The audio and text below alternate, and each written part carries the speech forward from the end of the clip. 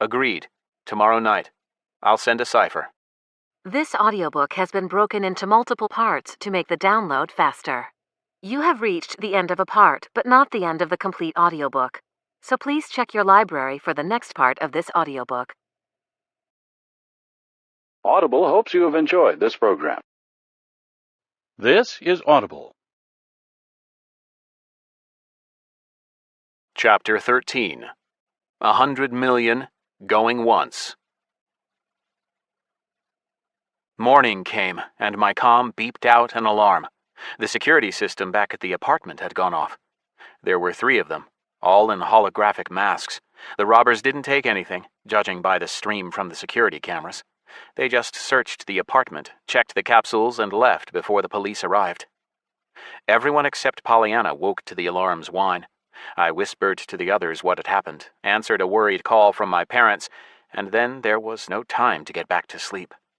Hyro boiled some water and made everyone coffee. Freeze-dried, not exactly tasty, but still better than nothing. Any coffee is good coffee when you can't remember the last time you slept the night through. Hyro saw me struggling, offered me an orange cardboard pack about as long as my finger. One word was written on it. Booster. Tear off the top and drink. It'll give you energy and clarity of mind for around 6 hours, but there will be a harsh calm down. I downed it and felt better almost right away. While we drank coffee and made plans for the day, Hyro showed me a dossier of the people he wanted to hire. I served with them all in the Peacekeepers. We can rely on them. They're all free right now, and I've given preliminary agreement. I haven't told them the details, of course. Sergei Yuferov, engineer extraordinaire, master of fortifications and defensive structures. Suggested contract, 200,000 a year. Yoshimiro Uematsu. I've told you about him before. He knows just as much about defenses, only digital instead of physical. He'll be more expensive than Sergei, around 50,000. Maria Tsar and Raj Van Garderen will be bodyguards. I insist on the last 2, and it's only 300,000 for both. Bodyguards? For me? I expected jokes from the boys, but none came. My friends were listening carefully and staying serious. Hung even nodded along, agreeing with Hyro, who sighed and began to explain things to me with exaggerated calm as if talking to a grown child. You're one of the most famous people in the world now, Alex. I don't know if you know it, but not only millions of people are watching you. Billions are. You have the power to turn this on its head, and everyone is trying to figure out what to expect from you and how all this will affect them. You can destroy entire countries in this, or make your own state, bring the non-citizens to the sleepers, monopolize the markets, not just for ore, but for other resources too. And whatever you do, it's going to affect everyone, from the bottom to the top of the leaderboard. If you think the Alliance will play fair against you, think again. I know their methods, and they're dirty. Dirtier than you can imagine. And what the Preventer leaders said today is total crap. Just a line to calm down the community. If something happens, Snowstorm won't be able to prove anything. Your power was in anonymity, but now that's gone. You're the most valuable prize on the planet for all kinds of shady characters. And you're vulnerable. But the capsule will detect coercion, inform Snowstorm, and...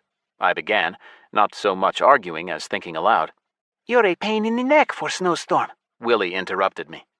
Hyro's partner hadn't spoken much, but when he did have something to say, we all listened carefully. Of course, they said what they had to say. People would start to refuse threat status if they knew how dangerous it could be. Sure, they say the Founding Fathers don't appreciate it when these matters are decided in real life. You all remember the story of the Honest Vagrants, right? It was a clan that laundered money for slavers. They got too cocky and all their players got banned permanently.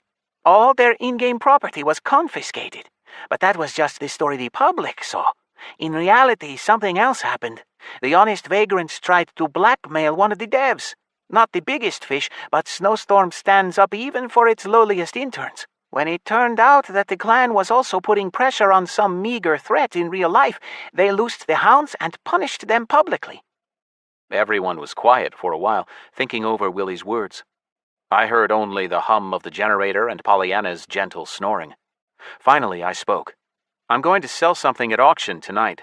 I'll be selling it personally because the goblins won't deal with anyone but me. As soon as the money is in my account, I'll contact Kieran, a director at Snowstorm.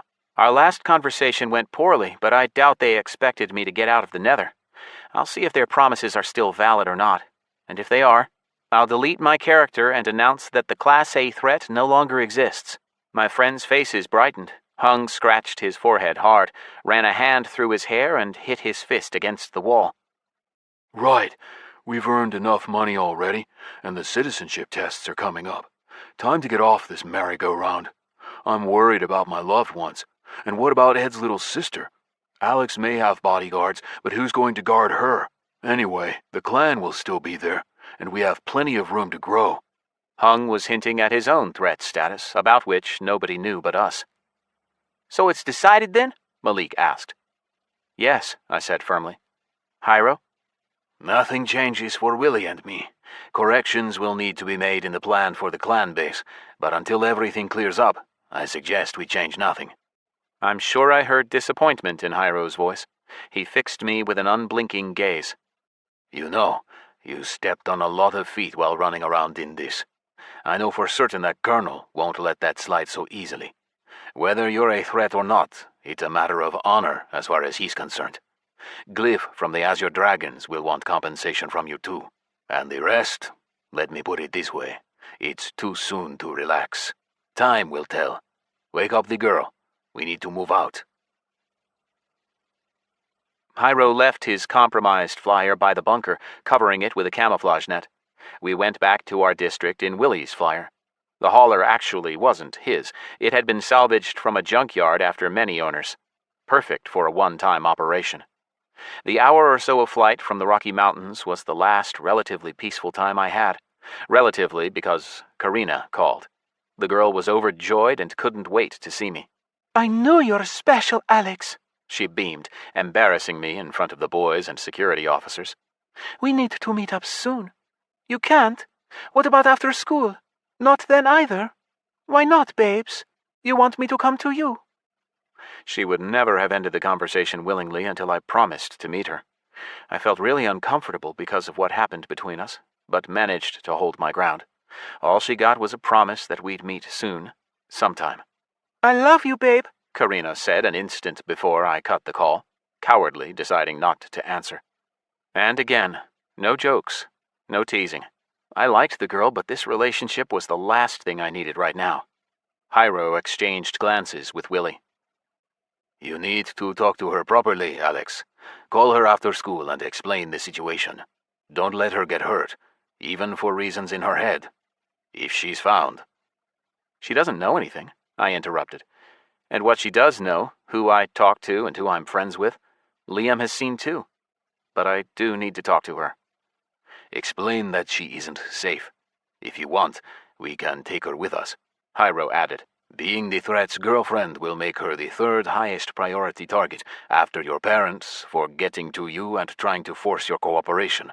In some people's eyes, she might even be the highest. Nobody knows what's between her and Alex in reality, Willie added. She isn't worth bringing with us, I said, imagining Karina cooped up in some abandoned bunker with nowhere to sleep. But I'll talk to her again. All right, Hyro nodded. Have we tried to contact Melissa? Should we expect any unpleasant surprises from her? She's offline, Ed answered. Been trying to reach her since yesterday, but there's no way she'll betray us. But she isn't answering you, Hyro said thoughtfully. The Ochre Witch, Willie commented. I guarantee it. I bet they went to some effort to make sure the girl keeps her mouth shut. Right now she's an exclusive source of intel for the White Amazons, which means for Hinterleaf. And for Mogwai's elite, I added. Liam is there. The nephew won't go against the aunt. Hyro shook his head. He made friends with Mogwai at her urging anyway. All right, descending. Alex, you go out first and take a community flyer. The rest will fly on. Hyro equipped us all with holomasks, but even with them, it wasn't easy to get into school. We could take off straight from the roof, but could only get inside the building from the community flyer platform nearby. Police droids swarmed the area. Bristling with force fields, they kept back the raving crowd with their signs and banners. Journalists laid siege to the school's entrance, and media flyers whirled overhead. Hundreds of tiny drones buzzed around like flies, filming events. The problem was that you couldn't get in without showing your wrist to a scanner. I completed the identification process, and my profile appeared on the screen. The electronic voice spoke loud enough for the crowd to hear. Alex Shepard, 10th grade. Identity confirmed. Welcome, Alex. For a few seconds, the crowd behind me fell silent, and then it roared. Thanks to that, Hung, Malik, and Ed managed to slip by unnoticed. All attention was on me. Hiding my face under my baseball cap and pulling up my hood, I walked past the journalists, saying no comment a couple of times like Hyro had suggested. Inside, the boys formed a box around me, protecting me from students eager to hug me, clap me on the back, or otherwise express their feelings. My once close friend Aaron Kwan expressed the wildest delight at the fact that his classmate was world famous. Denise Lebon was a done deal for him. He was sure that now she and I would be more closely acquainted, and then I'd set her up with Aaron. I didn't want to look like an arrogant dickhead. I promised him that if I had the chance to talk to Denise, then she'd be sure to hear of my friend. What happened after our victory in the junior arena paled in comparison with the fame crashing down on us now. My friends took their share too, but it brought them no comfort yet. There was more at stake, and not just money but lives, our own and those of our families. The bell rang, but the classes stood empty. Everyone was following us, streaming, shouting, asking questions about our plans, asking for autographs or to take a holo selfie with us. We reached the office of the school principal, Mr. Fultz, with a crowd at our backs. Even the teachers didn't dare obstruct the procession, aware that they were witnessing something extraordinary. Mr. Fultz couldn't help but come out to meet us. He was glowing. He and his school were getting their 15 minutes of fame. Mr. Shepard, Alex, such an honor. He spread his arms and hugged me, clapping me on the back. I don't know what I expected, but not that. But it worked to our advantage. We walked into the principal's office as he bowed and scraped. I heard shouting from outside the door and saw media drones hovering outside the windows. Fultz frowned, pressed a button to darken the glass. To what do we owe this pleasure, Mr. Shepard? He looked my friends up and down. And yours, students? I explained why we were there. The director answered that although ordinarily the question of switching to distance learning would be discussed with the Department of Education, in this particular case, considering the circumstances. In short, he called our parents while we sat there, got their confirmation, got us to put our fingerprints on a statement, and... That's it, Fultz smiled widely. You have the right to choose whether to attend online lessons in real time or watch the recordings, but regardless, you're going to have to pass the intermediate tests along with everyone else. And now, if you don't mind, a souvenir holograph. The drone normally responsible for yearbook photos flew into the office and took a few shots. Fultz standing with us, the principal with his arm over my shoulder, me shaking his hand, and then just us 4 famous school kids with the school crest behind us. The same loud crowd as before followed us to the roof. The police droid's cordon allowed us to reach the flyers unimpeded. As we were sitting down, Mr. Kovac shouted to me. Our supervising teacher stood behind the police cordon and waved at us. I walked over to him. How are you doing, Alex? He asked. Really tired, Mr. Kovac. I can see that. What's happening to you is certainly important, but as your teacher, I want to remind you of the citizenship tests. You've missed a lot, and you're behind on the program. The Commission may take into account the reason for your absences, but all the same, nobody will even look at your attendance if you successfully complete the final test. Please prepare well. There's almost no time left, just over a month, but with your abilities, I believe you can do it. And good luck, Alex. Journalists tried to follow behind the school flyer, but police droids ascended and warned them off. With the flyer on autopilot, I called Karina and calmly explained the gravity of the situation to her, at the same time dispelling any illusion that she would soon be famous. You have to understand, babes, all this could end badly. Don't draw attention to yourself, and please don't advertise our relationship. We'll meet again, but only when everything quietens down. The fame won't go anywhere if we stay together. She seemed to understand.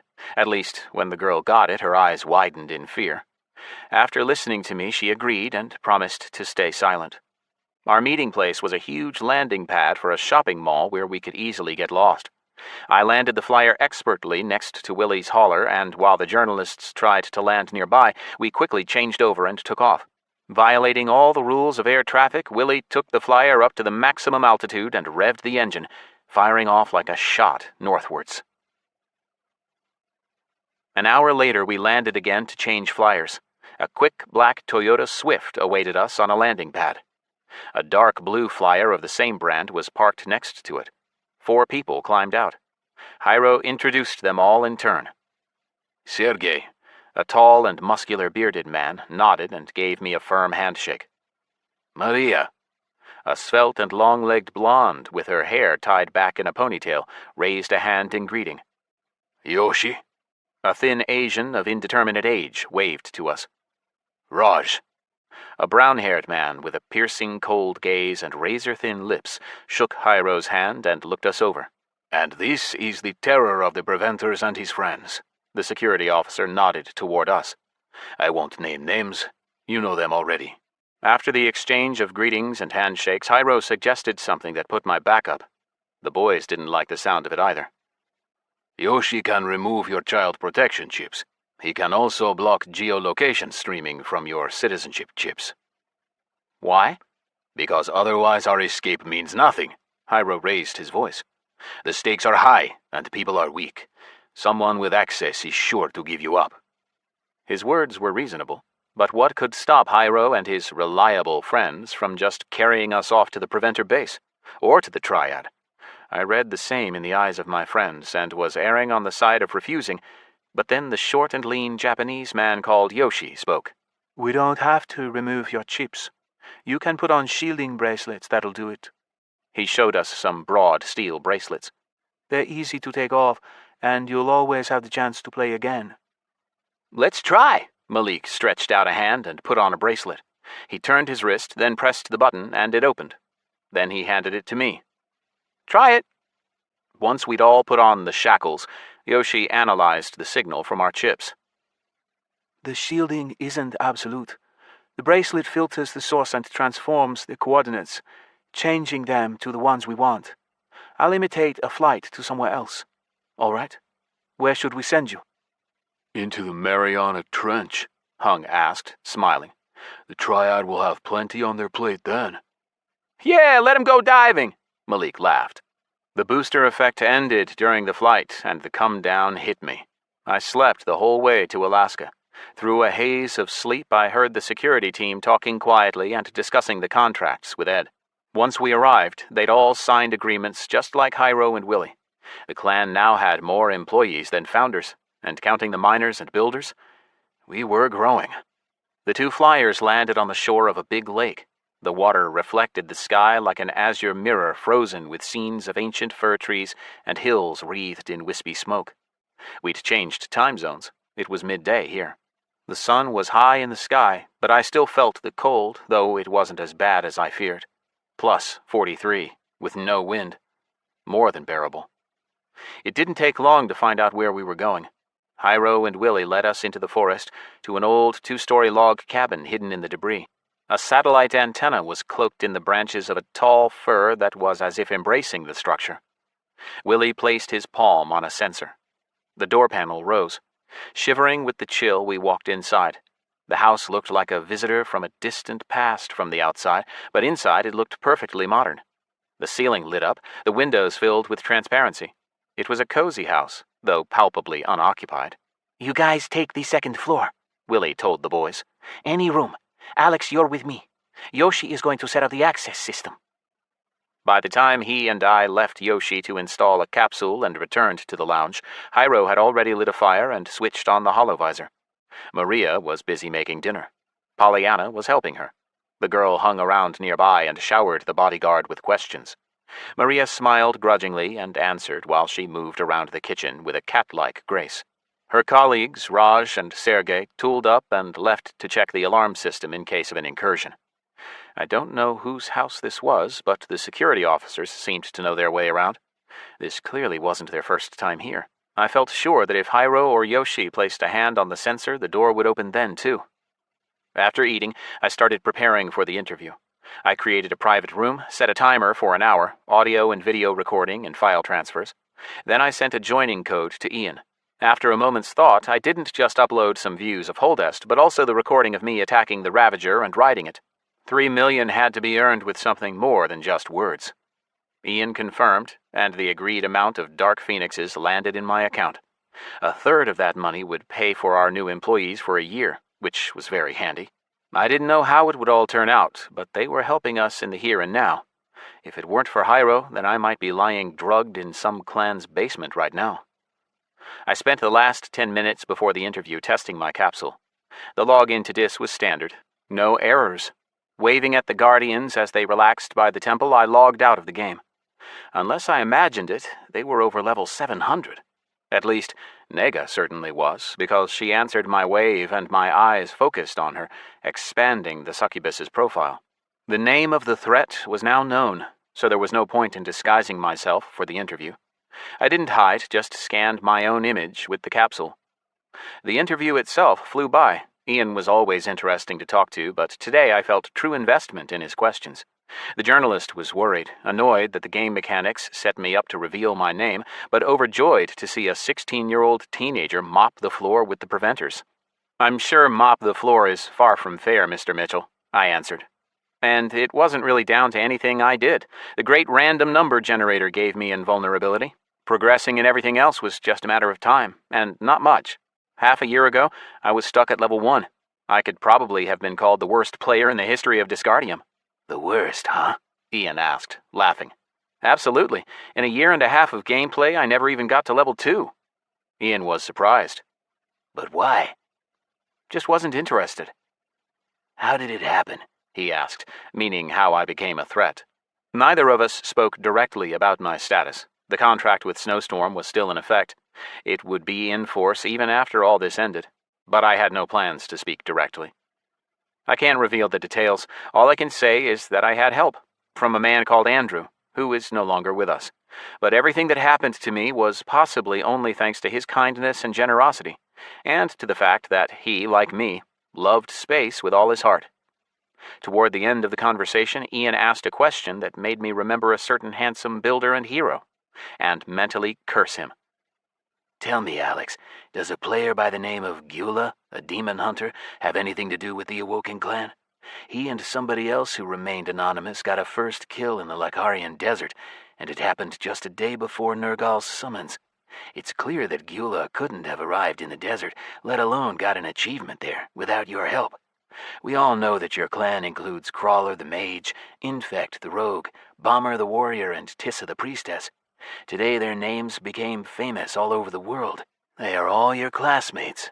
But the entire editorial staff undertook an investigation and failed to find a single person from among your acquaintances named Gyula. It's a Hungarian name, isn't it? I don't know, Ian. Could be. In any case, I'm not going to reveal anything more to your viewers and readers than they already know. You have to understand, unwanted media attention isn't the only thing that threatens those around me. There are all kinds of bad people who want to profit off my status. All right, then pull aside the curtain on another secret for our viewers. Our sources tell us that an unprecedented lot will be up for sale at the Goblin Auction House today. Everyone is certain that it belongs to you. But what is it exactly that you're selling? Someone else handles the clan's trading operations, I answered. We sell plenty of things all the time, as you know. We get so much loot that we don't even have time to go through it all. Are you concerned by the Preventers' announcements of their losses? They hold you directly responsible and surely want some sort of compensation for their losses. I wasn't the one that started the so-called Holy War. I've been the fox in this hunt from the very beginning, and all the world's been after me. I never attacked first.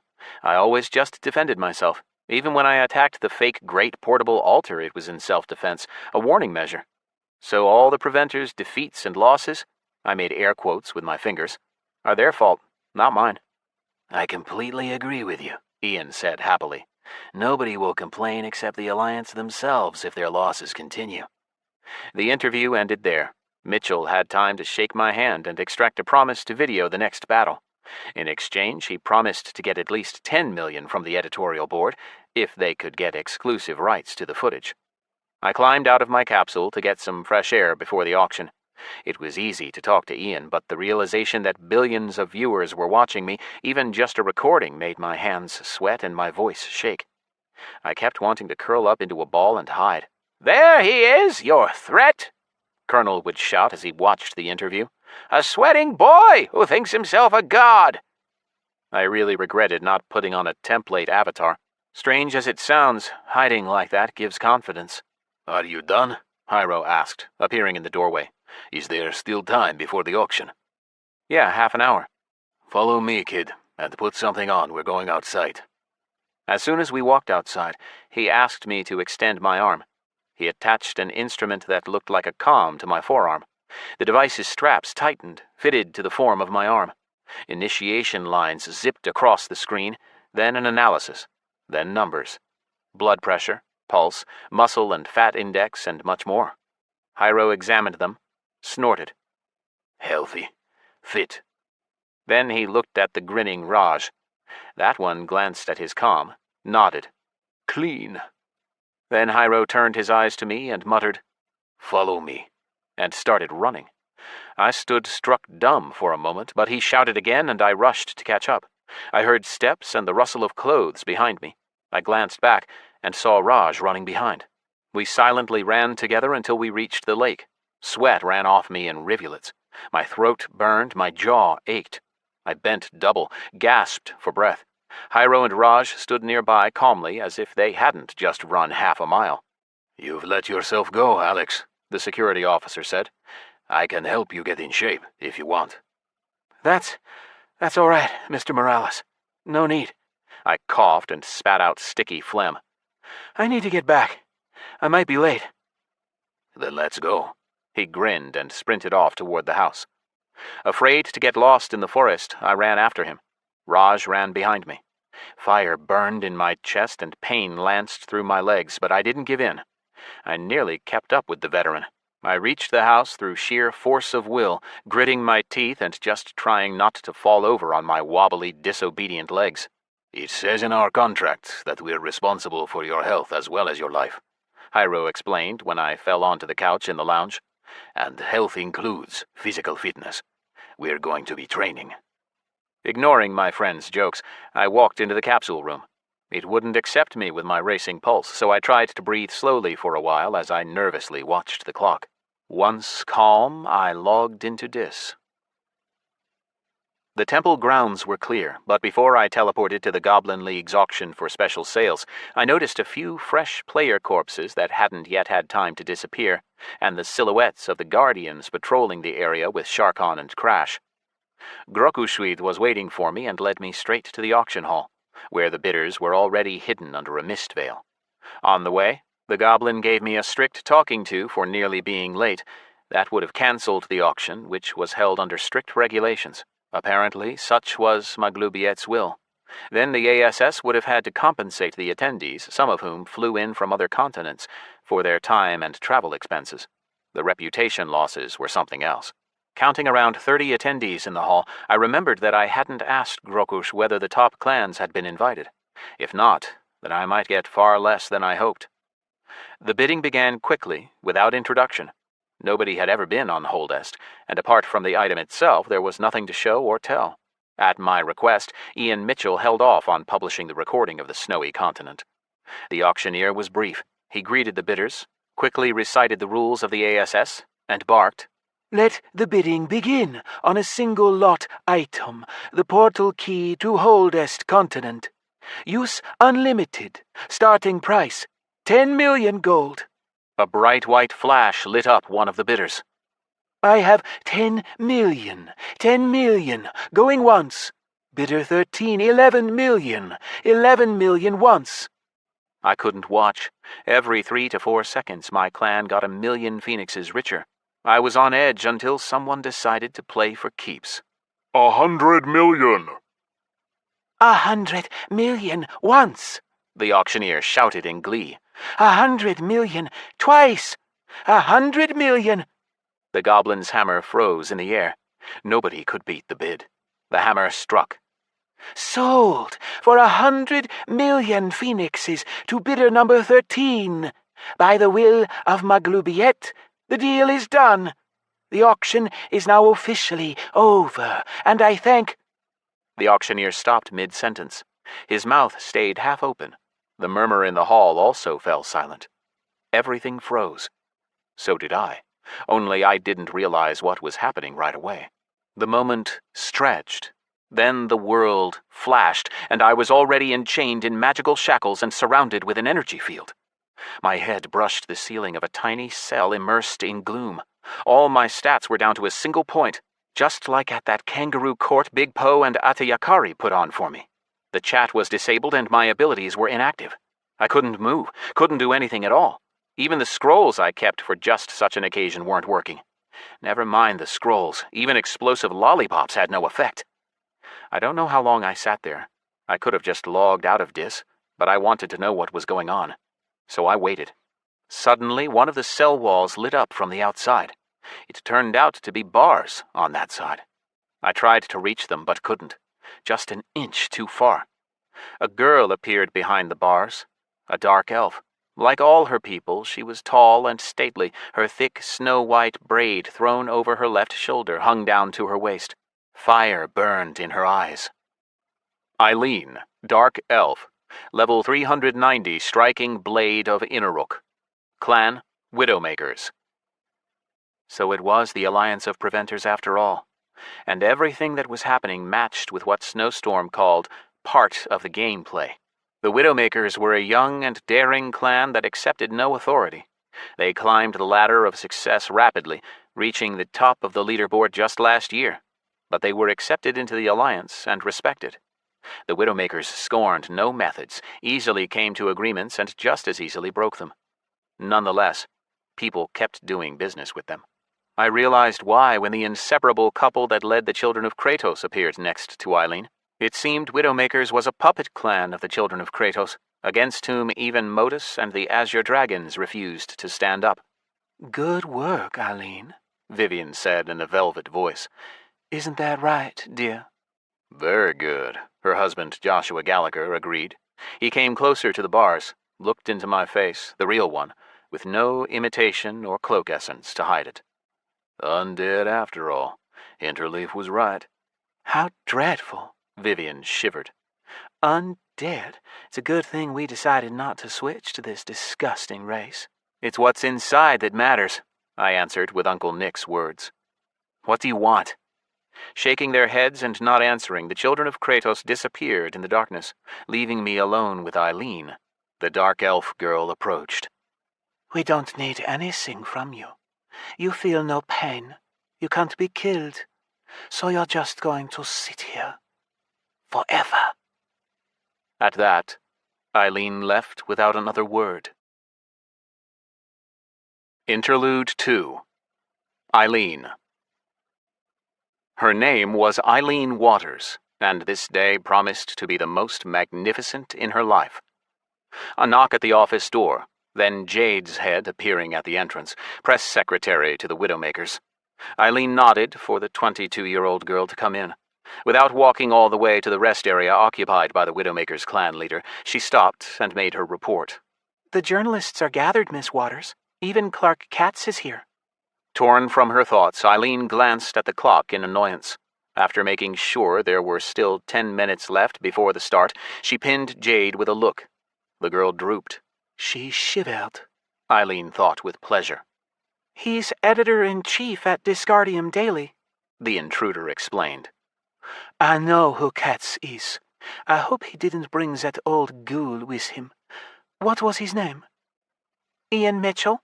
We didn't invite him, but if he turns up, we have to let him in. You know he... I see. The Widowmakers leader raised her voice. Anything else? Jade's eyes flashed. She shook her head and started to pull at her skirt nervously. Eileen felt annoyance. She didn't like the girl. She was too... perfect. A perfect figure, a beautiful aristocratic face, and she did her job perfectly. Her popularity among the clan's fan base was almost as high as Eileen's. That was infuriating. But Vivian Gallagher had vouched for Jade's candidacy, and the old witch always got her way. All right, leave me. I need a minute. I must gather my thoughts. Jade obediently left the room, carefully closing the door behind her. Eileen didn't like to hear doors slammed, and everyone knew that, especially the press secretary. Eileen approached the window looking out across the city of Brussels. She wanted to stretch out these moments before her triumph, savor them, especially considering how long it had taken her to get here. From a young age, Eileen lived for the approval of those around her. First it was clever daughter, from her father for assembling a jigsaw, or you're my little helper from mother for washing a cup. Then stars and plastic medals in kindergarten, for good behavior, for the best drawing, for learning a poem. The praise of parents and teachers was for her the finest reward. It gave strength, inspired her, made her happy. In school, the stakes were raised, and Eileen encountered grades of success. Now it was no longer soon-forgotten words of approval that were the most important to her. Far more important were school grades, something that would remain with her for her whole life, and with time would help her to achieve a new level. The better the grades, the higher the chance for a high citizenship category. Simple, easy to understand. She was called a nerd and quietly hated. She persevered, kept smiling, at least in public. Then she understood that girls are far crueler than boys, who simply didn't pay her any attention. Eileen's classmates might outshine her in everything, but never in study. All they could do was try to wipe the happy smile off her face after yet another A. They failed, and that just made the bullying worse. She was strong. Sometimes, often, at school, she wanted to cry, but Eileen held back her tears, envisioning how she would get rich and punish her bullies, laughing under her breath. She wrote the name of each into a black workbook and only regretted that she began to do so too late, in the senior classes. Every last drop of those unshed tears poured through the ink of her pen into that notebook, and by the time she was 25, it was full. It held the names of all the losers. She liked to think of them like that, who didn't understand who they were dealing with. Classmates, teachers, students at the local college and university, colleagues, envious neighbors, all her idiot exes whose names she loathed to even write down. All of them would rue the day. Eileen knew that some of the misdeeds of those imbeciles, another enjoyable word for loser, were not in proportion to the punishment she had planned for them. Yet she would have no mercy, especially since she had so far failed to punish her wrongdoers. Worse, she was even no closer to it. Her academic success and brilliant grades made an impression, but they were insufficient in the real world. Eileen's dissertation on the subject of community hierarchies in the modern age caused no furor, and the title of PhD added just one level to her citizenship category. Interesting but of little significance were the 5 words of a certain academic, a puffed-up cockerel with ideas of station who put a cross next to several years of industrious labor and life pains. She knew that high status in society couldn't be achieved through effort alone. Something else was required. But what? That same cockerel had dropped some entirely transparent hints. Eileen wrote his name down in her little black book in large letters with a whole page to themselves. The need of that something disappeared when Eileen started to get attention in Disgardium. As it turned out, you could achieve a great deal there, and effort was the primary ingredient. Eileen felt childish excitement when she realized the whole point of the game, her beloved graded numbers of success. And most of all, game achievements could influence citizenship category. A couple of weeks later, disappointment replaced her excitement. It would have cost Eileen 10 years at modern level rates to catch up to the leaders, but they'd be leveling up all that time too. No, that would never do. She deleted her first character, a cute level 3 night elf, then sat down to study the mechanisms of Disgardium. Like the real world, Dis revolved around money. Don't want to have to farm experience? Hire some power levelers and follow them around in instances above their levels, and voila. Buy an Ultima scroll, portal to the frontier, and boom. Aggressed mobs that fall within a 5-yard radius explode in a fountain of blood, and you get the same experience in 3 seconds that you'd normally get in years of farming like a loser. The spell was once considered the most powerful in the game, and all for a bargain price of 2 to 3 million phoenixes.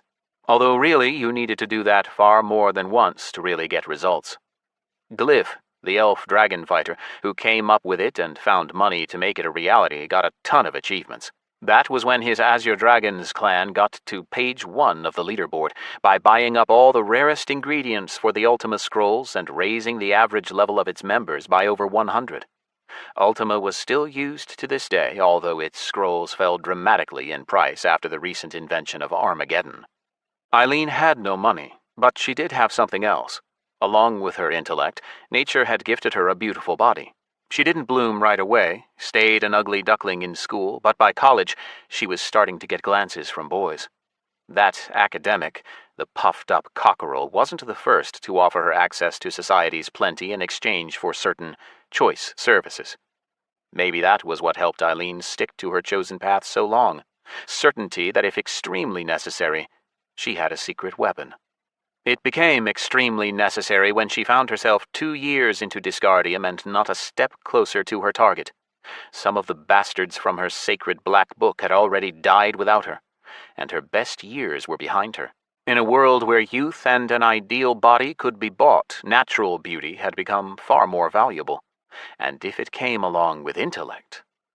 She opened another notebook, the one in which she wrote the names of those who offered her success and riches in exchange for something. And she chose the biggest name she could, the name of a man she met during her research, Joshua Gallagher, leader of the Children of Kratos. Eileen wrote to him, and to her limitless surprise, he not only remembered her name, but he even invited her to his family residence, sending a luxury personal flyer to pick her up. Both Joshua and Vivian Gallagher met her, and that was the first surprise for the girl, who had been expecting something entirely different. Not knowing what to think, she sat in stunned silence and listened to the aristocrat's offer. Vivian did most of the talking, but judging by how she looked at her husband, Eileen knew who ruled in this partnership. Vivian spoke in innuendo, but Eileen quickly got the point. "Risks to reputation, do you understand, Miss Waters?" Vivian asked, cracking her fingers. "Delicate operations, non-standard methods." To put it simply, the Children of Kratos didn't like to get their hands dirty. Their puppet clan heroes trained fighters but couldn't participate in operations where the name of both clans was at stake, and their reputation both in real life and among the game factions. A potential enemy could have a perfect relationship with King Bastian I, or take advantage of the patronage of one of the gods, or control one of the Gallagher's numerous friends. If the Children of Kratos or the heroes fought against them, it meant risking their reputation. That word emerged a few more times in the conversation. Reputation is the most important thing in everyone's life. After death, all that remains of a person is memory. There, Vivian fell silent. Eileen could have argued. Right now, the most important thing in her life was to pay the rent on her apartment. But all in all, Vivian was right. When power and money get involved, some people start to think about what they'll leave behind, and that streets and monuments named after them are preferable to graffiti on a tombstone. "Why me?" Eileen asked after agreeing to their offer. There were no contracts, only verbal agreement that she had best not break. "You are suitable," Joshua said, finally deciding to break his silence. "There will be no more explanations." "Josh," Vivian looked at her husband reproachfully and turned back to the guest. "But he's right. We had 429 search filters for a clan leader, and you matched all of them. Joshua wanted to make you an offer 3 years ago, but you refused to even discuss it." "I thought he was talking about something else." Eileen blushed. "It no longer matters. The clan has been created. It is growing and completing its missions. Its current leadership does not suit us.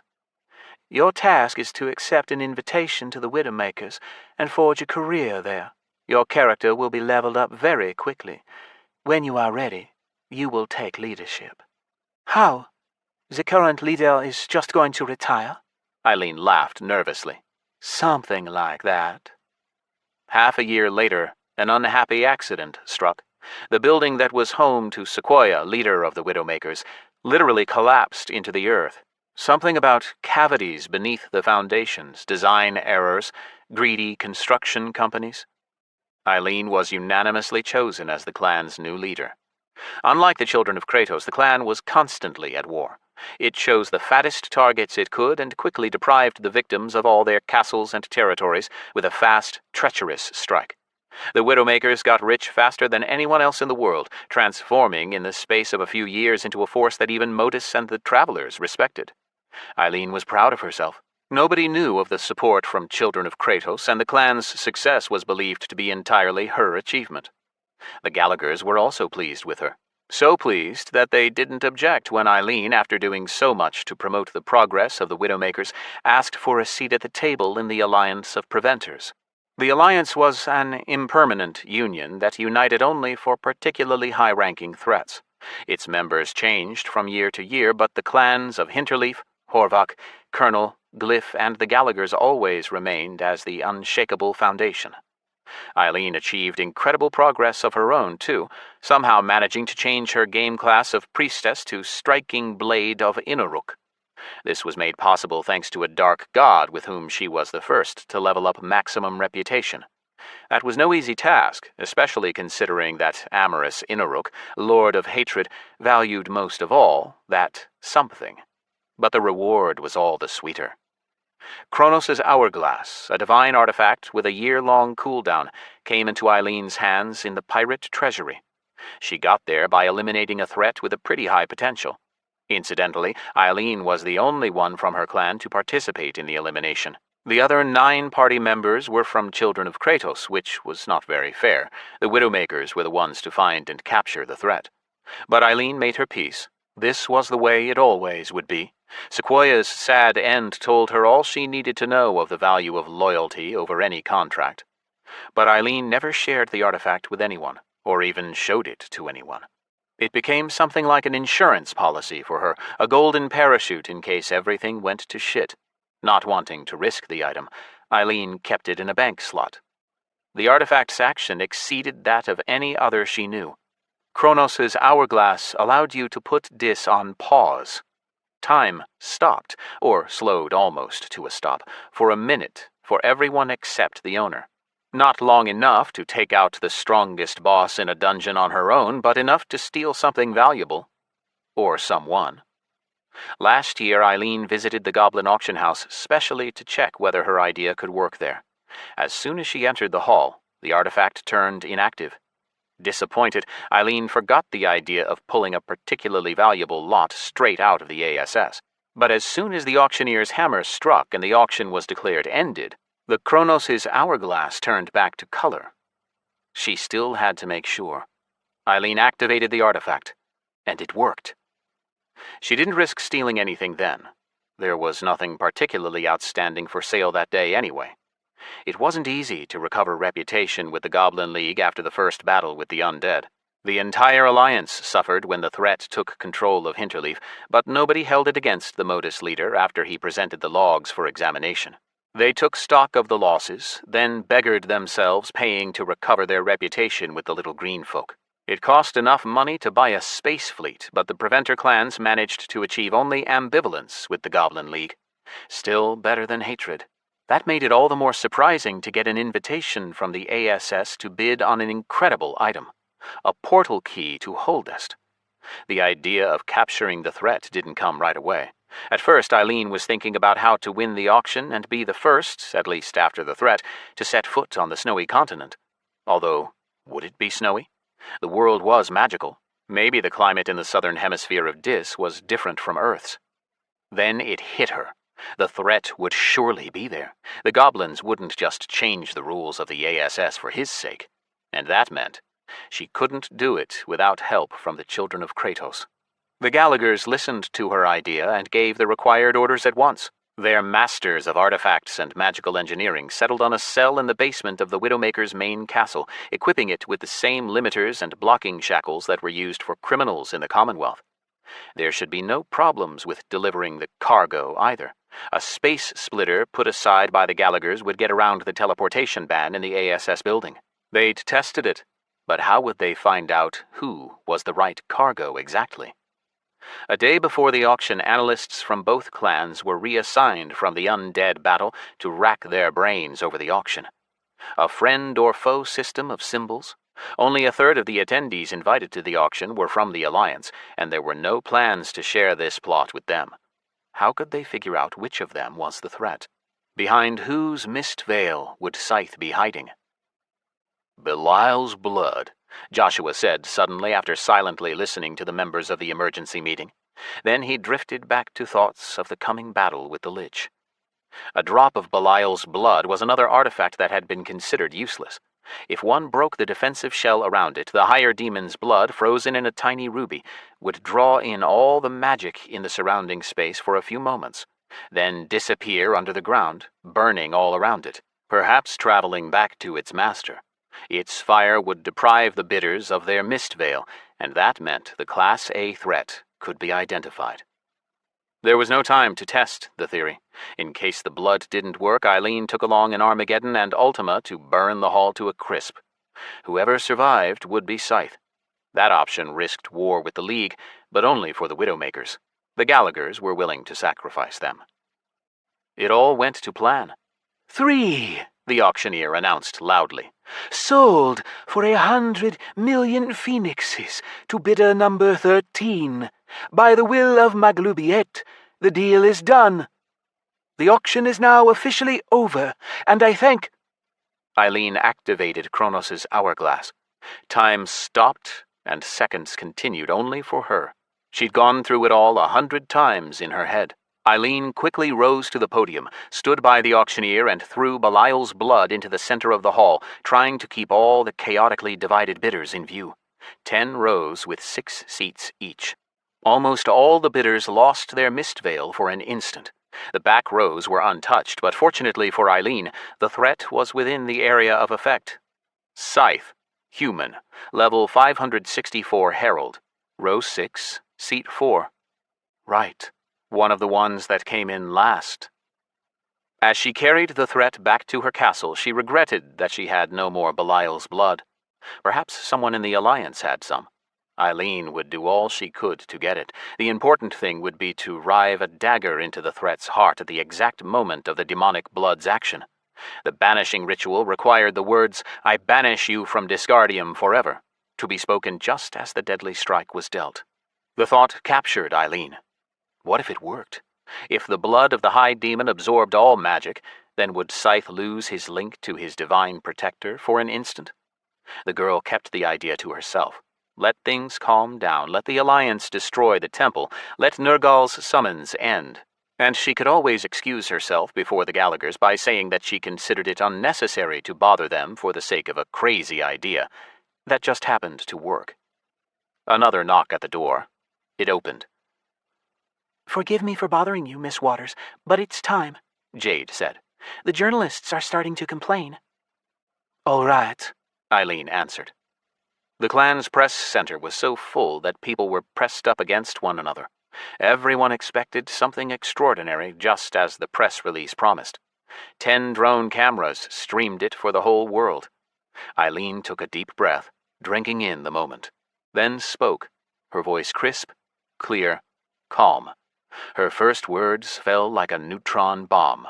Good day. My name is Eileen Waters, leader of the Widowmakers. Yesterday, I captured Scyth. The world can breathe easy. The highest threat in the history of Disgardium has been neutralized. Eileen paused. All ears in the room listened breathlessly. Her eyes found Ian Mitchell in the dead silence, who blew up the internet the day before with his interview with the threat. Your day is done, old man, she thought with somewhat misplaced malevolence. I am ready to answer all your questions. When everyone burst out into shouts and cries in unison, Eileen laughed. Ian Mitchell and Clark Katz exchanged dark glances. Both were in her little black book. Her name was Eileen Waters, and this day promised to be the best of her life. Chapter 14. Widowmakers. After a short meeting, the second capsule in the shelter was configured for Hung. Due to certain properties of Intragel, the ingredients of which have to be strictly tailored to the individual, Snowstorm's devices can't be used for multiple different players. There are, of course, multi-user versions, but not for Dis. 1 capsule, 1 character. If you want to make a new character, delete the first one. Hung was chosen because of Orthicon. The ancient Kraken could become the pride of the clan. Bomber already got the ability to summon it to wherever he wanted, although it was limited to the sea, of course. So far, he had had no need to do so. Bomb tried to set it on the Montosaurus when it was wandering the shore, but Orthicon wouldn't attack another beast god. He wanted easier prey. The dinosaur roared at the sight of its old enemy and took to its heels. He might have torn the Kraken to shreds on dry land, but in the sea? No way. Hung was the one whose mission it would be to rescue me from imprisonment. After the Gallaghers and Eileen left, I tried everything I could think of twice. I prayed to Fortune, the Sleepers, even the Nucleus, but to no avail. Hung himself couldn't go anywhere in his undead form, but he easily made contact with Piper and Yemi by mail. Hyro banned us categorically from messaging or calling in real life, although Yoshi was ready to provide an untraceable channel to wherever necessary. Can you give 100% guarantee? The security officer asked dryly. 99.9, Yoshi answered. Not good enough. Hyro shook his head. I had to talk about Polotsky, and to everyone, including the new hires. Hiding those kind of contacts from people obliged to protect me seemed unwise at the very least. Willie promised to dig up as much info as he could on the old man, but nobody knew if he'd find anything. Sergei Polotsky was an invented character, and the security officers even doubted that it was Pecheneг himself whom I met in real life. It could have been a holographic image, or a hired actor a front, with the puppeteer listening in and whispering what to say to you. But I still hoped that Pecheneг would think of something, whoever he was pretending to be. Hung logged into Dis, leaving everyone else behind to think of what else to do. Night had fallen in Alaska. Our district was approaching the morning, and the boys yawned constantly, desperate for sleep. We had to wait for Hung. When he appeared and shook his head, the weight I'd been feeling on my shoulders for the last few days felt even heavier. His news wasn't good. Yemi and Francesca are offline, but I messaged them. Piper answered right away. Nothing special. She said she'd tell Pecheneг as soon as she could contact him, but... But what? I asked, trying to hold back impatience and growing anger. She wrote that the Widowmakers have at least 6 known castles, and each of them could be the main one. Even if we manage to find out which one you're in, the Taipan can't get you out on their own. Anyway, you might be in a Children of Kratos fort instead. Piper said there isn't anyone free on the mercenary market. Someone hired them all. Probably the Widowmakers. And that means we can't take them by storm, and Pecheneг isn't likely to help you. I was very interested to know how they blocked all my chats and mail, but the answer was simple. On castle grounds, the owner set the rights of guests. Or the rights of prisoners in this case, Ed said. They have all kinds of guests. Not just anyone will suffer that. What if someone at Snowstorm gives up the location of Alex's capsule? Pollyanna asked thoughtfully. Ed's little sister sometimes expressed thoughts beyond her years. If that happens... Maria started, but shut up when she realized she was answering a child. Hyro looked at Willie, who nodded and spoke. We'd better split up. I can take Pollyanna, Ed, and Malik to another safe house. There's no point in them staying here. Too risky. We'll keep a connection open through me. I'm staying, Malik quickly spoke up. No, I said, shaking my head. Willie is right. Better not risk it. If something happens, there have to be people left that will tell the world what went on. Willie Brizuela was soon flying away with Ed, Malik, and the girl on an ancient flyer pulled from an underground garage. Ed was going only for his sister's safety. It was easy to see how badly he wanted to stay. Barely keeping myself upright, I managed to reach my bed. Metal, hard, painful even to lie on. Hung snored in the bed opposite. The last thing I saw before I closed my eyes was Raj Van Garderen sitting on guard by the window. I was out as soon as my head touched the pillow. I woke up from a noise outside in the lounge. Short and broken sounds like someone spitting several times. Silence, then spitting again. A moan cut short. A cry. It was pitch black in the room because of the darkened window glass. It could have been morning already. I raised my head, but the noises stopped. Barely visible in the darkness, Raj put a finger to his lips, then silently walked toward the door, pistol at the ready.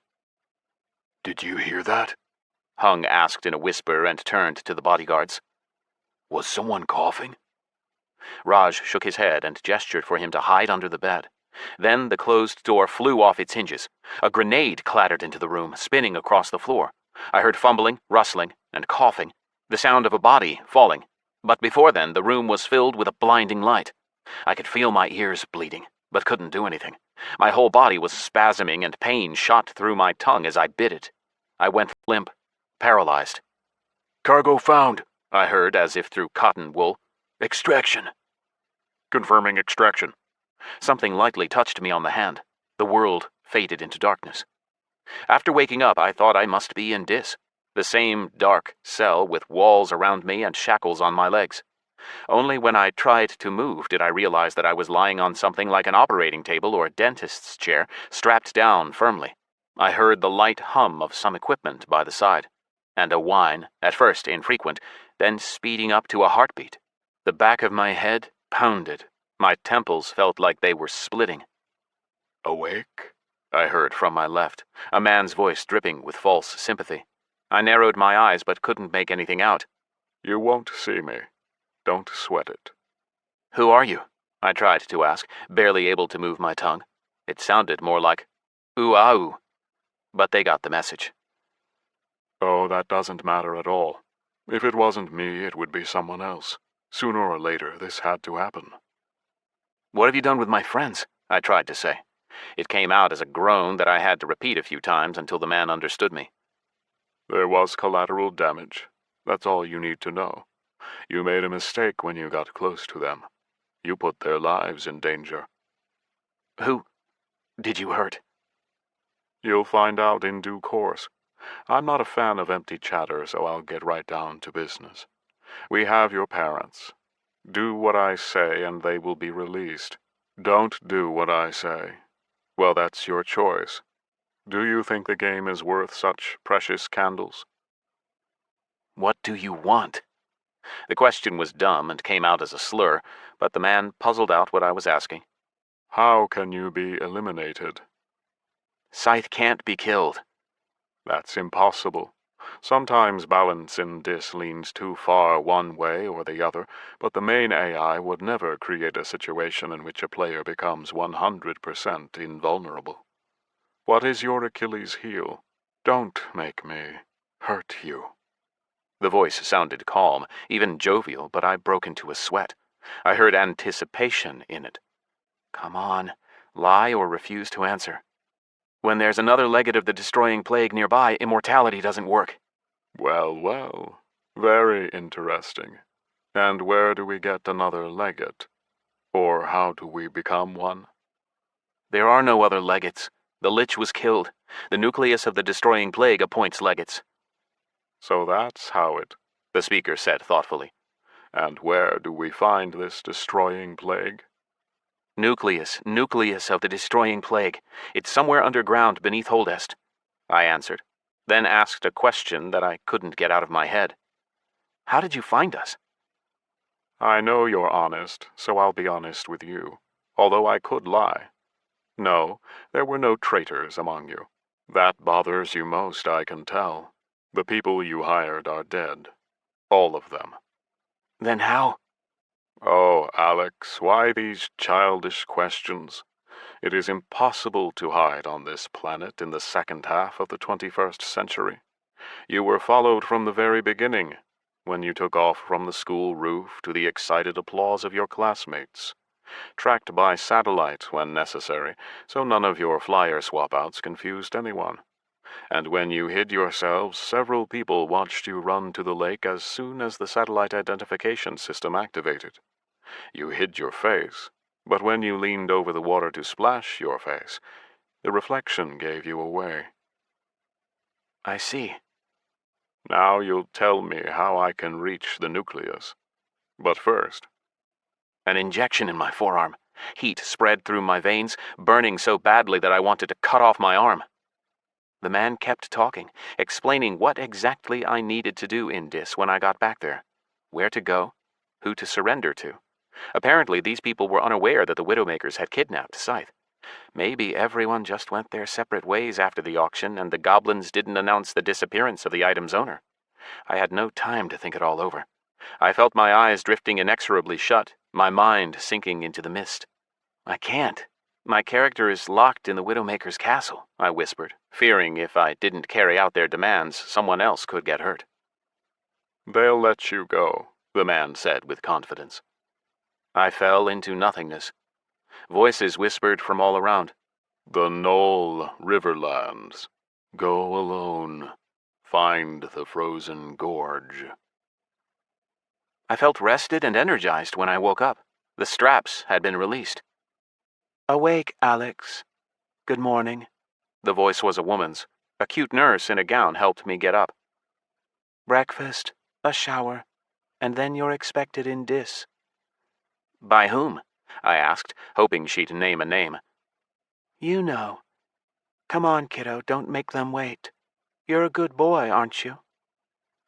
The log-in to Dis was instantaneous. Eileen appeared outside the cell right away as if she'd been waiting. The dark elf girl took off my chains, unlocked my abilities. What now? I asked. Nothing. Go. They're expecting you. I asked who and got nothing. Then I disguised myself as Blackberry and used Depth's teleportation to leave the basement, straight to Darrent, and from there to the Knoll Riverlands. Next, everything was in fog. Tears stung my eyes, and I was as if watching myself from outside, not in control of my body. I hurried so that it would all be over sooner. I hoped that my parents and friends were still alive. I was indeed expected in the frozen gorge. People with hidden names led me inside, their hooded faces shrouded in mist. They put me in the center of a pentagram and performed a ritual cutting off the presence of the sleeping gods and the destroying plague. The icons of my divine abilities didn't just turn gray. They disappeared. Axes and blades fell down on me until the last, a dagger in my heart.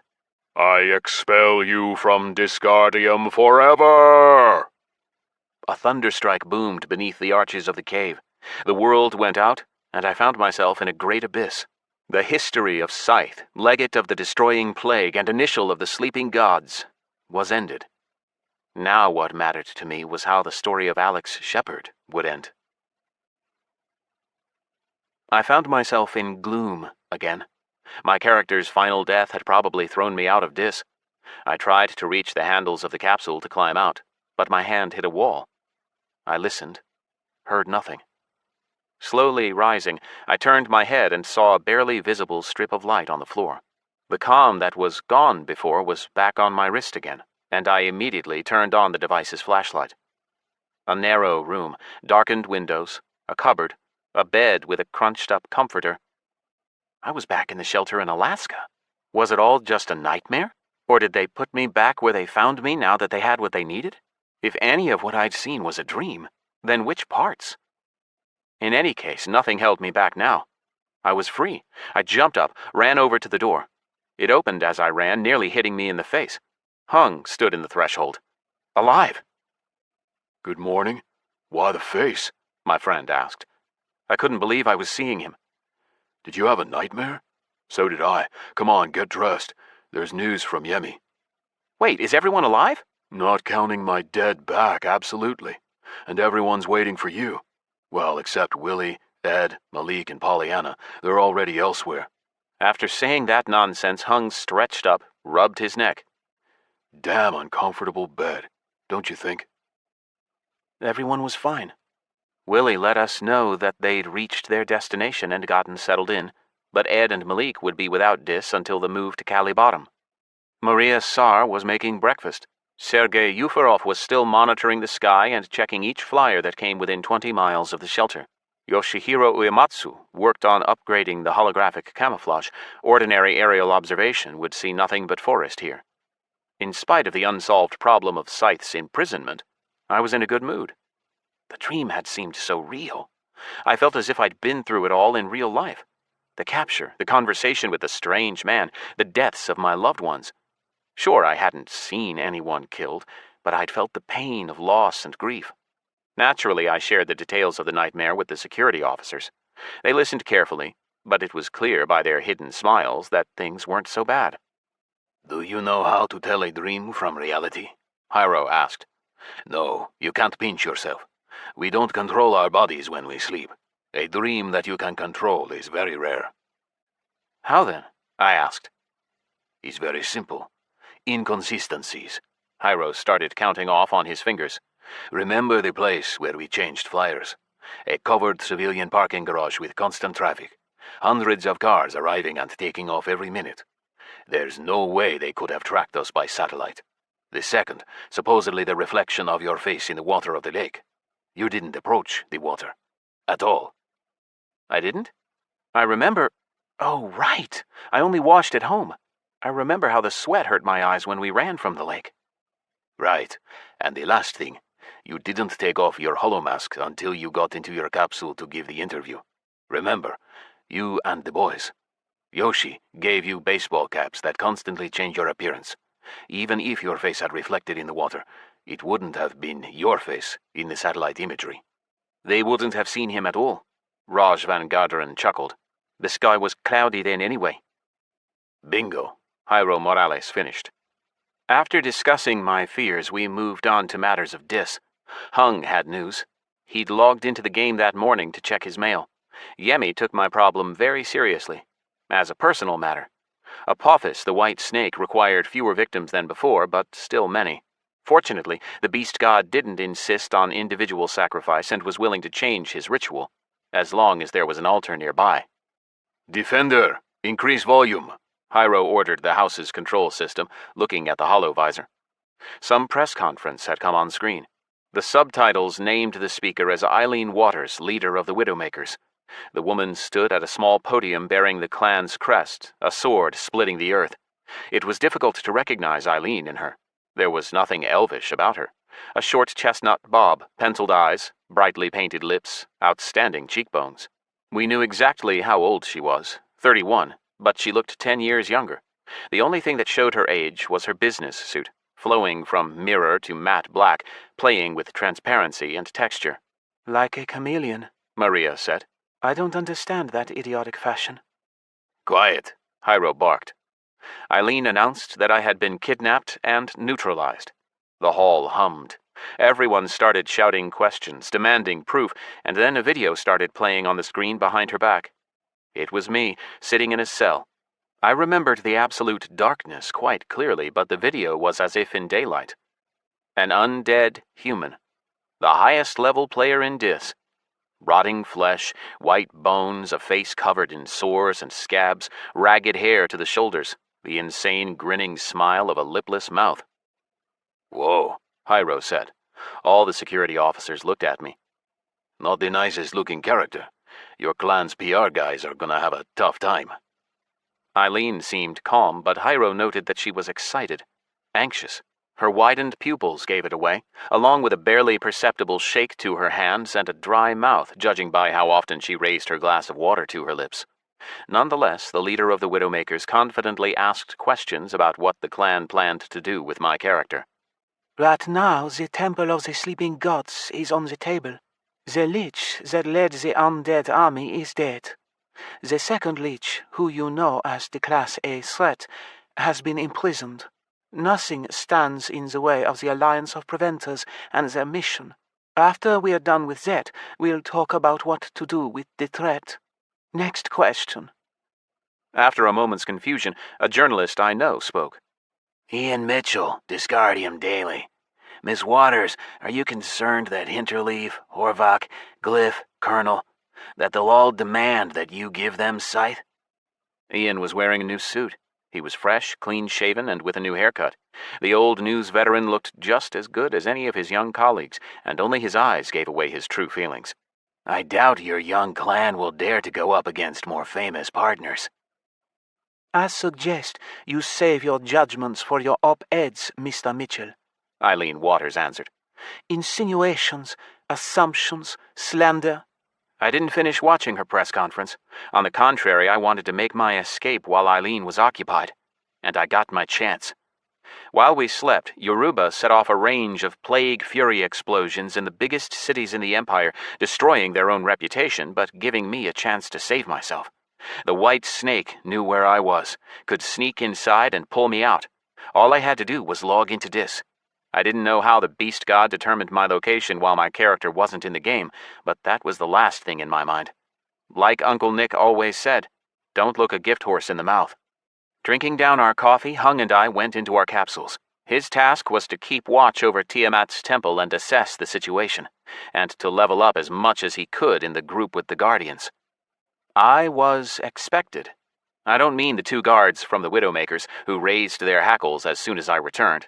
Maybe Apophis the White Snake had been elsewhere an instant before I logged in, but he was waiting and appeared right away. I saw space distort, saw the walls bend as if pulled apart. I saw the guards fly off into the distance, ending up dozens of yards away. The stone floor of the cell audibly cracked and flew apart, and the gigantic snake came rippling in, first its triangular scaled head, then its long, sinuous body. Amber eyes gleamed. The snake touched me with its forked tongue, hissed. "My first priest wants me to pick you up and drop you off wherever you wish," the snake told me, not in words, but somehow straight into my head. "To Corinza," I nearly said, but bit my tongue. The guards could hear, and no, I had to strike back right away. This wasn't a vengeance that could be served cold. It was necessary. The punishment had to be inexorable. "Take me outside the castle," I whispered. The snake wrapped its body around mine in rings and looked into my eyes. The space around us rippled like waves, and I found myself outside the tall castle walls. "Your wish has been granted," I heard the snake hiss in my thoughts. Apophis slithered off my body and disappeared into thin air. "I'm out. How's the temple?" I asked Bomber. "Clear," my friend answered. I activated Call of the Supreme Legate, then, without waiting for my minions to appear, took off into the air to look around. A piercing siren call sounded out from the castle. Archers and mages were forming ranks on the walls, and the corner towers flashed with purple flame. If Eileen is still at the press conference, she'll have to change the subject from Scyth's capture to his escape, I thought malevolently. A huge pit and 4 more smaller circles were already filling with plague slime that began to form into the figures of my minions. The map hinted that the castle was southwest from Shak, near the Ursai jungle. The zone was called Howling Winds Plateau and was designed for players at level 300. The rear of the castle itself extended into the cliff face, serving as a natural defense. Behind the cliffs was a gorge. On my side, a stone shelf bereft of trees. "Hey, boss." Nega tilted her head and waved at me. "Party time?" Ripta shrieked out a greeting, and Amph chirruped something that sounded like Dratuti. "I heard you got kidnapped," Flageray added. "Glad to see you well. Show us the crazy people that took you." My heart warmed as soon as I saw the guards, especially Sharkon's huge body. He was already starting to tunnel his way into the stone out of habit, and just as easily as into sand. I knew that every second counted, that Eileen was probably already on the phone. The whole alliance would be here soon. All the same, I couldn't help myself. I descended, hugged the stunned satyr, carefully stroked the insectoid's chitinous plates without cutting myself, then shook the raptor's clawed forearm. The succubus was blown away by my sudden attack of tenderness. I hugged her impressive curves last.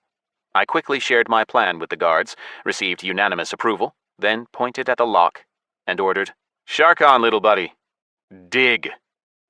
My little buddy aimed his diamond drill body at a 45-degree angle and shot into the stone, leaving the smoothly polished walls of a spacious tunnel behind him. Before I rushed forward, I glanced at the faces of the nearest guards up on the wall, focused, and saw their surprise. I was wrong in my guess that the force field dome was really a dome and not a sphere that fully surrounded the castle even underground. Even a select raid group of top players would have needed more than a single hour to break it down. But it was a rank 3 shield, designed to take damage from players beneath level 400. I was at 564. All the Guardians, including Sharkon, were above level 600. It took the Diamond Worm only a few seconds of drilling against the magical shelter for the defensive sphere to break apart with the sound of ringing glass. Once through the obstacle, the monster changed his drilling angle. The tunnel began to rise, and soon Sharkon burst through to the surface, roaring within the fortress walls. We ran out next, covering each other, right into a hail of enemy fire. I activated spirit shackles to keep anyone who died from reviving in the clan graveyard. The dark elves and vampires, minotaurs and werewolves, trolls and orcs held back their panic. In a clan at this level, castle defense was honed to a science. Everyone knew what to do. But they weren't ready for this. They focused their attention on the gigantic terrestrial shark armadillo, which meant that too few reacted to the satyr, who ran out of the tunnel first after Sharkon. By the time I got out, Flagrey was starting to cover the whole area in hellflame. In mere moments, the castle defenders melted away as they tried to form defensive ranks. Nega lashed the soldiers in the front with her whip and took control of one of the enemy mages at the rear. She made her subject release a mass spell, hitting his comrades from behind. In a feat of stunning acrobatics, Anf and Ripta made it up to the castle wall and started sweeping away ranks of Widowmakers so smoothly that I could only shake my head in amazement. I wasn't even needed. I could barely see through the smoke and fire, so I took off into the air, flew toward the castle entrance.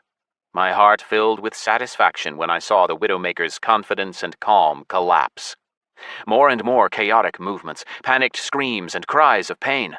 I caught plenty of hits, but my health hadn't fallen by even a single % yet. Diamond Skin of Justice had activated. Only in the air did I remember my pets, who were now at my level. I summoned Iggy the Swamp Needler and Storm the Dragoness, and together we rushed to help the raptor and insectoid clear the castle walls. I needed to stock up on my supply of serendipity and level up Reaper's scythes. I didn't count on getting much experience. I was at least 160 levels above the castle defenders. A shimmering, semi-transparent circle moved along the earth before me, showing the effect of spirit shackles. The ephemeral shadows of the fallen were pulled into a barely visible black dot in the center of the circle. My inventory was constantly taking in new items. My logs reported thousands of serendipity points coming in with each kill. "Watch out, boss!" Nega shouted from below, pointing out the danger. A stone pillar covered in gleaming runes was growing right beneath me, tongues of flame running along its length. They rose in circles from the foot to the tip, where they melded together into a growing fireball. Inuruk's Burning Pillar of Hatred, Castle of the Widowmakers, level 395. Divine Defensive Structure. I dashed away from the defensive artifact, but pillars just like it began to break through all over, surrounding Sharkon and the Guardians. "Sharkon, smash!" Flagrey shouted, pointing at the nearest pillar. In that same instant, the charged artifacts shot out strings of blinding white plasma, hitting all of us. The health of all the Guardians except Sharkon fell into the red zone, and the pillars began to charge up again. Diamond Skin took the damage that hit me. It was in the last few seconds of its timer, and it was a chance to attack the nearest Inuruk's Burning Pillar of Hatred before Immortality had to activate.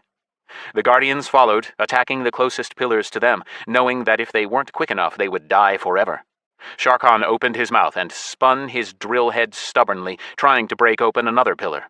My fist, shrouded in Reaper's scythes, fired off a full combo series mixed with stunning kicks until the pillar's light died before it could fire off its plasma beams. The Guardians also managed to neutralize their own, and the rest were too far away to hit them. I took off and counted 9 more Inuruk's Burning Pillars of Hatred, and they were all charged. Castle defenders were clustered beneath each of them, pressed against each other. The battle paused for a few seconds. The Guardians were waiting for my command, Sharkon covering them from enemy fire. A tall elf girl with a familiar snow-white braid on her shoulder separated from a group of Widowmakers. Eileen. "I want to talk, Scyth," she shouted loudly. "We could have talked yesterday," I muttered, soaring away behind her. 100 million if you leave the castle and go, Eileen screamed. "Right now, and 50 more as compensation for the kidnapping." "Agree, boss," I heard Nega shout from below, apparently unaware of the chain of command. She shouted something else, but 2 explosions in a row, Plague Fury on the burning pillars and Sleeping Vindication to kill the players, drowned out both the succubus's advice and Eileen's voice. The white flash uprooted the columns and carried them over the castle walls, obliterating them in flight. The invisible lash of the sleepers whipped the preventers into a bloody dust without hitting my minions. They roared in ecstasy and raced after me to finish off the survivors. A few minutes later, I floated above the castle, seeing who was left. Storm and Diggy were patrolling the perimeter of the clan graveyard, killing anyone who avoided spirit shackles and managed to respawn there. The castle with its grounds was several times the size of our fort. I flew around a while. cleaning up hunters turned hunted. I spotted some merchant rows, a little market square, a small but imposing temple to Nergal, a farm, storehouses. The Widowmaker's castle was like a small town, home not only to players but NPCs as well, laying down their lives for the defense. It felt a shame to kill them, but there was no way around it. The NPCs aggressed on their own, and they were furious. I raised the dead and sent them to patrol the streets. Worst case, they'd die and strengthen the Guardians and Sharkon. My supply of serendipity exceeded 800,000 out of the million I needed. Reaper's scythes had reached level 6. I whittled the defenders down to mercenaries, NPC guards, and the Widowmakers themselves. It seemed Eileen couldn't publicly admit that I'd escaped, and didn't ask for help when we showed her we intended to attack. Why hadn't she gone to the children of Kratos for help? Was she too proud to admit to weakness? My surveillance flight ended before I could figure it out.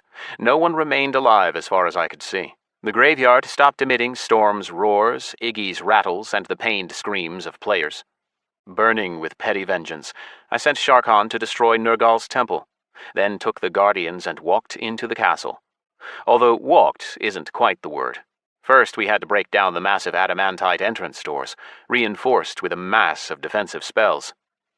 "Let me, boss," Nega said, moving me aside. The succubus cracked her whip, sending golden sparks all down its length. The charges flowed into the door, spread across its surface, and the doors opened. "Any time," Nega said, curtsying. Not long ago, with just this kind of event in mind, I'd asked Gyula to show me where the control crystal is housed in castles of various levels. Any castle grew from a fort, which had the control crystal in the headquarters. Our headquarters was in a separate, but in the castle-level structure it was at the heart. If the Widowmaker's fortress was built with a typical design, the path to the control crystal would start at the clan leader's room and pass through a narrow and hazardous tunnel filled with traps, defensive artifacts, and possibly golem guardians. Nobody had achieved rank 4 in artifactology or golem construction, which meant the golems here were level 399 at the most. We should have no problem with them. But the traps. Destroying plague immortality wouldn't stop me from falling into an abyss or getting sent to some astral plane. We wandered the corridors, finishing off hiding Widowmakers as we went. With my silent consent, the Satyr and Succubus looted the Preventer clan from top to bottom, not sparing even the paintings. The system showed them as common rarity, but Nega explained. "Items of art. Only experts can tell us their true value." "It's like with elvish wine, boss," Flagrey added. "It all tastes awful, but different types have different costs." I doubted that Eileen had hung any particularly expensive exhibits in the freely accessible corridors, but I didn't argue with the succubus. Now that she'd died and lost hope of negotiating, Eileen was most likely calling in reinforcements. The castle wasn't typical. Only thanks to my heightened perception did I notice a door in one of the walls. We didn't check it right away, but once we hit a dead end, we turned back to the hidden door. There were no visible locks on it, but Flagrey, the old burglar and treasure hunter, put his experience to use. Taking a generous swallow of some kind of orcish hooch from a clay jug grabbed from a wine stall, he felt out the keyhole, dug around in it with a long black fingernail, made something click inside. A crack appeared in the wall of marble slabs and expanded into a small passageway. Anf chittered, Ripta translated, Flagrey retranslated. "The bug won't fit. He'll stay here to guard the entrance. The raptor will stay with him." The three of us continued on. Flagrey took the lead. Suddenly he froze. Nega walked into the satyr's back and I walked into her curves. "Not now, boss," she whispered flirtatiously, turning around. "Quiet." The satyr cocked his head, listening. A sound ahead like the rustling of thousands of feet. "Get back!" I didn't ask questions, just turned and ran. Flagrey was no man, was no satyr to sow unnecessary panic. Once we reached the entrance, I couldn't help but glance back to see who we were running from. All the corridor's surfaces had come alive, transforming into a writhing mass of thousands of blue spiders, small and lightning fast. Once sure that Nega and I had escaped, Flagrey turned, fired his most powerful skill at the spiders, Hellflame. All the air in the corridor lit on fire instantly, and a gust of wind whipped into the secret passage, throwing me into Nega, who purred happily. Anf was thrown into the corridor and got stuck in the entryway, breaking a couple of limbs. Ripta, with the best reaction speed, withstood the danger by digging his claws into the floor. The satyr pushed Anf out and stood before us, his arms proudly crossed, covered in soot, his face black and two cunning eyes shining out. "Frigid spiderlings," he said. "I've seen them before. One bite and you're frozen, doesn't matter what you are. They were popular in guard systems in my day.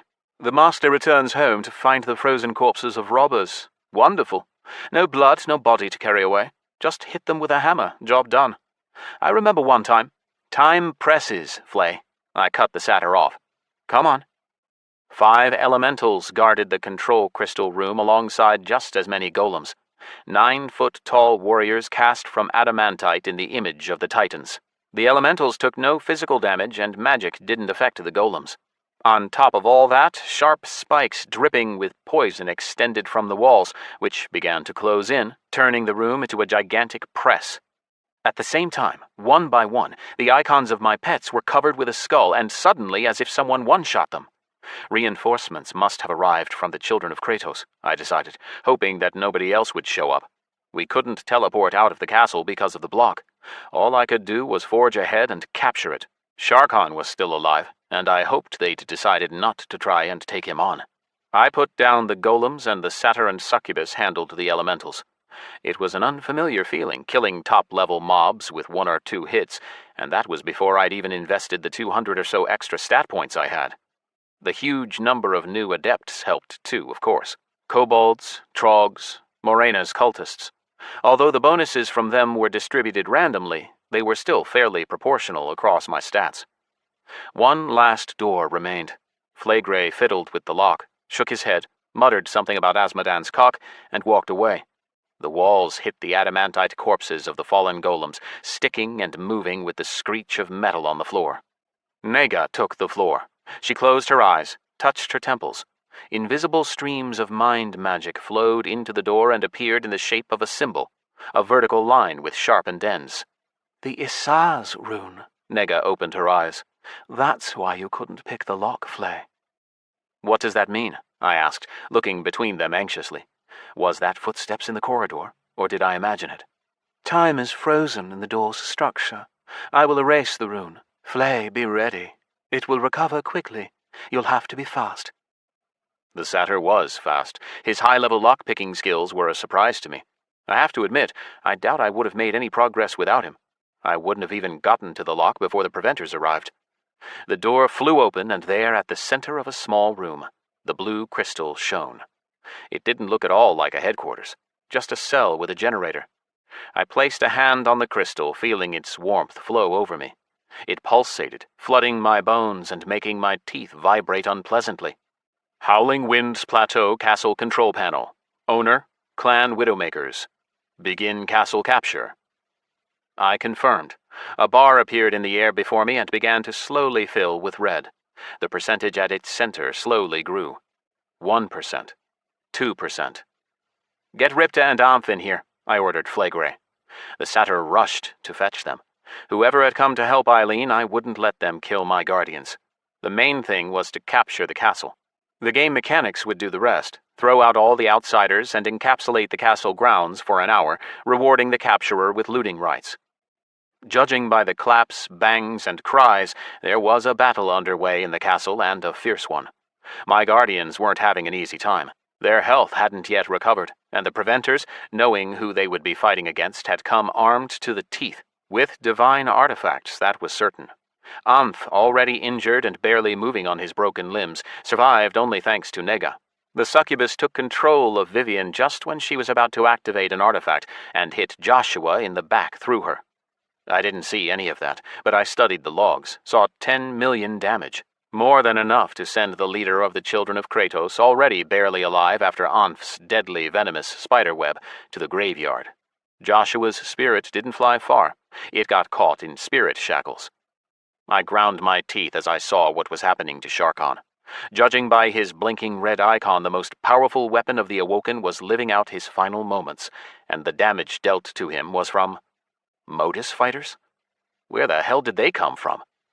The Guardians took advantage of the enemy's confusion to run, and Flaygray even managed to shut the door to the secret corridor tight behind him. When my friends appeared behind me, the castle was nearly captured. An invisible horn sounded out a long tribute, declaring the change in ownership. The Widowmaker's flags hanging on the walls flashed up and burned away into ash, the banners of the Awoken unfurling in their place. Dark green, with a golden hippopotamus snout, a symbol that we'd never changed since the clan was registered. The hour began. After confirming that Sharkon had survived and was still within the castle grounds, I dug through my packed inventory and found a gold coin bearing the emblem of the Goblin League. I rubbed it, tossed it up from my thumb, and Grokushweed's coin stopped, hanging in the air. This was the first time I'd contacted my auctioneer this way, so I watched what happened open-mouthed. Grokushweed's head appeared opposite me, looked around from side to side curiously, nodded.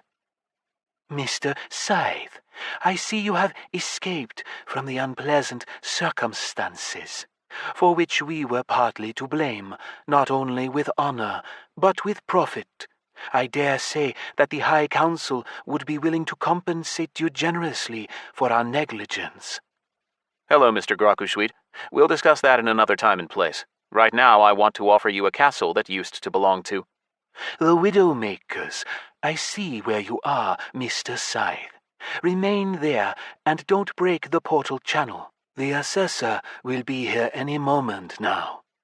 This castle is worth 100 million, Flagrey spoke up, narrowing his eyes as he looked at the goblin. Don't let him cheat you, boss. The owner offered 150, Nega added. Giving away this luxury base for less than that would be criminal. We will take that into consideration, Grokushweed answered dryly, peering at my guards with interest. Most unusual friends you have, Mr. Scyth. Most unusual. Now I must ask you to take 3 steps back. The assessor is here. She will now enter the portal. She? So she was. A slouching goblin woman emerged from the portal, short even for her species. She looked around, walked over to me, jabbed a finger at my chest. 2 sentients appeared behind her, a minotaur and loafer. Guards, it seemed. They stood up and placed demonstrative hands on their weapons, a halberd and a giant hammer. I examined the assessor's profile. Kusalarix, Goblin, level 359 Merchant Assessor. Green League. The Green League held the arena battles and took bets from all over Dis. Everyone knew that, but few knew that the League also controlled all the dive bars, brothels, and gambling houses in all 3 capitals. It was more of a mafia than a guild. They ran protection rackets, too. Grokushweed sure had some friends in low places. Some assessor. A cigarette hung from her mouth. Yo, what's up? Nice joint, Kusalarix rasped, emitting acrid gray smoke. The Green League is in the building. Give me the lowdown. I don't understand a word you're saying, lady, Flagrey frowned. We're selling a captured castle, I answered. Damn straight you're selling the castle and not this horny idiot from the Inferno, the goblin declared, pointing at the satyr. Slave trading has been forbidden by the Darren Convention since the Swarm Wars, in case you slept through history. Does that count for souls as well? Nega inquired. The goblin woman gave her a scathing look and didn't answer. Let's talk business. Kusalarix spread her arms. The Green League will take the castle and all its contents. I wouldn't give you more than 10, but old man Grokushweed asked me to give you an honest price, so you'll get 40 million. What? The succubus and satyr shrieked. I was a little surprised myself. Just the contents of the clan vault might have been worth more than that. Hey, slow down, I wasn't done. 40 for the castle, and the same again for the vault contents. That's the honest price part. You never know, the vault could be empty. What do you say, dead man? We have a deal? Kusalarix the goblin from the Green League offered me a hand. Without looking at my guardian friends' faces, I shook it. Deal. Chapter 15. Call of the Nucleus. Grokushweed the auctioneer appeared personally to examine the castle vault, and not alone, but with the already familiar Gruzelix from the Transport Guild, who brought 100 mighty and somewhat dim haulers, members of physically strong species such as titans, giants, ogres, minotaurs, and loafers. The Green League's lively and nimble goblins were already rushing around, each with the signature cigarette hanging from their lips, in wide pants and suspenders, sleeves rolled up and bowler hats on their heads. Kusalarix, Grokushwid, and Gruselix belonged to different organizations, but they worked together, doing their part for the good of the Goblin League. The auctioneer and the hauler declared that the High Council would guarantee to furnish me with all the resources necessary for comfortably waging war, as they put it. In particular, this included the free services of the Transport Guild for me and all my allies, and fast reviews of requests to sell trophies and other castles if you capture them. Kusalarix chuckled at that last part, but said nothing. With the formalities complete, Grokush and Gruselix set off to audit the Widowmaker's clan vault. The assessor stayed back in the headquarters and asked to speak with me privately. Her tone brooked no refusal, but I didn't plan to refuse anyway. So, the sleeping gods. The goblin woman lit up a cigarette, took a drag, drummed her nails on the table. What, did they turn you into a dead fella? Somehow I don't remember them kind of shenanigans in our legends. Don't get the wrong idea, kid. The League ain't making claims, it's showing interest. I gotta know how things stand, 'cause this whole mess is kinda murky.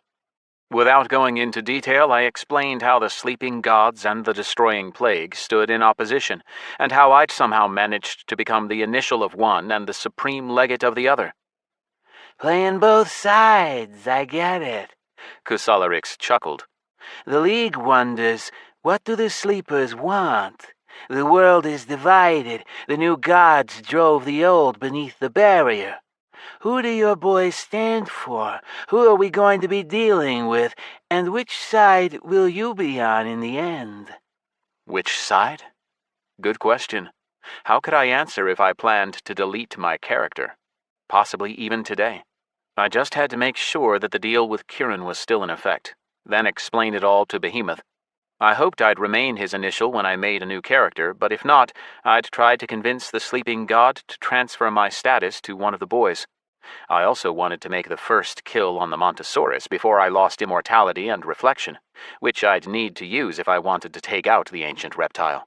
And was it worth sharing my secrets with a barely familiar goblin woman here on behalf of a criminal organization?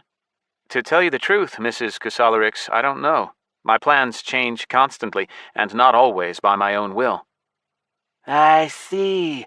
The gods pull you this way and that way. Probably can't even take a shit without their say-so.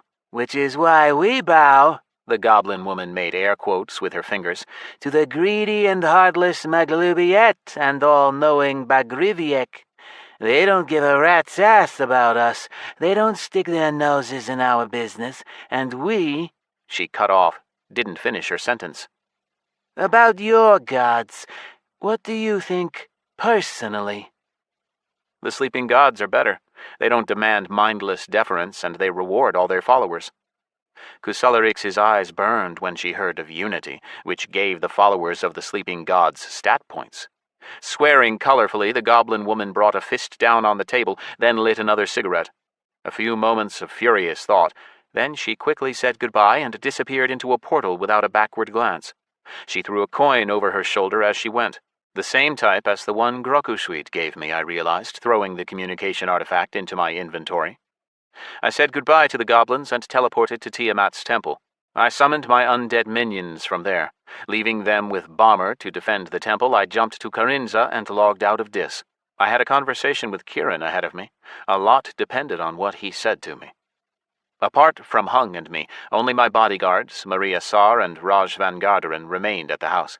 Hyro, Sergei, and Yoshi had all flown away to Cali Bottom to give the non-citizens a mental block to revealing the clan's secrets, and also to keep an eye on the base's construction.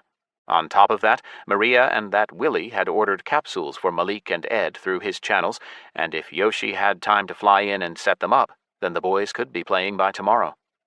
The Japanese man left me an encrypted device to contact Kieran. But before I called the Snowstorm director, Raj's comm squawked. As he answered the call, he looked at me and his face got darker every second. What was going on, damn it? Just as I was about to ask the question, Raj brought up a holo projection. Hyro wants to talk, Alex. Already prepared for bad news, I came closer so the security officer could see me. He was about to say that the base wasn't going to work out, or something worse, as long as my friends and parents were all right. Hyro got straight to the point. We have trouble, Alex. 2 of Gyula's work gang died in the night. 3 more are badly sick. They need to go to the hospital, but the clan will pay all their expenses. I had to push the words out past a sandpaper tongue and a desert-dry throat. The puzzle finally came together. The non-citizens started to get sick when they turned undead, and I told them not to log into Dis. Gyula brought them in to work on restoring Tiamat's temple, and now the consequences hit. Only a fool would fail to see the course of events. An icy cold ran down my spine. This was no simple trouble. One could say I had become witness to a mass murder, if not a genocide. Hyro, tell the ones that turned undead they can't go into Dis. It'll kill them. Got it. Pass it on. I'm going to take this sick man to a clinic that accepts non-citizens. But I have to warn you, their bills are big. Not a problem.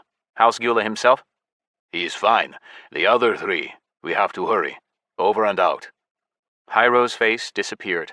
I slowly slid down the wall onto the floor. My legs gave out. 2 deaths. 2 humans. Someone's sons, husbands, fathers. Dead because of Dis. It may be an important game, but it was still just a game. And if it was because they turned undead, I'd turned them practically with my own hands. Worse, I'd enabled the global infection of hundreds, if not thousands, of players, who would themselves go on to infect others, and there would surely be non-citizens among them. It began to seem more and more obvious that their capsules differed from ordinary ones in far more than just the limit on levels. Are you all right, Alex? Raj extended a hand and helped me get up. No, Raj, I'm not all right. I gathered my thoughts, then called Kiran, but got no answer. Just, recipient has blocked you. The comm left by Yoshi went straight to the answering machine. He's busy, Raj said, nodding at the comm. Apparently so. You know, when I was in the army, one day I got 2 bad pieces of news.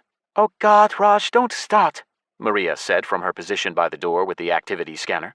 My mother died in a terrorist attack, and my fiancée broke up with me. She was in love with someone else. A friend of mine, as it happens, but that's irrelevant. The point is that in a single day I'd lost a mother, a bride, and a friend. And I was as aggrieved as you are now. Our sergeant must have gotten some bad news that day too. He sent us out on a fully loaded march. I don't remember when it happened, when I fell from tiredness, when I couldn't see for the bloody circles in my eyes, but my grief, no, it didn't go away, but it faded. It stopped strangling me and tearing my heart. Let me go on living. What are you getting at, Raj? That asshole from Snowstorm ain't gonna answer, but without talking to him, you're gonna be off balance. The weather's nice. I say we go for a run. No thanks. Yesterday was enough for me. I can't even walk right now. After decisively declining Raj's offer, nonetheless, 10 minutes later I was running side by side with him and Maria on the now familiar route. Both bodyguards were silent. I couldn't even hear them breathing. But Raj was right. It cleared my head, and after a quarter of an hour I couldn't think of anything but the run itself. My body thought it was dying and hooked up the extra reserves, sending hormones into my blood. Hidden by a thick canopy of fir and pine, we followed the edge of a lake to an impassable thicket where I was allowed to take a breather and drink from Raj's flask. Then we ran back. Just as we got home, Kiran called himself. I thought it was you, Alex. Well, congratulations, you're a global star, he said without smiling when he saw me. He looked annoyed. What do you want? Mr. Jackson, I've held up my end of the bargain. I'm willing to delete my character. But first I want to ask— No. No? No, you haven't held up your end of the bargain. You did not complete the Nucleus's quests. Worse, you failed them. There will be no deal. Blood rushed to my face, but I mentally counted to 10 so I could speak as calmly as possible. Then I have no other choice but to develop my potential to the maximum, Mr. Jackson. Are you threatening me? He rolled his eyes. Listen here, Shepard. All of Snowstorm is having to deal with the consequences of your foolish actions. The introduction of the new faction did not go according to the script, and all because you couldn't complete a simple quest. You found the cultists of Morena, didn't you? You did? So tell me, in the name of all that is holy, what stopped you from turning them undead?" I couldn't tell if he was faking anger or if he really was furious, but it looked scary either way. He was shouting, his eyes wide, spittle flying. "And now that the Lich is dead, you're the sole legate of a faction whose number is limited to the number of the fucking legates themselves." "I can fix it all." Kieran thought a moment, shook his head, answered calmly. "You can't do anything. The Nucleus's AI has begun its game. The only thing you're capable of doing is removing your minions from the desert and destroying the temple on Carinza. Once you do that, Cole, perhaps, I repeat, perhaps, we will return to the conversation we had in Dubai. Until then, don't you dare disturb me. We're having enough trouble without you." Kieran cut the call. "Dickhead," Maria swore. "You aren't going to do it, are you?" "To make everything stop? Sure I will. Or I would, if I had a guarantee. But he didn't give me any guarantees, and I don't trust him." The day had begun so well, and now it was deep in the shittiest shitter I could think of. That dumb dream. The deaths of the non-citizens, now this. As far as Snowstorm was concerned, I could go to the Nether.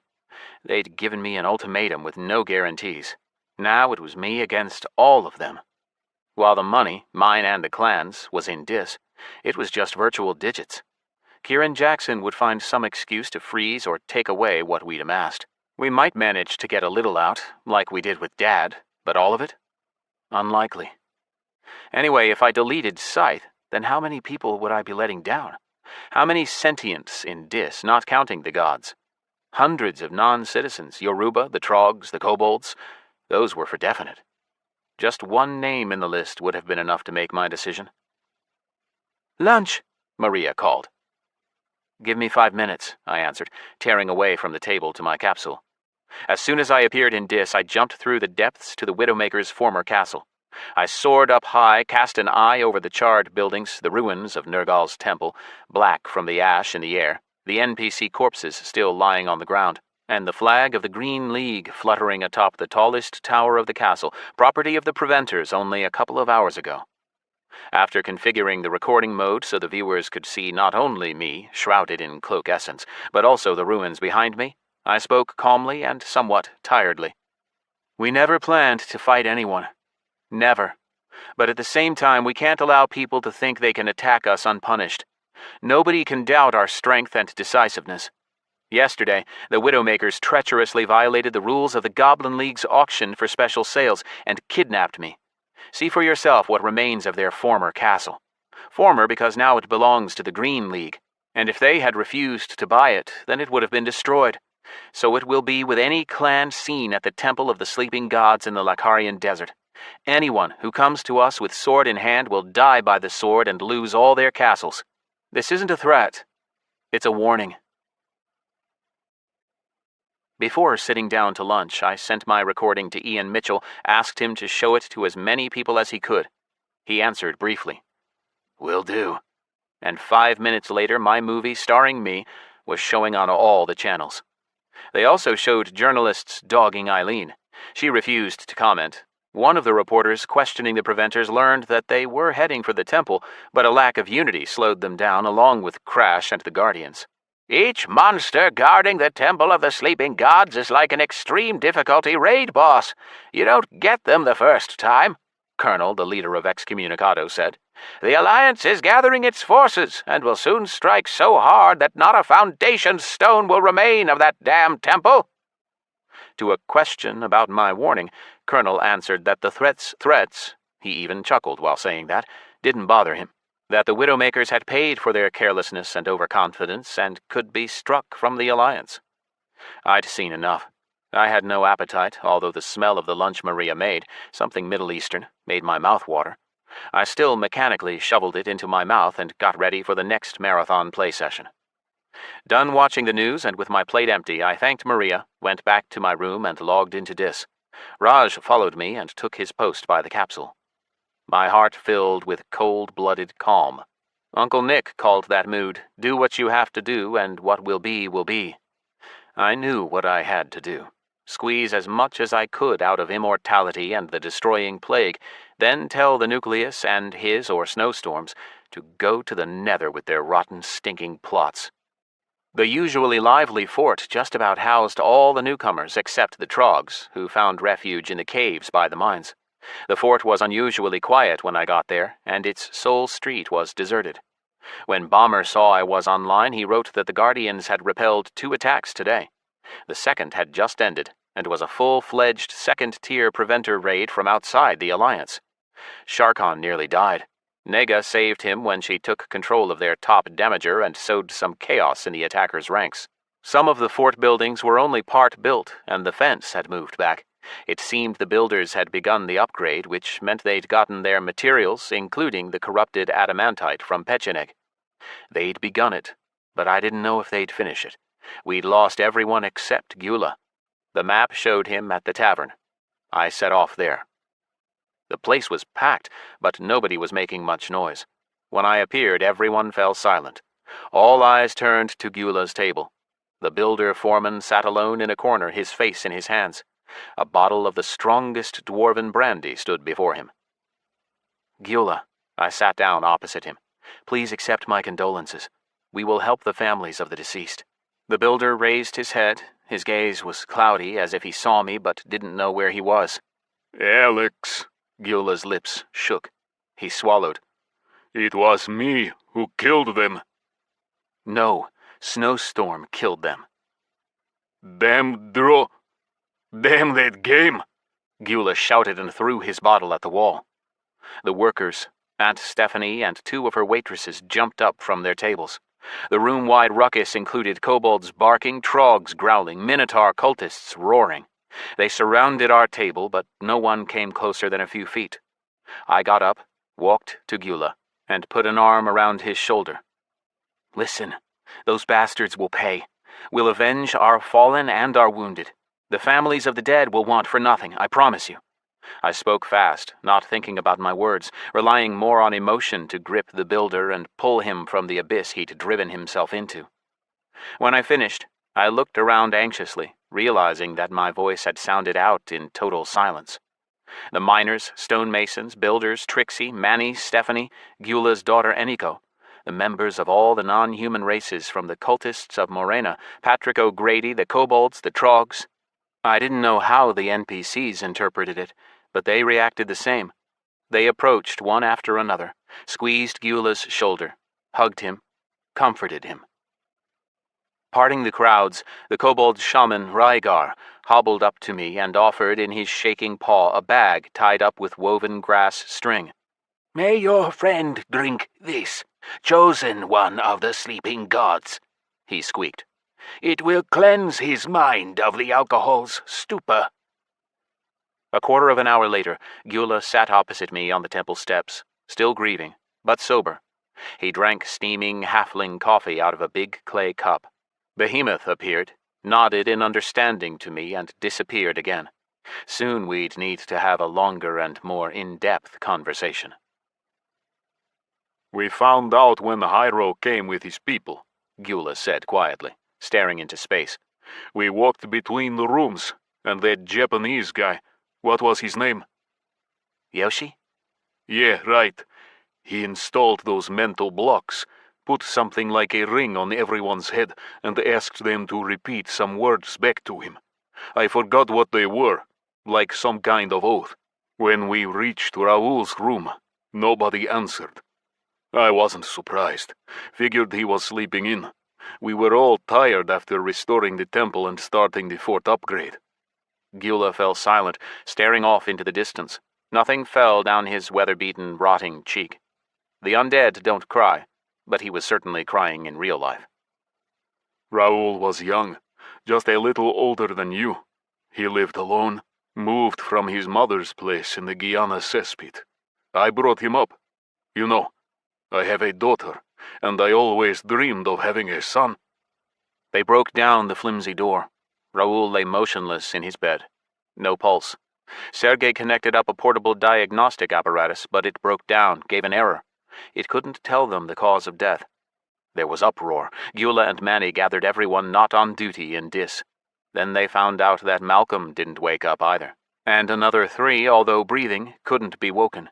Hyro decided to take them to a clinic that asks no questions, but first he contacted me. And all 5 worked with you in the desert? Exactly. Agnes flew with them to the hospital, Gyula continued. That's Tadeusz's wife. He's one of the sick ones. She called me from there. The men are in a coma. How did she put it? Necrotic alterations with subsequent rejection of internal organs. The doctors are at a loss. Those damn butchers. Dro, my boys, they're all dead men, Alex. How do you feel? Don't feel nothing. The builder spat angrily. I ain't getting no necrosis. It's because of my capsule, right? I think so, yeah. I looked away, unable to bear the pain in his eyes. If we were right, and it was the capsules that were to blame for the citizens' deaths, if I so much as hinted at it, I was a dead man. Snowstorm might as well have been the UN. The government wouldn't allow that information to be revealed.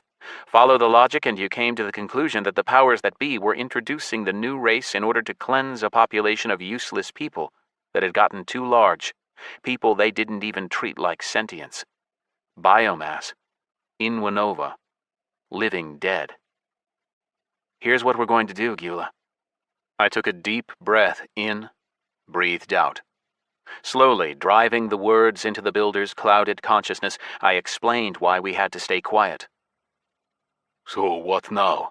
Are we going to watch while others die? He asked bitterly. If the race is opened to non-citizens, everyone will switch to it. No fatigue. You can work in extreme climates, immunity to poisons. No worker would refuse all that, especially since you can still enjoy drinking and eating, but have no pain. No, we won't just watch. No matter what I say now, I won't be believed. Nobody cares about the fate of some, sorry to say it, Gyula, some Inwanova.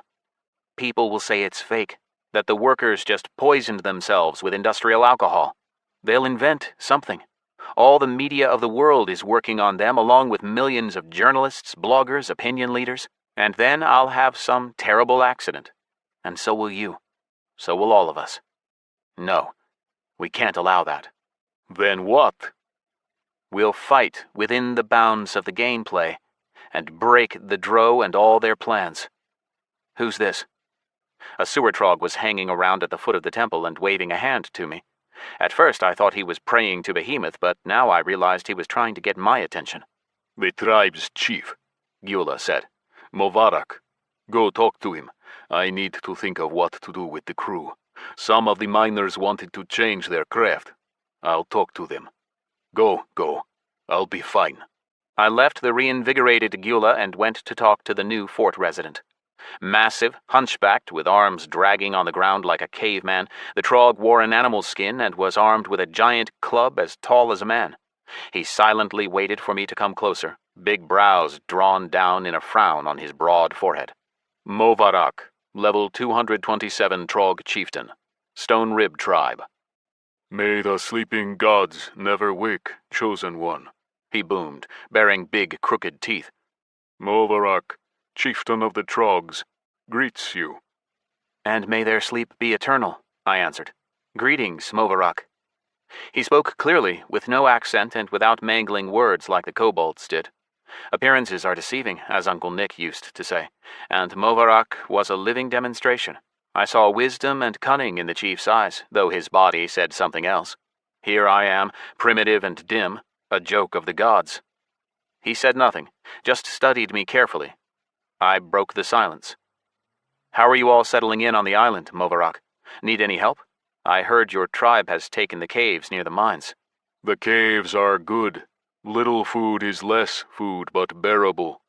We got used to eating all sorts in the Darrant sewers, and there are plenty of fish here. Your people taught us how to catch them. Yeah, there aren't too many animals, I said. The damn Montosaurus ate them all up. The great reptile is ravenous, but gracious, Movarak said, bowing his head.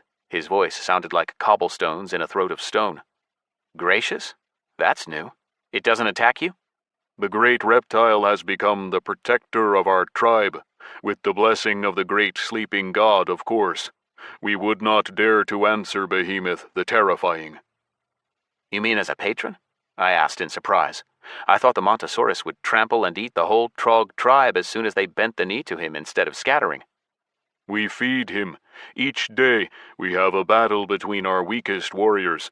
We take the 2 losers and sacrifice them to the great reptile, and he leaves the others alone. Movarak thought for a moment. It is natural selection, herald of the sleepers. This news required close study, but I had other plans for the Montosaurus. That dumb dinosaur wouldn't be terrorizing the island much longer.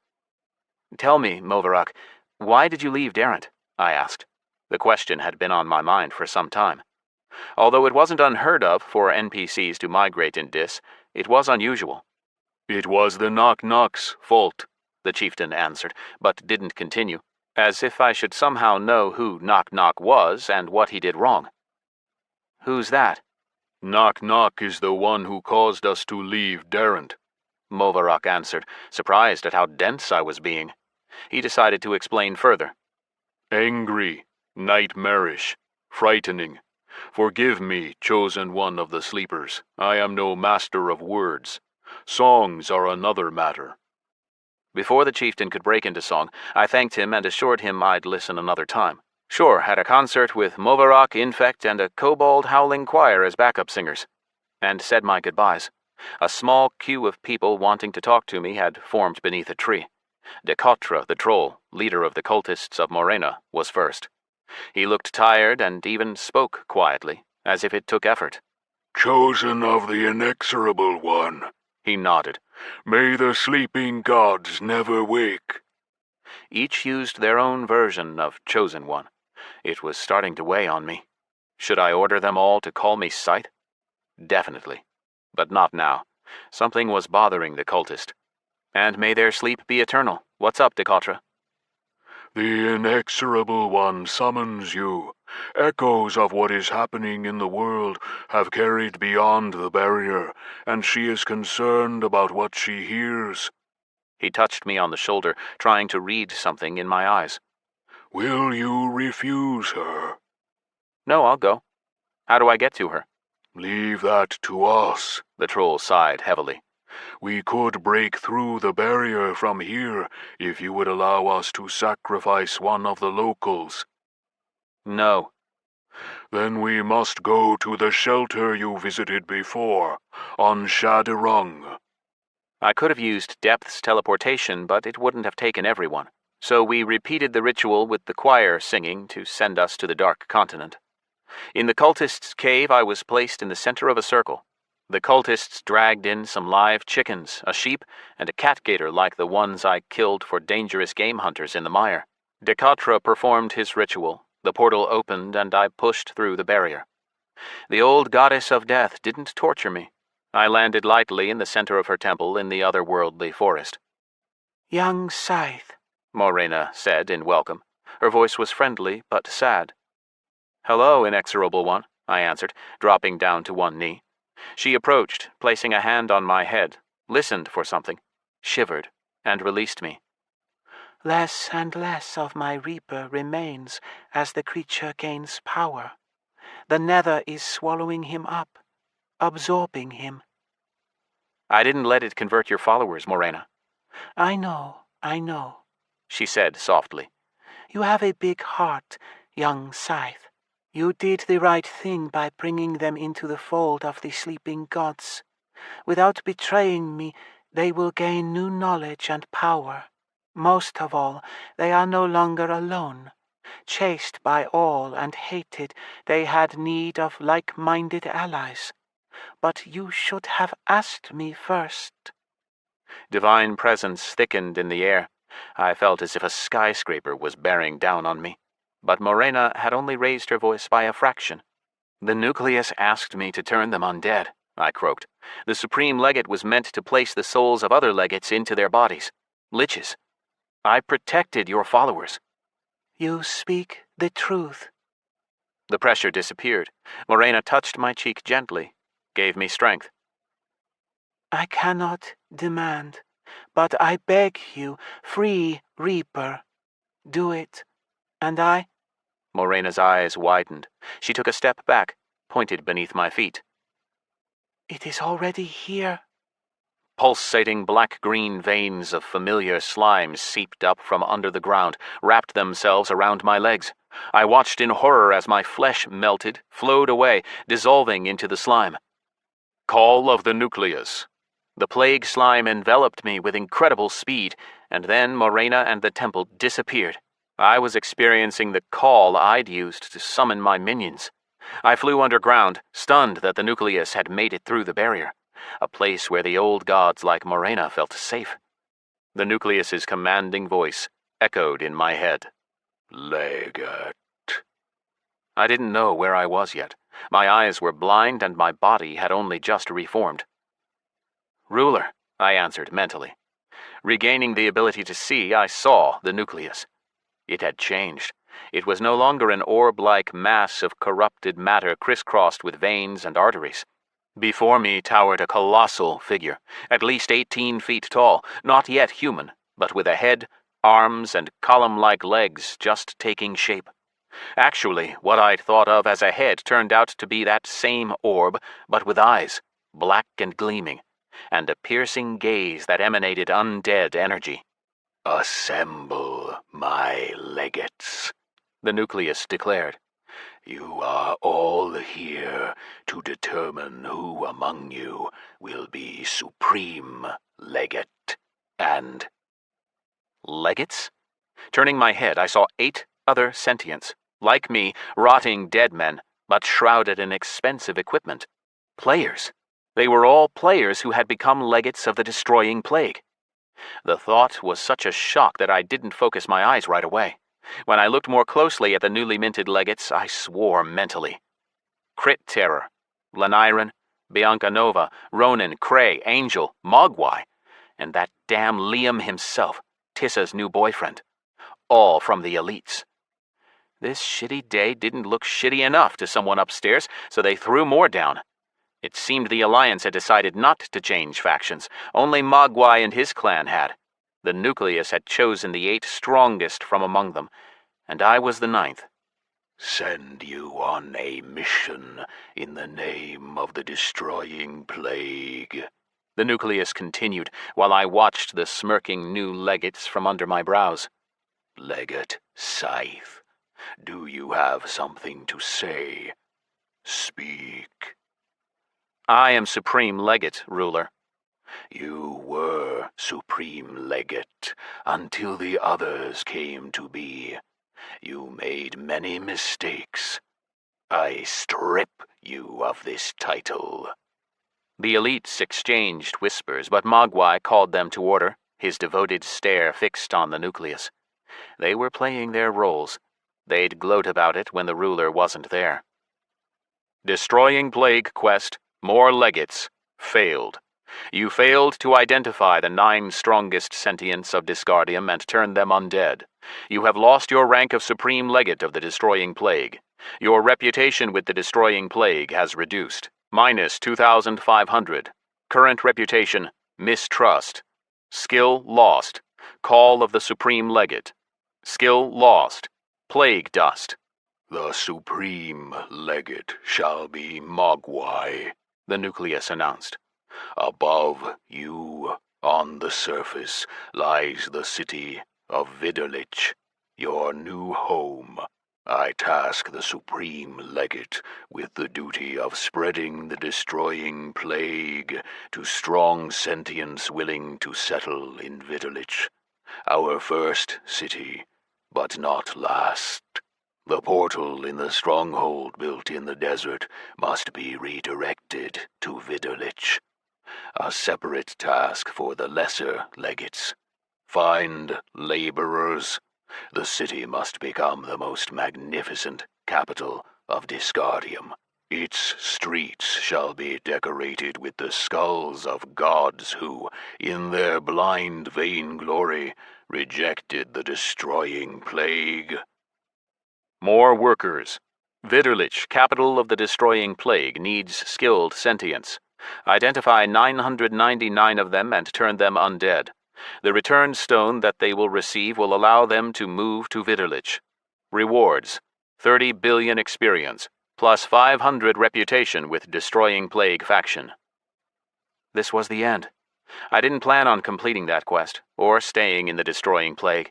The Nucleus continued to pontificate about his omnipotence and his future faction. In the meantime, I walked up to the reservoir of matter, the blood of the Destroying Plague, his life energy gathered from all over Disgardium, and jumped in. I don't know why the Nucleus didn't react, and I didn't really care. Swimming hard, I reached the spot where a possessed Scyth once threw the cold-blooded Punisher set, and dove down. Seeing nothing, I kicked further down until I reached the sticky and sucking bottom. I fully immersed myself in the plague moss and reached stone. Slime and muck filled my mouth and nose, blinded my eyes, but I still managed to feel out the metal disc of the armor and throw it into my inventory an instant before tar-black tendrils wrapped around me and dragged me to the surface. No one remained in the Nucleus's lair save the ruler himself. You are free to go, Legate. Do what I have asked of you. Yes, ruler, I answered. I ran to the portal. The thought that it led to Corinza burned me inside. After all, 8 of the strongest players from the elites had just walked through it. Chapter 16. Become a Man. The sun blinded me when I emerged from the portal. My undead vision adapted at once. The picture darkened, lowered the brightness as if a light filter had been placed over my eyes. It seemed the portal from the Nucleus's lair led now not to Corinza, but to the stronghold of the Destroying Plague in the Lacarian desert. The ziggurats erected by Shaz towered at either side, spreading the energies of death. They were waiting for me. The 8 sentients stood up to their ankles in sticky, bubbling slime, previously of various races. Now they were all undead. The 8 legates from the elites formed a semicircle, covering my escape routes. Their poses were relaxed enough, with smiles fixed on their faces. The 3 elven girls, Laniren, Biancanova, and Angel, had kept their good looks. That would change when the rot came. Overall, for players 150 levels beneath me, they were behaving pretty confidently, even if they didn't want to risk coming too close. A chuckle and a quiet order interrupted my thoughts. Get him. An arrow suddenly whistled in from one side. It hit me in the shoulder, clattered away uselessly. Equanimity didn't proc. I just didn't take any damage. It was the same for all the other attacking skills. It made sense. The Destroying Plague was a single entity, so the members of its faction couldn't deal damage to each other. It was the most cohesive faction, and that was its strength. I shaded my eyes and waited out the barrage of magic attacks coming in from all sides. A 2-headed bird flew in and tried to peck out my eyes. Even Mogwai kept at a distance, not daring to approach, showering me with swarms of angry, burning wasps. Using gaps in my rotten flesh, the insects practically made a nest inside me, but I didn't bat an eyelid. After everything I'd been through, a few minutes under fire from the 8 legates felt like nothing. It was harder to decide what to do next. Put Sleeping Vindication into play or keep my cards hidden. I needed information, after all. Were the elites controlling their characters? Had they become threats? Big Poe and I became threats when we became heralds, which is beneath the legates in the hierarchy of the Destroying Plague. But there were 8 at once here. The fate of the guards also concerned me. Shaz never took away my minions until I was carried into the Nether. In that case, Scyth simply disappeared from the world of Dis, so Flagrey, Nega, Amph, Ripta, and Sharkhan moved to the Lich's command. But perhaps that was just through Shaz's goodwill. In any case, there was a lot I had to find out, and to get the information I'd need to talk. So it goes in this world. If I just killed them, although how, I wouldn't be able to talk to them. I didn't have to wait long. 3 minutes later, Mogwai realized how pointless their attacks were. Enough! Crit Terror, after firing one more arrow at me after the order, put his bow away and shook his head in his leather helmet. Nah, it's not working. Seems we can't kill the threat ourselves, Mo. Shame. The problem isn't our abilities. We just can't damage him. My predator did, the hunter Cray argued.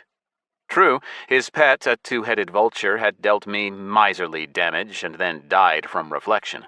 I mentally laughed. All the legates put their weapons away and the mages stopped casting spells. The attacks ceased. Predator could damage him because he isn't undead, Mogwai said. What if? He instantly pulled out some spell scroll and used it. A long golden arrow sparkled and spun as it flew through my chest, dealt no damage, and disappeared. Idiot mechanics, Mogwai grimaced. No internal PvP in the faction. We can't kill each other. Life is death, legates, I chuckled. What? The druid asked, not understanding. He frowned. It doesn't matter, scrub.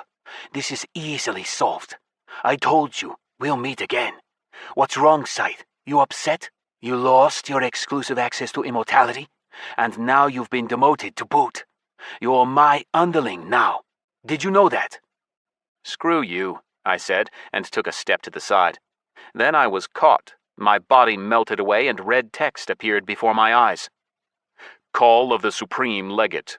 The painful teleport to Mogwai took longer than walking would have been, but the realization that I was stuck hit me far worse. If that bastard could drag me around wherever he wanted. The elites laughed. Liam was almost doubled over, pointing at me. You're in my hands, Scyth. Get it? Mogwai asked, smiling. You have none of your prior invulnerability when we're nearby. The only problem we have is that we can't kill you personally. Although what I can do... I shook, couldn't move. The Supreme Legate drained my supply of plague energy dry. 100 yards away on the border where the influence of the stronghold of the destroying plague ended and sand began, players had formed a crowd. Aren't you worried those guys will destroy the stronghold? I asked, regaining control of my body.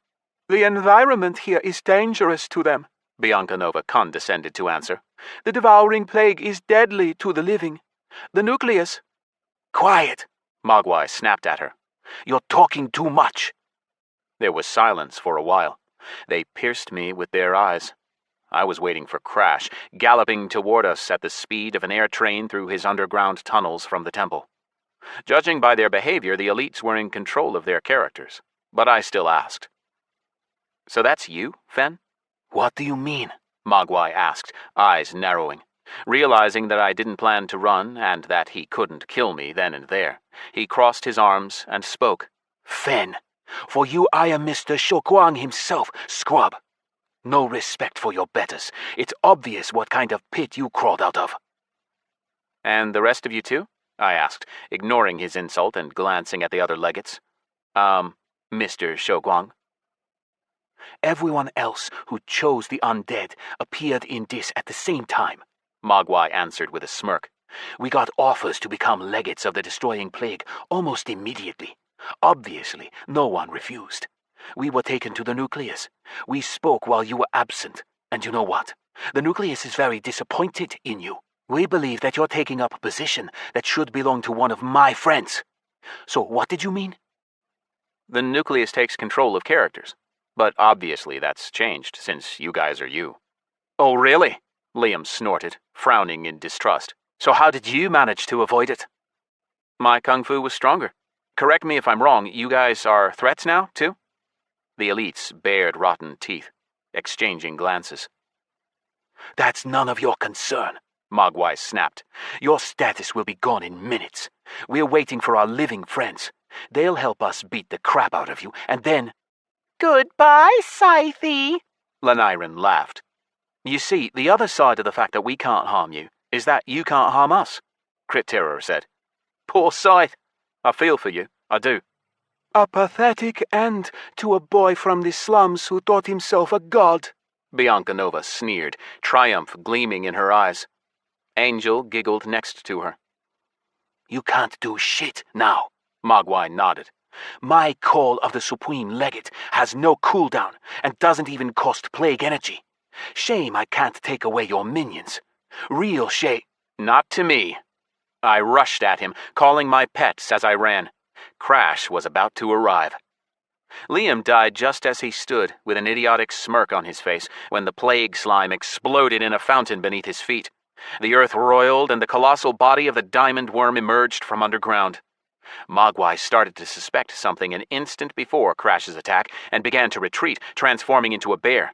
Iggy immobilized him and the others with deadly chirp, which activated the druid's equanimity timer. I didn't run the final steps. I flew straight to the now fully transformed Mogwai with my arms outstretched. I grabbed the bear's skin and held on with a death grip as his stun ended, then flew straight up at 60 miles an hour, or around that. In seconds, we were high enough for his fall to be lethal. Mogwai tried his best to tear himself from my grip, but he couldn't compete with the power amassed by Unity. After waiting for the druid's equanimity to end, I dropped Mr. Shouguang. But now he'd changed his mind and didn't want to say his goodbyes. He clung to my legs.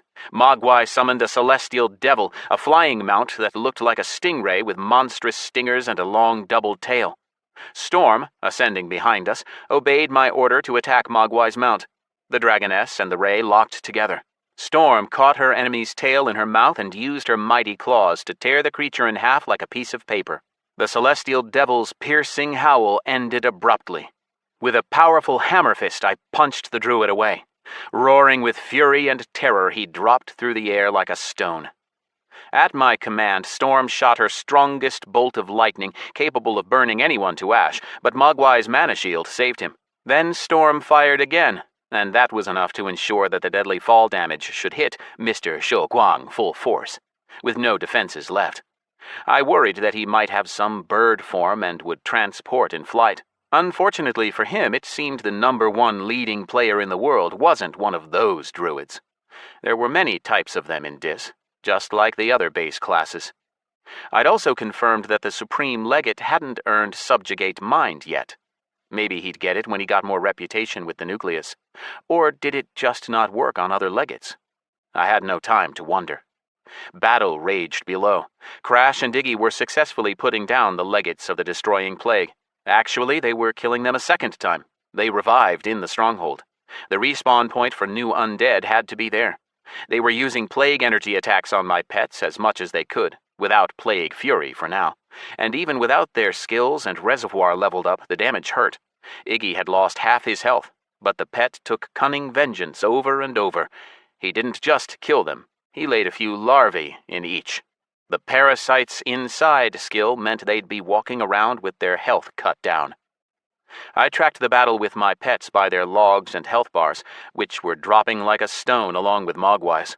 Only at the very bottom did I lower my speed and land gracefully on my feet by the corpse of the Supreme Legate, driving my Reaper's scythes into his heart with the words, "I expel you from Disgardium forever." Nothing. Mogwai was not a threat. The druid had revived nearby and saw me land. He laughed. "You're an idiot, Scyth. You become a threat when you violate the balance of Dis. A third faction with its own racial abilities is already part of that balance." I had to try, I said, smiling and setting Crash on him. "Strange that you're still a threat. Must be something to do with the sleeping gods." Woomph. The plague-ridden land beneath the druid's feet exploded and he fell into a welcoming stomach. Crash's mouth full of endless rows of teeth snapped shut. The diamond worm chewed Mogwai a while, taking away his equanimity and mana shield, but only a quarter of his health. The druid fired off plague attacks from inside and bored a hole in the worm's body, breaking out to freedom.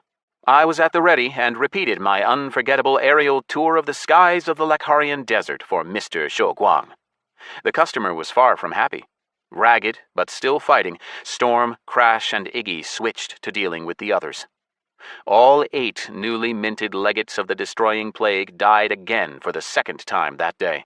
We had to press on until we got them a third time to win time until tomorrow. Otherwise, call of the Supreme Legate right into a trap, murder, elimination of the threat.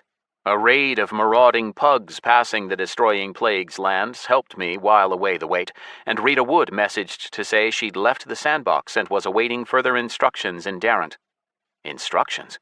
I had no time to answer. The pug raid's commander, a little gnome shrouded in a full set of adamantite armor, shouted, or rather shrieked, "Hey, Carrion! Come over here! Be a man! Why are you hiding over there? You a coward?"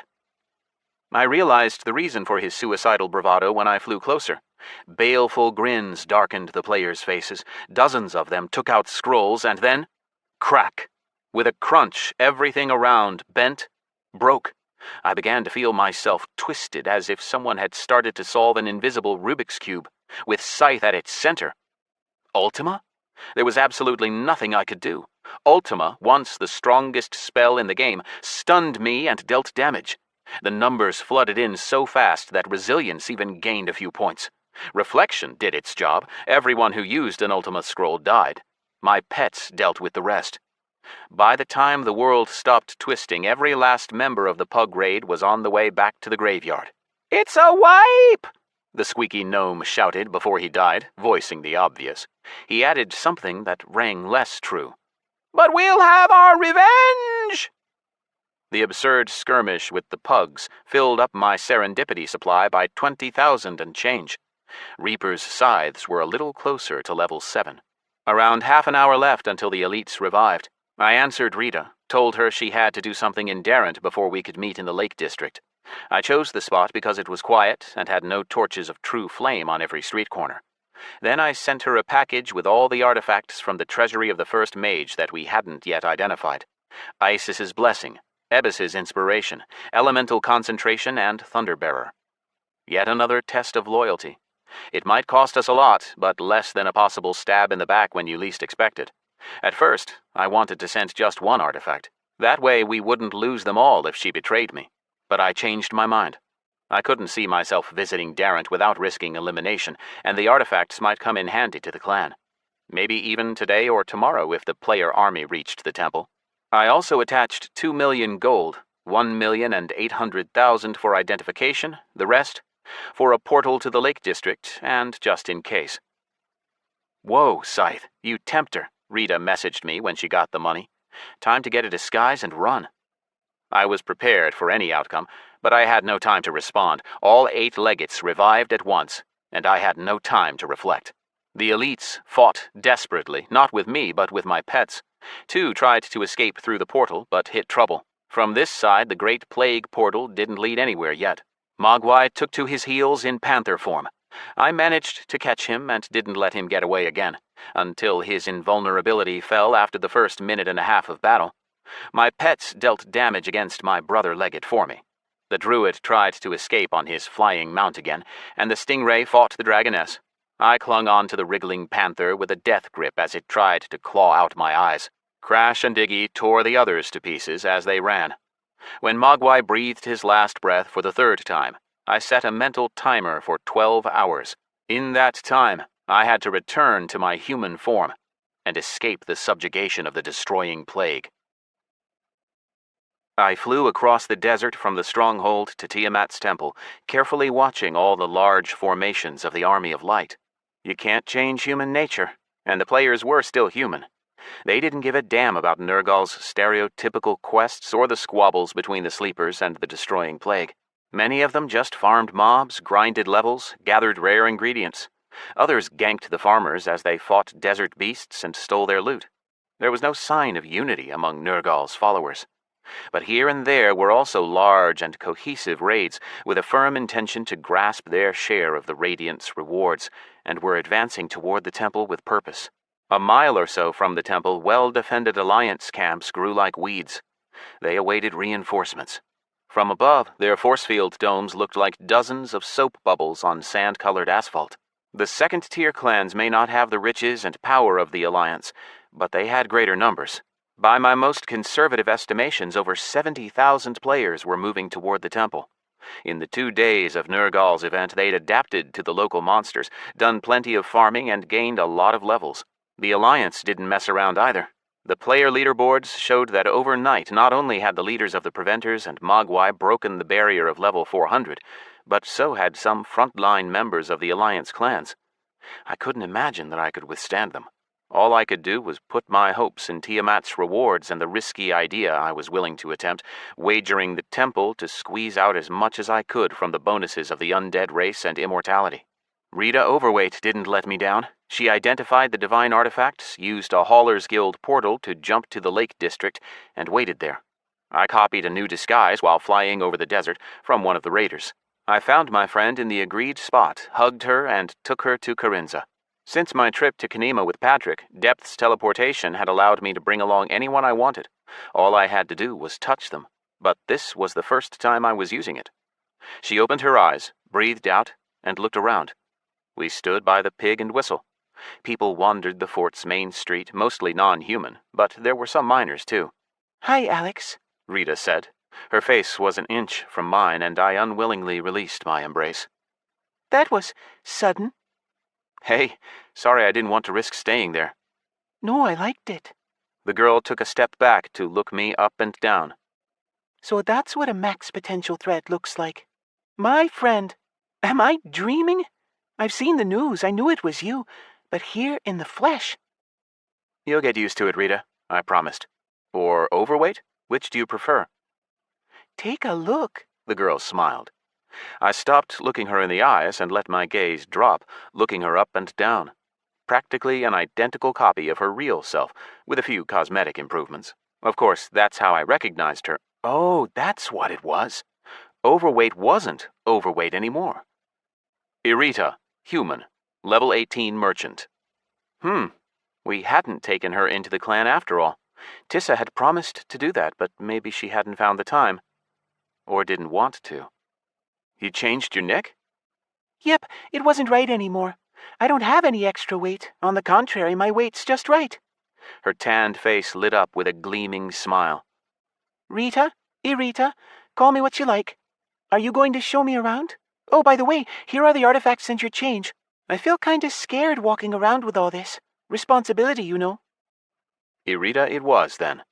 I took the identified artifacts and quickly looked them over. Ebis's Inspiration. Divine Artifact. Unique Item. Ebis, god of fishing, is always with you. You always get a bite. Chance of loss after death lowered by 100%. Isis's Blessing. Divine Artifact. Unique Item. Isis, the old goddess of fertility, placed a particle of her being into this ancient artifact. For a day, creates perfect weather within a 50-yard radius. All life within the artifact's area of effect grows 3 times as fast. Cooldown, 7 days.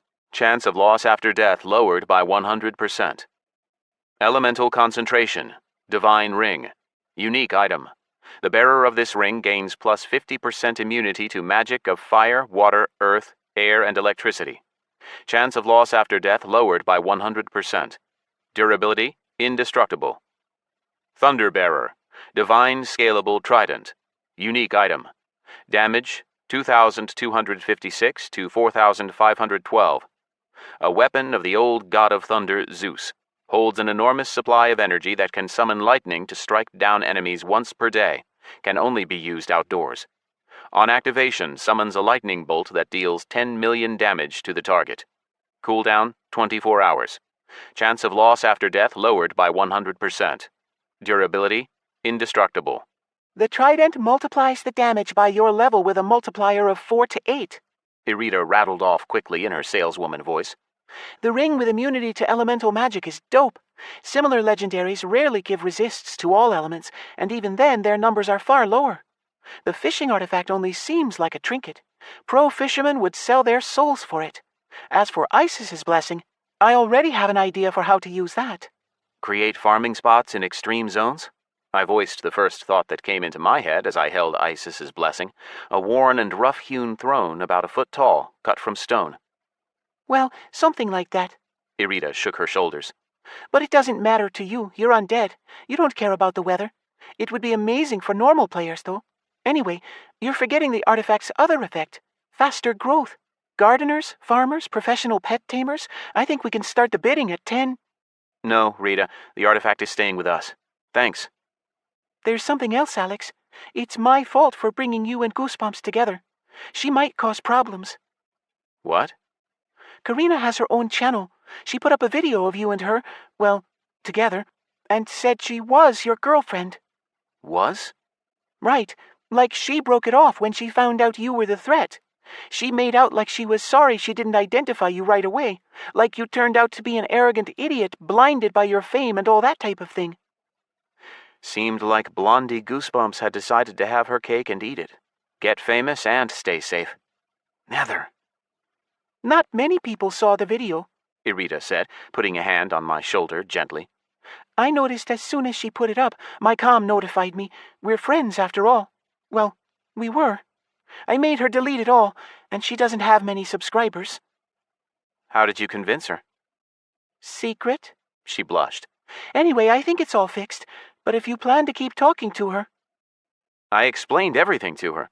I told her how dangerous it was to say that we even knew each other. I don't understand people at all. Are you sure not many people saw it? Understand, I'm worried about her, not myself. 5 people, all from our circle of friends. I explained to the guys how stupid Karina was and why they should keep quiet too. You're welcome, Alex. Damn sorry. Thank you. By the way, accept this invite and welcome to the Awoken, Irita. May the sleeping gods never wake. And may their sleep be eternal, I heard from all sides. Huh? What? 1 sec. She raised a hand, opened her fist. Her eyes gleamed. Unity is awesome. I can imagine how high your stats must be. Almost 2,000 adepts, and that's not the limit. Anyway, I'll leave you in Crawler's capable hands. I'd seen that Ed and Malik had logged on, which meant their capsules had arrived and Yoshi had configured access. Find him. You and he will need to go through the legendary gear and put some stuff up for auction. The girl nodded. All right. Oh, and we need to sort through the reagents we looted. Whole piles of them. And sell the culinary dishes I made. Not too many just yet. Investigate the demand first. Same deal with Hero's Heart. Crawler disenchanted 50 legendaries, but decide for yourself whether to sell the ingredient or not. And it wouldn't hurt to find out whether it's worth working with the Cartography Guild. I have maps of unexplored lands. Sounds tempting. A whole new league. Irita smiled. I'll get right to it. Great. Thanks. I'm relying on you. By the way, give this to Hung. He's our only fisherman. I returned to Ebbis's inspiration. And now excuse me, I have to go. Every second counts. I hugged Irita, kissed her on the cheek, and left her looking around in awe outside the tavern. She stood surrounded by friendly, yapping kobolds, growling trogs, and fierce ogres, trolls, orcs, minotaurs, and members of the other dark races. I thought I even saw a vampire cultist among them. I didn't interfere with the fresh-from-the-sandbox girl as she met the fort's residents. Rita was a sharp girl. She'd figure it out. Behemoth awaited me. His quest was delayed, although Tiamat's temple had been built 2 weeks ago now. The quest didn't count at first because the first temple was destroyed, and the quest giver himself, Behemoth, was floating in plague essence in the Nucleus's lair. Then Patrick and I flew out for more adepts at Stone Rib, because all the faith was going to Tiamat, and the god couldn't recover. We took on the Trogs, but I got stuck in the Nether, and in that time Mogwai and his companions almost destroyed the second temple. Now, finally, there was a moment of fragile balance. Both temples were whole, and we had enough adepts for the sleeping gods to gain strength. Hey, Scyth! I turned in annoyance. Patrick emerged from the Pig and Whistle dressed smart. A moment, if you please. I have no time at all, Mr. O'Grady. Just a word. I won't keep you long. Patrick approached me with surprising confidence, upright and with the brave stride of an old soldier. Clear eyes, no smell of whiskey on his breath. Something was badly wrong. Snow would soon start falling in the jungle of Corinza at this rate. Has the tavern run out of alcohol? I don't think so, Patrick asked in surprise, glancing back at the door of the drinking establishment. Listen, kid, you're the big boss now, although you're rotting away. Are you headed there? He nodded at the temple. That's what I wanted to talk to you about, Alex. Wait, what? How did he know my name? NPCs never paid any attention to players' conversations about real life, as if they had a filter in their ears. Patrick extended a hand. I answered, likewise, stunned, and mentally gave the system a command to start recording. Pleased to meet you, kid. The handshake was firm. I remembered, after all. The sleeping god cleansed my memory of the imprinted recollections, the false memories. A side effect was that my alcoholism is gone. As it turns out, that disgusting habit came from outside too. The future mage Jane was never in my life. I never fought the swarm and never served in the Commonwealth Army. But I lost both my legs in the Third World War. Back there, on Earth. On the real Earth, you understand? Back there I had a bride called Jane. With my own hands A tear rolled down Patrick's cheek. So Snowstorm transferred your consciousness into Dis? I asked. Behemoth's gaze burned my back.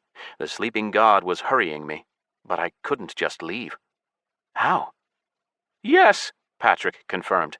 As for how, better ask them. I remember growing up in Brooklyn fighting in North China. After service I planned to join the Mars colonists, but I met Jane. I don't belong to this world, Alex, but since life has given me a second chance and steady legs, dumb to drink that away, right? He laughed bitterly. I say that so that you know who you're dealing with. Patrick O'Grady, veteran of World War III? No, I mean him.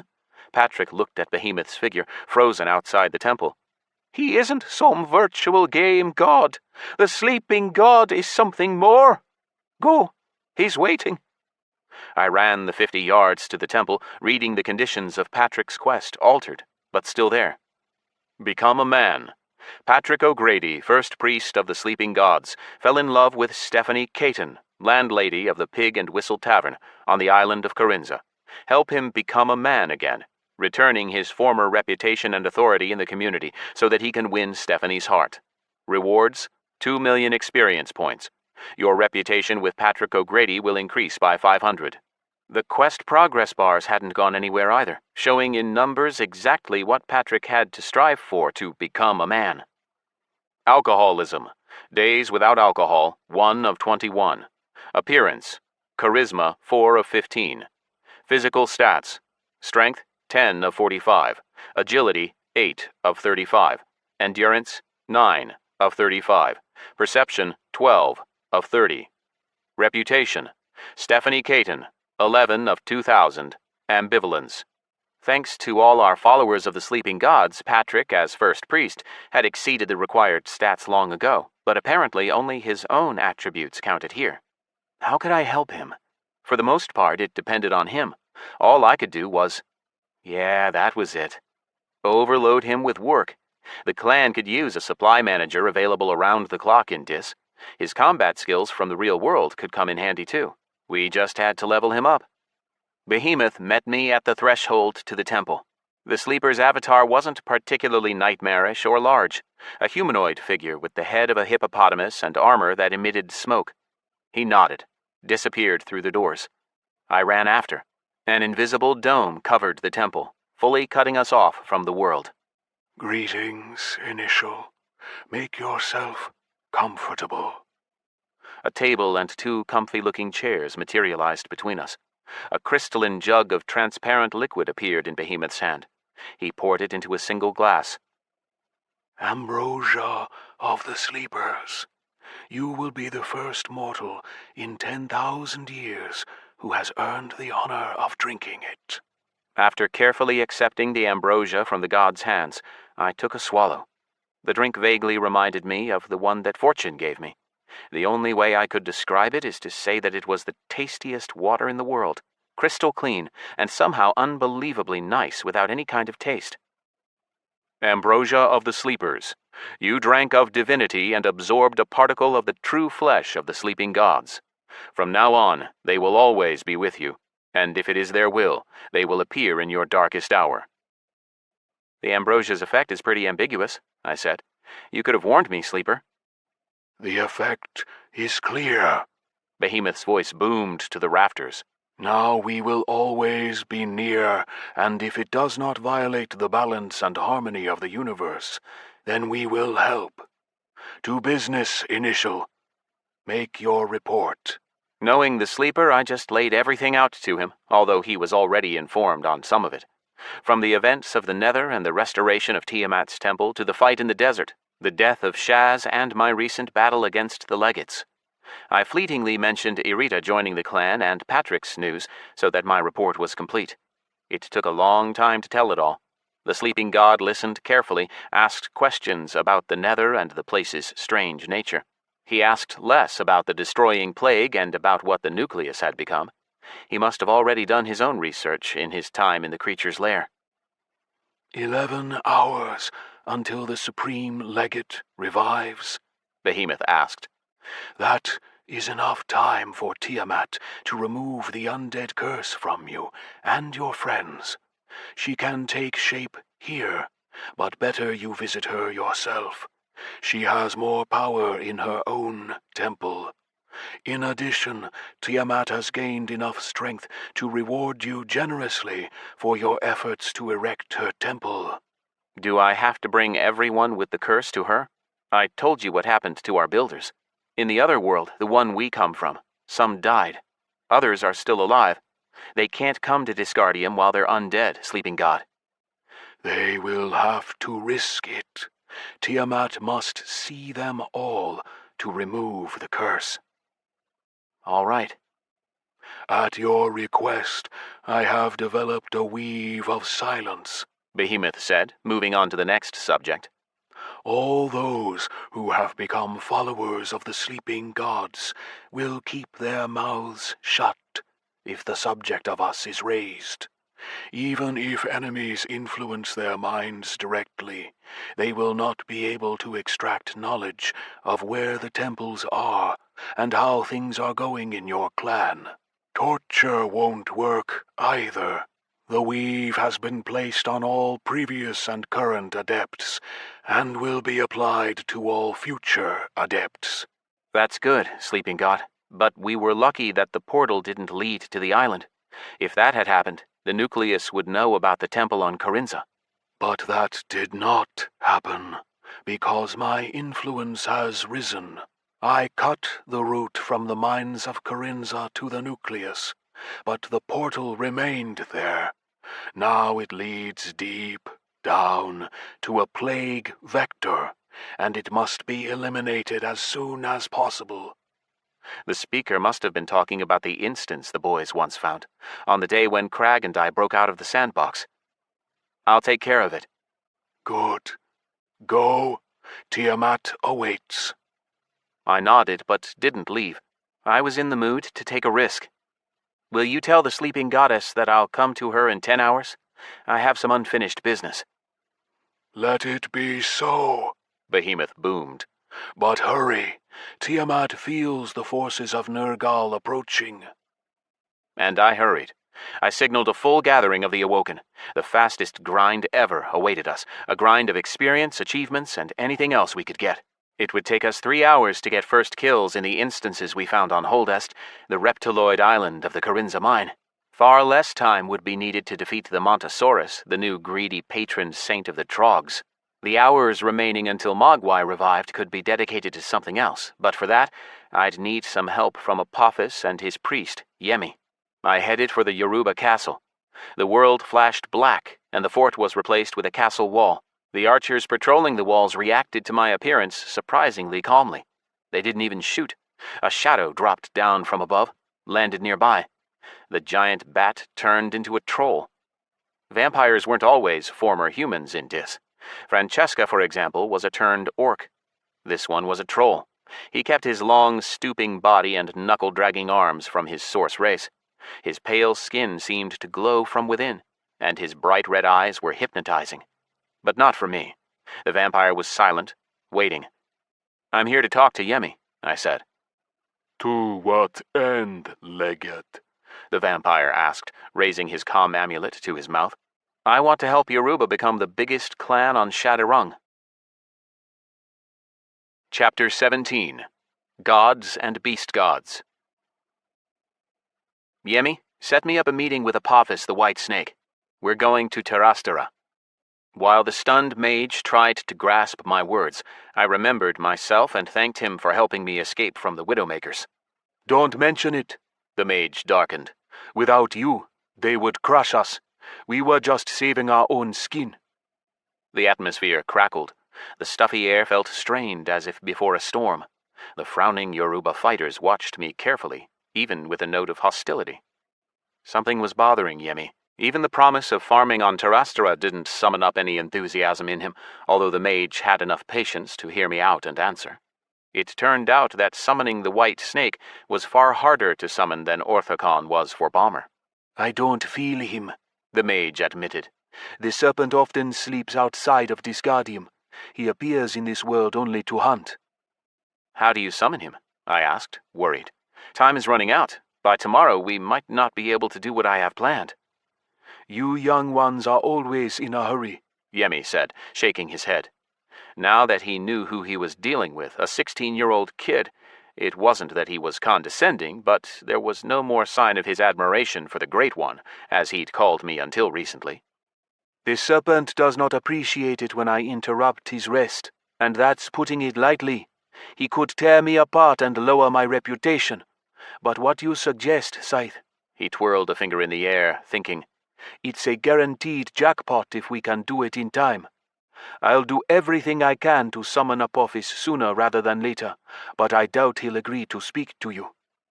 He should, Yemi. I have an offer for him. As you say, kiddo. There was a word I didn't like at all. The mage stared at me as if trying to see something. The air seemed to thicken. The piercing eyes of my possibly former allies made me uncomfortable. It wasn't that I was afraid of a fight. I just didn't want to make yet another enemy. Do we have a problem? Maybe, Yemi said. He was quiet a while, then asked, Tell me, Legate, are you honest with me? Have I given you reason to doubt it? Let me put it another way. Do you tell the whole truth? You promised to turn us undead, but that service is no longer worth anything. Snowstorm is about to unlock the race for everyone, and Yoruba certainly won't be the first. Mogwai is streaming, and we know that the elites have already got the cream of the new faction, and that Scyth's position as a legate of the destroying plague is under threat. You aren't planning to abandon us, are you? We stuck our necks out to help you. All those we attacked put us on their KOS lists. The less said about our reputation in the Empire, the better. Nothing but losses. Have you forgotten to count how much Yoruba earned? Less than we hoped. Yemi spat. Answer me if you have something to say. What's your plan, kid? I didn't answer right away. I weighed up every word, deciding what exactly to say, how exactly to keep my allies, given that I was basically talking to thugs. Our security officers had given me a very enlightening report on the activities of the Yoruba clan in real life. All of them, including Yemi, were from the lowest rung of society. Not in Winova, but very close to it, especially before they started their careers in Dis. In the African district, people got citizenship status through underhanded means. It was fully possible that they'd gotten their citizenship through blackmail or bribery. Yoruba had brought its way of doing business from real life into Dis, and I couldn't forget that people like that had to be taken seriously.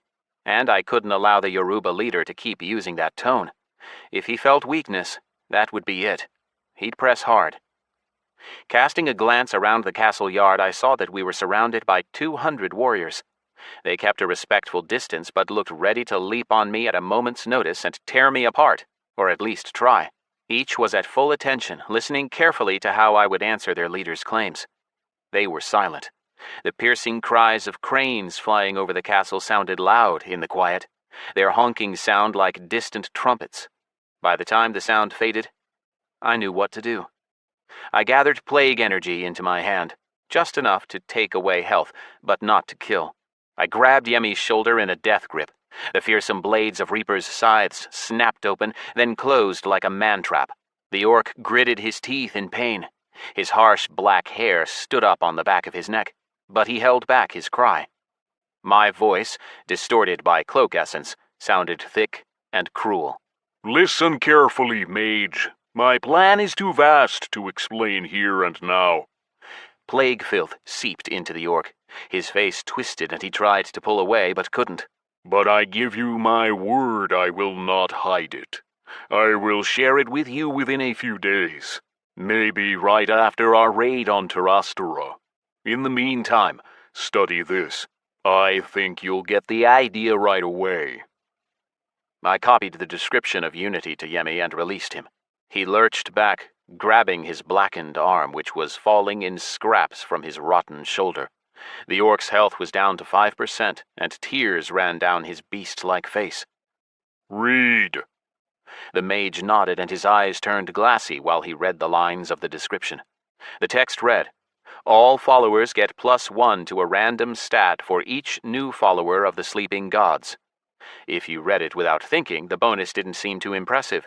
But if you thought about it... Most of his power is from the sleeping gods after all, the mage muttered, mouth open, eyes staring.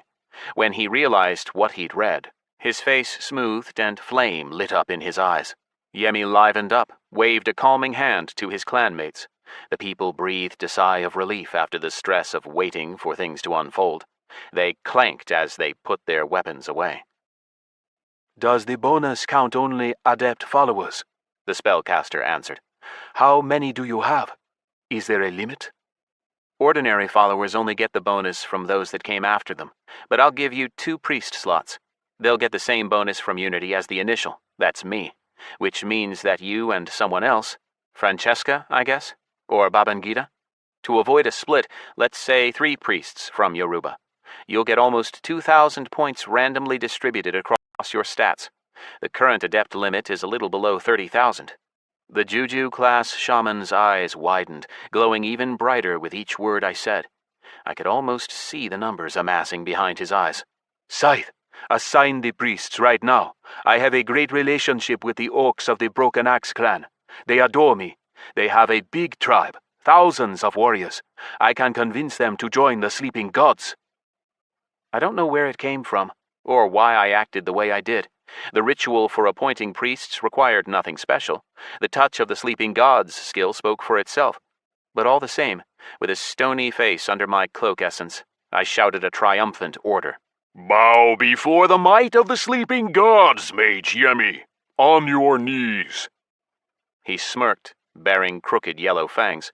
He turned, looked out across his soldiers, and announced loudly, Yoruba, you have heard the words of the initial of the sleeping gods. Obey! With a screech of metal, the entire clan knelt along with their leader. Yemi rose as a priest of the sleeping gods. A minute later, Francesca and Babangida joined him. We set up a quick council meeting at a table in the Pig and Whistle. It reminded me of the good old days in Tristad, only Irida was with us now instead of Tissa. In short, our plan was this. Complete the instances on Holdest that the boys had already discovered, and the arachnid dungeons in the Reptiloid Island. Clear the undead instance in the Corinza mines, kill the Montosaurus, and discover Terastera. Then hand in Tiamat's quest and get our human forms back. The undead workers had been warned and were waiting for the appointed hour. At the same time, I kept it in my head that if I had time before Nergal's army arrived, then I had to try to find Supreme Grand Master Oyama and learn a couple of new moves, or, more importantly, increase my unarmed combat rank. Both would be best. In the very long term, I wouldn't mind dealing with Knock-Knock, a certain monster that had been terrorizing the sewer trolls.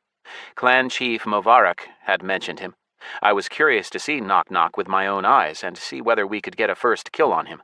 On the whole, however overconfident this sounds, nothing seemed to present much difficulty, if, of course, I could convince Apophis. While discussing the plans, I almost missed news of Bomber's achievement. His reputation with Orthicon the Kraken had reached full trust. He announced it in passing right after Crawler and Infect told the story of how they got set up at the new place. A lot less comfortable than our home in Alaska. Time pressed, but it was worth spending 5 minutes to find out the details. "What changed?" Infect asked, greed in his eyes after listening to Hung. "Did he give you something else? Something divine?" A primeval, mythical item, the warrior declared proudly. "What?" the bard gasped, his jaw dropping. "That happens?" Irida asked in disbelief. No, it doesn't, Bomb answered, smiling. But it would be bad manners to not tease Malik at least once a day. Get used to it, Rita. Angry, Infect rose and brandished his precious epic guitar, but looked at Irida's giggling face and decided against hitting Bomber. "Anything to laugh at the poor little bard," he grumbled, going back to his seat at the table. "I'm already green with envy. Believe me, Rita, you can expect the same." "I'm not envious, but I'm really interested," the girl said. "All right, enough jokes," I said. "Bomb, what changed with the Kraken?" Basically, he obeys me now. The trouble is, it costs reputation points. I lose a whole bunch of points for each request. I lost 500 just from setting the Kraken on a shark. I had to feed him again, but he did get the shark. It's only 1,500 points from friendship to trust, Crawler said. So just 2 or 3 requests, and you have to do it all over again?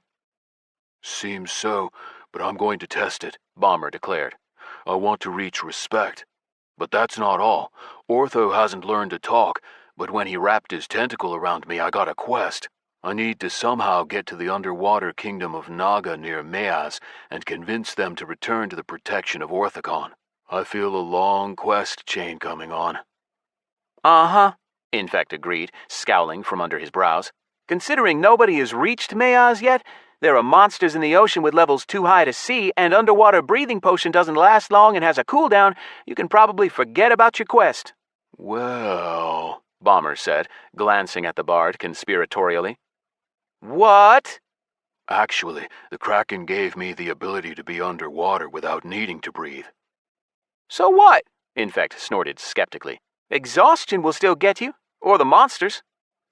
He can swim on the Kraken, right? Irida suggested. And it'll protect him. Something like that, Bomber confirmed.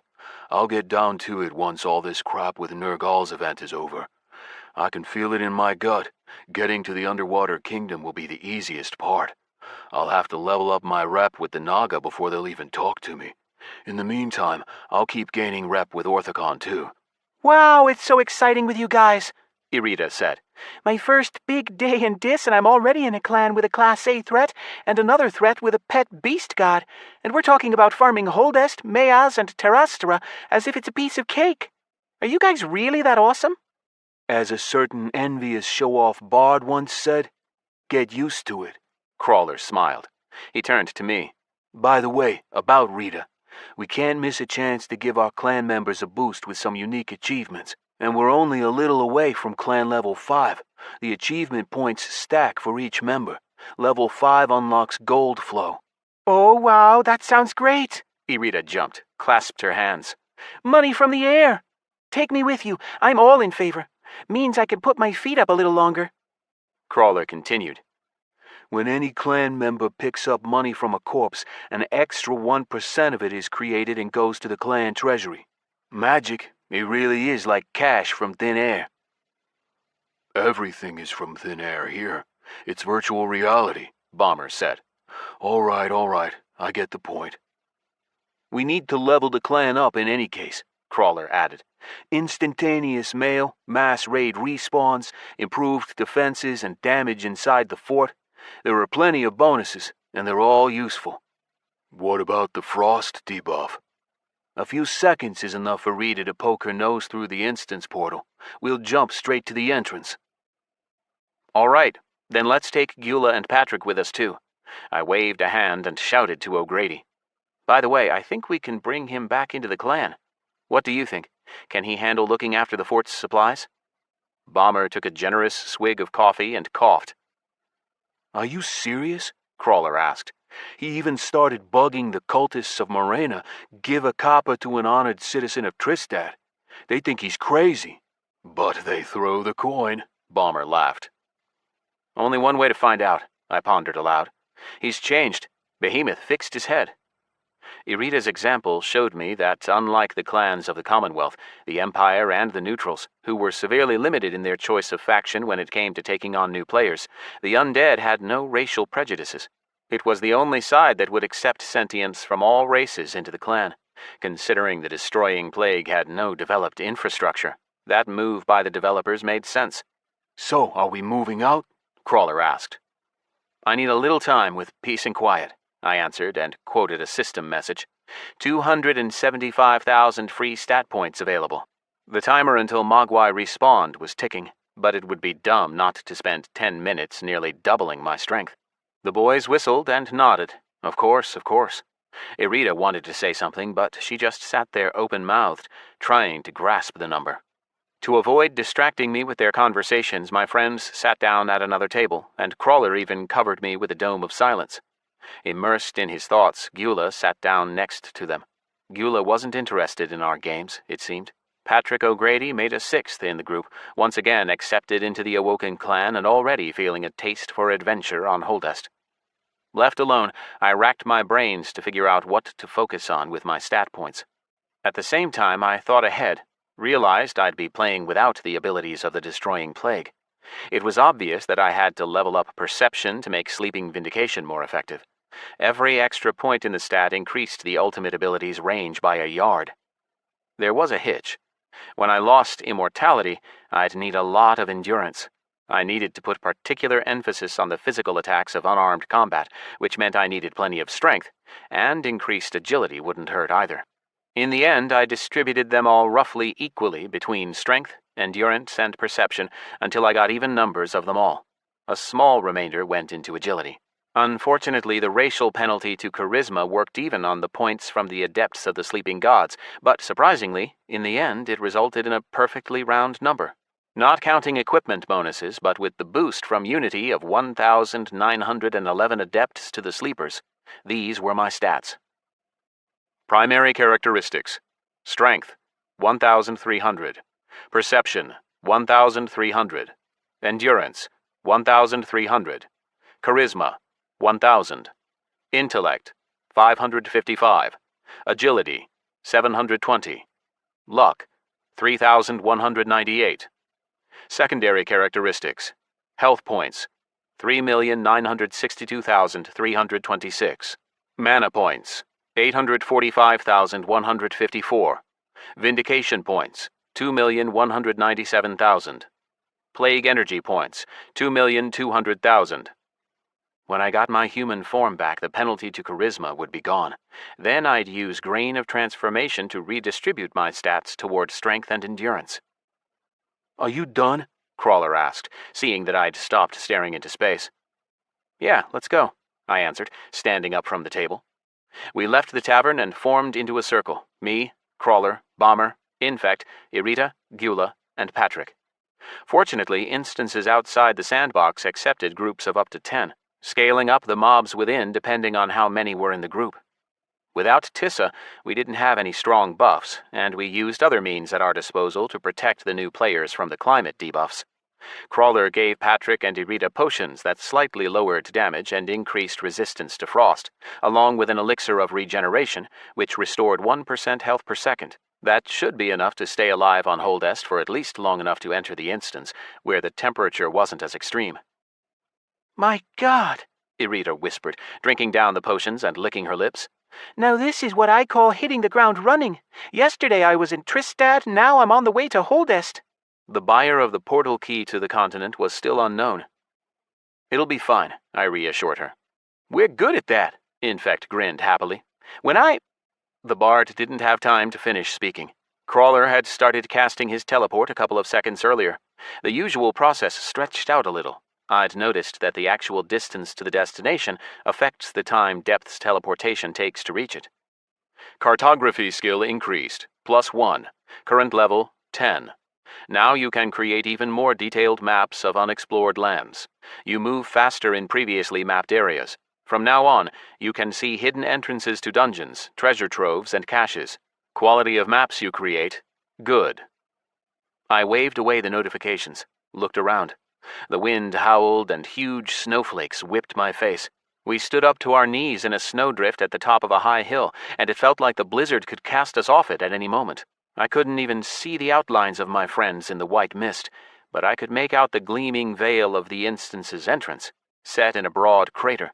The portal curtain glimmered, seeming to stretch out space, flowing with color like an oil slick. The crater sloped sharply down. When I first went along with Scyth, Infect said, stubbornly continuing the story he'd begun before the jump, raising his voice to shout over the wind. Crawler interrupted him. Patrick, Irita, hold on to me. Hurry! The mage disappeared through the portal with them. The others ran in after, and I followed. Once inside the instance, I heard teeth chattering. The shivering first priest, dressed in low-level plate, raised his helmet visor and rubbed his reddened nose. Barely in control of his tongue, he muttered, I think it's time this world invented fur coats and hats. He cast a worried glance at Irita. Don't even think about licking your helmet. Your tongue will get stuck. I wasn't planning on it, the girl answered from beneath her visor, her teeth chattering. But tell me, whose bright idea was it to go to the South Pole in armor instead of warm clothes? This'll warm you up. Bomber offered them 2 flasks of hot tea. Take it. Patrick and Irita's health indicators blinked orange. Another tick or two of the frost debuff and both would have died. Stephanie's tea restored their health and the debuffs ended as soon as they were in the dungeon. And Infect sang a stirring song, giving everyone vigor. This is the first time in my life I've seen real snow, Gyula shared. Well, I mean, only sort of real, but still. Brr, I can't imagine how people live in places where it's cold all the time. Crazy. You're undead, Patrick said skeptically. You don't feel a thing. I forgot to switch off my thermal receptors. The builder shrugged and rubbed his hands. If I were in power, I'd outlaw snow. In an instance, for the first time, Gyula's head spun with interest. After the jump to Holdest, he seemed to leave behind all the bad and began to show interest in life. Now the builder, who had mysteriously become a demon hunter, looked with a warrior's eye at the enemies in the dark tunnels and held his crossbow at the ready. Essentially, the most difficult part was done. The instances were designed for levels 10 and 15, and the first one, Karsan My Lair, took us a quarter of an hour. We would have been faster, but we stopped to pick up some resources we found. Polar honey and snow lichen. The Karsanmai were a race of semi-intelligent spiders with glass bodies. We cleared the 2-foot-long spiders out of a few caves connected by sloping passageways. The sound of breaking glass echoed ceaselessly off the walls. Then we ran through an invisible web that tore our flesh as if woven from single-molecule diamond threads and reached the boss, the Karsanmai Spider Queen, twice as big as the mobs in the instance. It would have been an impassable obstacle for the newcomers. As soon as the battle started, an icy web descended on each of us from the cave ceiling, slowing our movement. We couldn't get rid of it while the boss lived, and the web nets tightened, digging in and beginning to cut our bodies into segments. We didn't wait to see what else the boss could do. Bomber used charge and drove the queen into a wall. The sound of broken crockery rang out. The boss split into shards of ice, and a spot of silver lymph splattered across the wall. Nobody got experience, but the queen dropped an interesting sword with a freezing effect. We decided to give it to Patrick. The Karsanmai Queen is dead. Unlocked achievement, first kill. Karsanmai Queen. You are the first in the world to kill the final boss of Karsanmai Lair, the Karsanmai Queen. The Kansarmai Queen is dead, but before death she inadvertently transferred a modicum of her power to you. Reward, Snow Wanderer. You deal 10% more damage to Holdest residents. Attention! The achievement I Came, I Saw, I Conquered Again has been upgraded to I Came, I Saw, I Conquered Forever. You have received another achievement in the first kill category in a dungeon on your first attempt. The gods of Disgardium call on you to stop. This reward will be the last. Reward, Dungeon Hero title. Dungeon Hero perk, plus 25% damage and movement speed in instances. I wasn't the first in Dis to earn the achievement I Came, I Saw, I Conquered Forever. But all the same, it was nice to finish it off. We declined All Hail the Heroes to avoid revealing our location. It wasn't worth enough reputation and fame to risk it anyway. We left the instance without delay to jump straight to the entrance to the second one the boys had found. We quickly went in. This time, enriched with experience, Irita and Patrick even managed to avoid getting too cold. Nothing special inside. Usual assortment of mutated monsters, Crawler said. Which exactly? Patrick asked with curiosity. I couldn't recognize the former drunkard. No sign remained of his usual depression and gloomy sarcasm. He made a few thrusts with his new sword and smiled a bloodthirsty grin. He couldn't wait to use the weapon in action. Never knows. The undead gnome shook his shoulders. We didn't go far in. Walruses, Bomber, the undead titan, said with authority. Where have you seen walruses with legs? Infect asked him, laughing. But they do have walrus tusks, it's true. The tusks were no help to the mutant walruses.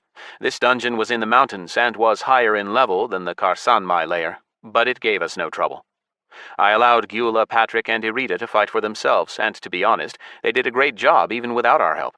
Of course, Gyula the Demon Hunter was above level 100 and could one-shot the mobs, but even Patrick and Irita only needed a few hits to take one down. The girl fought with a blue morning star, a kind of club tipped with a spiky metal ball. She skillfully blocked enemy attacks with her round shield. Her equipment might have been great in the sandbox, but we needed to replace it now. I liked how Patrick conducted himself. The old soldier was as if reborn. He showed no fear, no emotion, and fought cold-bloodedly. Everyone noticed how masterfully he controlled his blade, how skillfully he dodged strikes from mutants and counterattacked. Whoever he was in his past life, his veteran backstory in Snowstorm's game had been reinforced by the relevant skills. Bones broke, mobs howled, Infect played his guitar to invigorate the group. Patrick, Irita, and Bomber fired jokes back and forth. The dungeon took us half an hour. We took out 2 of the bosses in passing, a huge altered walrus and a chimeric mutant reminiscent of a huge fish with 6 fins. The final boss in the dungeon, Bone Chewer, a 2-headed white bear with a scorpion tail, fell to a fireball from Crawler. Bone Chewer is dead. Unlocked achievement. First kill, Bone Chewer. You are the first in the world to kill the final boss of Snowy Mutant Cavern, Bone Chewer. The corrupt influence of the Nether gave rise to a cross between a polar bear and a giant scorpion. The beast terrorized the inhabitants of Holdest until it ran into you. Bone Chewer is dead, but before death, he inadvertently transferred a modicum of his power to you. Reward: Polar Explorer perk. You take 10% less damage from inhabitants of Holdest. After that, Irita was surrounded by a column of light. She'd leveled up for the 2nd time today. Patrick, all ready to rush into the fight, angrily thrust his sword back into its scabbard. You kids sure know how to ruin my fun! You didn't see these boys in the Lacarian desert, buddy, Gyula told him. I couldn't even shoot before the poor critter I was aiming at fell down dead. Next time I'll bring along a folding chair and the latest newspaper, Patrick said thoughtfully. By the way, I don't suppose Disgardium has any non-alcoholic beer, does it? There's cream beer, Irita answered, and ginger beer and root beer. I'll order a few barrels just for you, Uncle Patrick. The veteran put a hand on his heart. Thanks, kiddo. He turned to Gyula. This girl has a heart of gold, not like these stinky dead guys. You don't seem to need air either, Gyula, but at least you're not a pain in the ass. That last part referred to me and the boys, but I just smiled. Uncle Nick used to say, the less happy a man is, the more angry he gets. And we really did smell of decaying fish. The stink was so strong that even Irita tried to keep her distance from me and the boys, which wasn't so easy in the dungeon's narrow corridors. Patrick's annoyance was perfectly understandable. 3 rare pieces of gear dropped from the bosses, a shield, boots, and a ring, and got divided between Patrick and Irita. Once again, I felt the joy I'd first experienced in the sandbox when an item dropped that boosted my character. But now the joy was for my friends.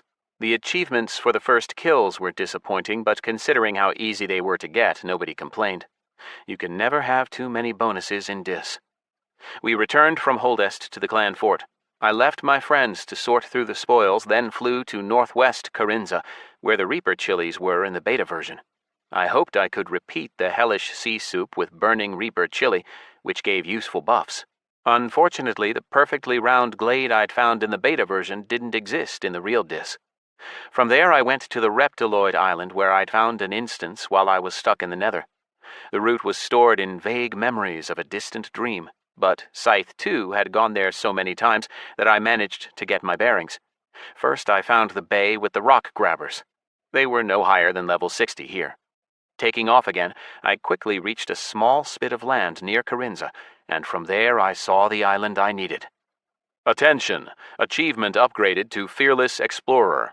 Discover 10 zones where no other player has ever been. Reward: Strong Back, plus 50% carrying capacity. Scyth, you have the right to name this new zone. You can keep the old name, Mengoza, or come up with your own.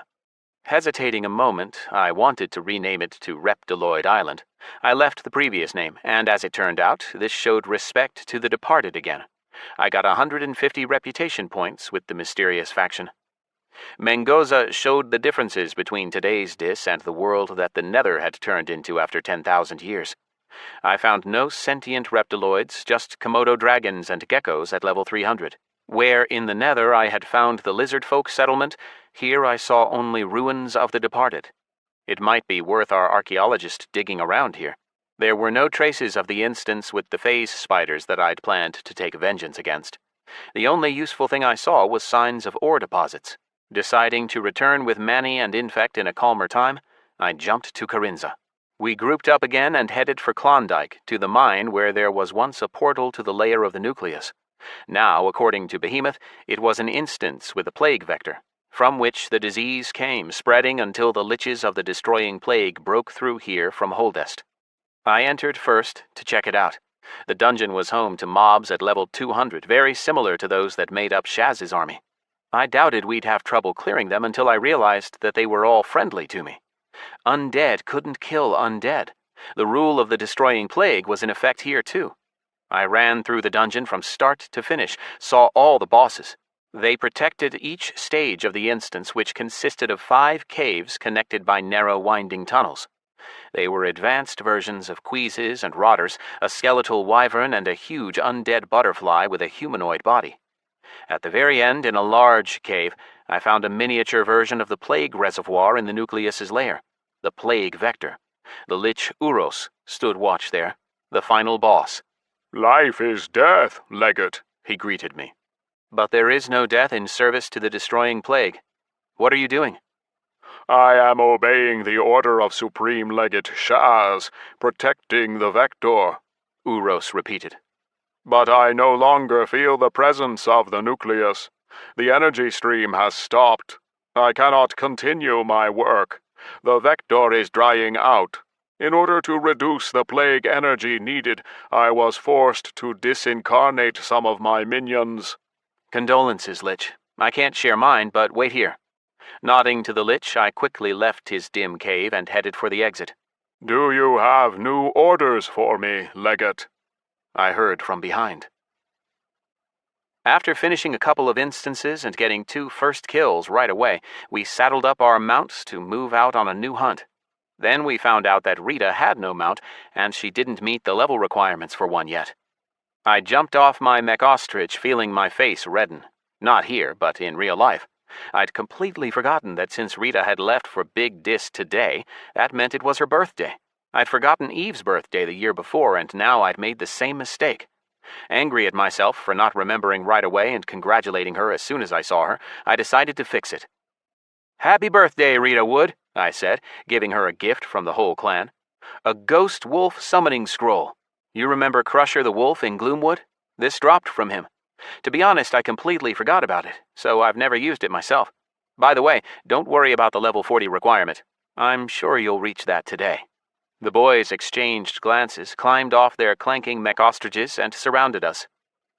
"Happy birthday to you! Happy birthday to you!" Infect sang, playing the guitar.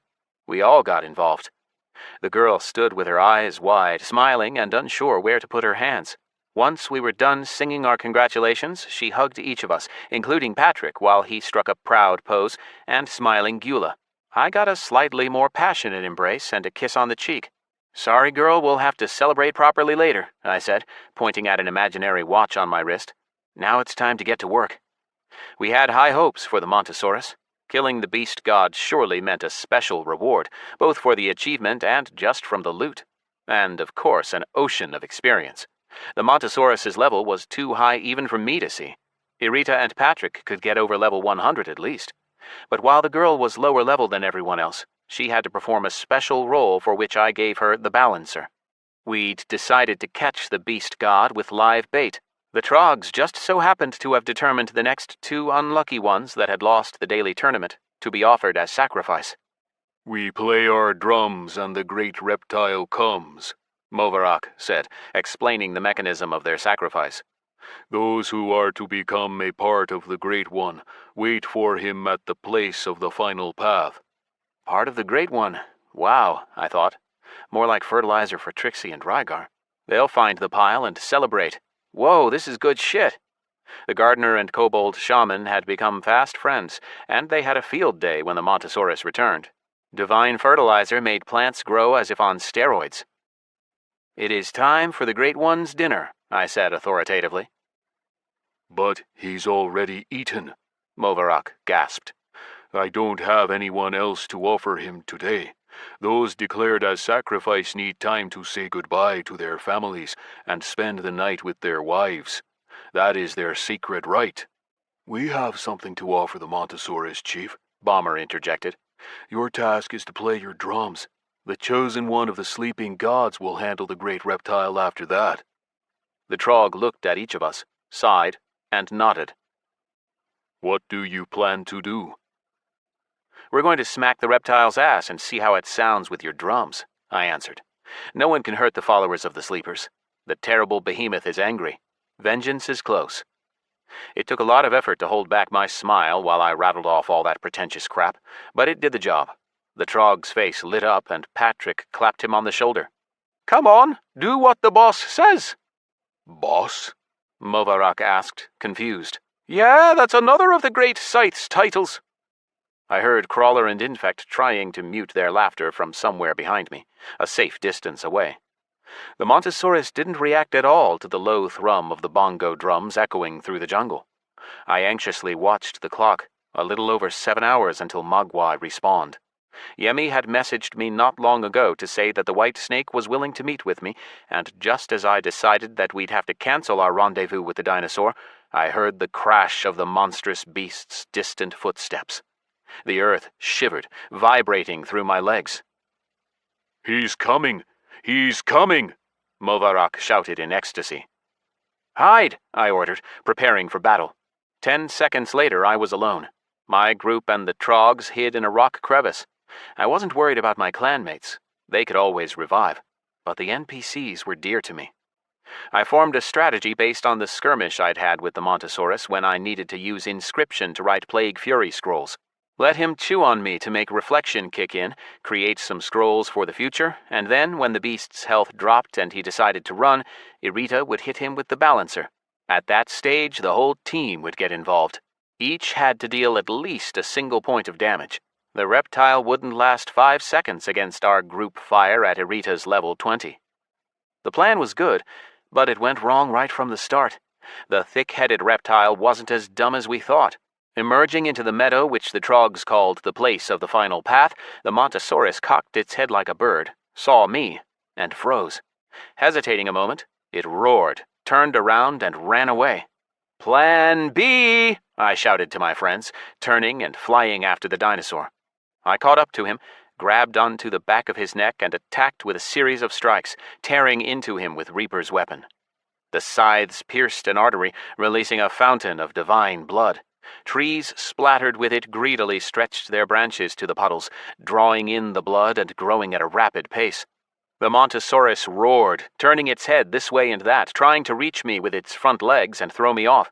But I held on fast, thrusting my left arm up to the shoulder into the creature's back and gripping onto its spine. With my right hand, I kept dropping hammer fists. A mist of blood clouded my eyes. The world flickered, claws ripped against diamond skin.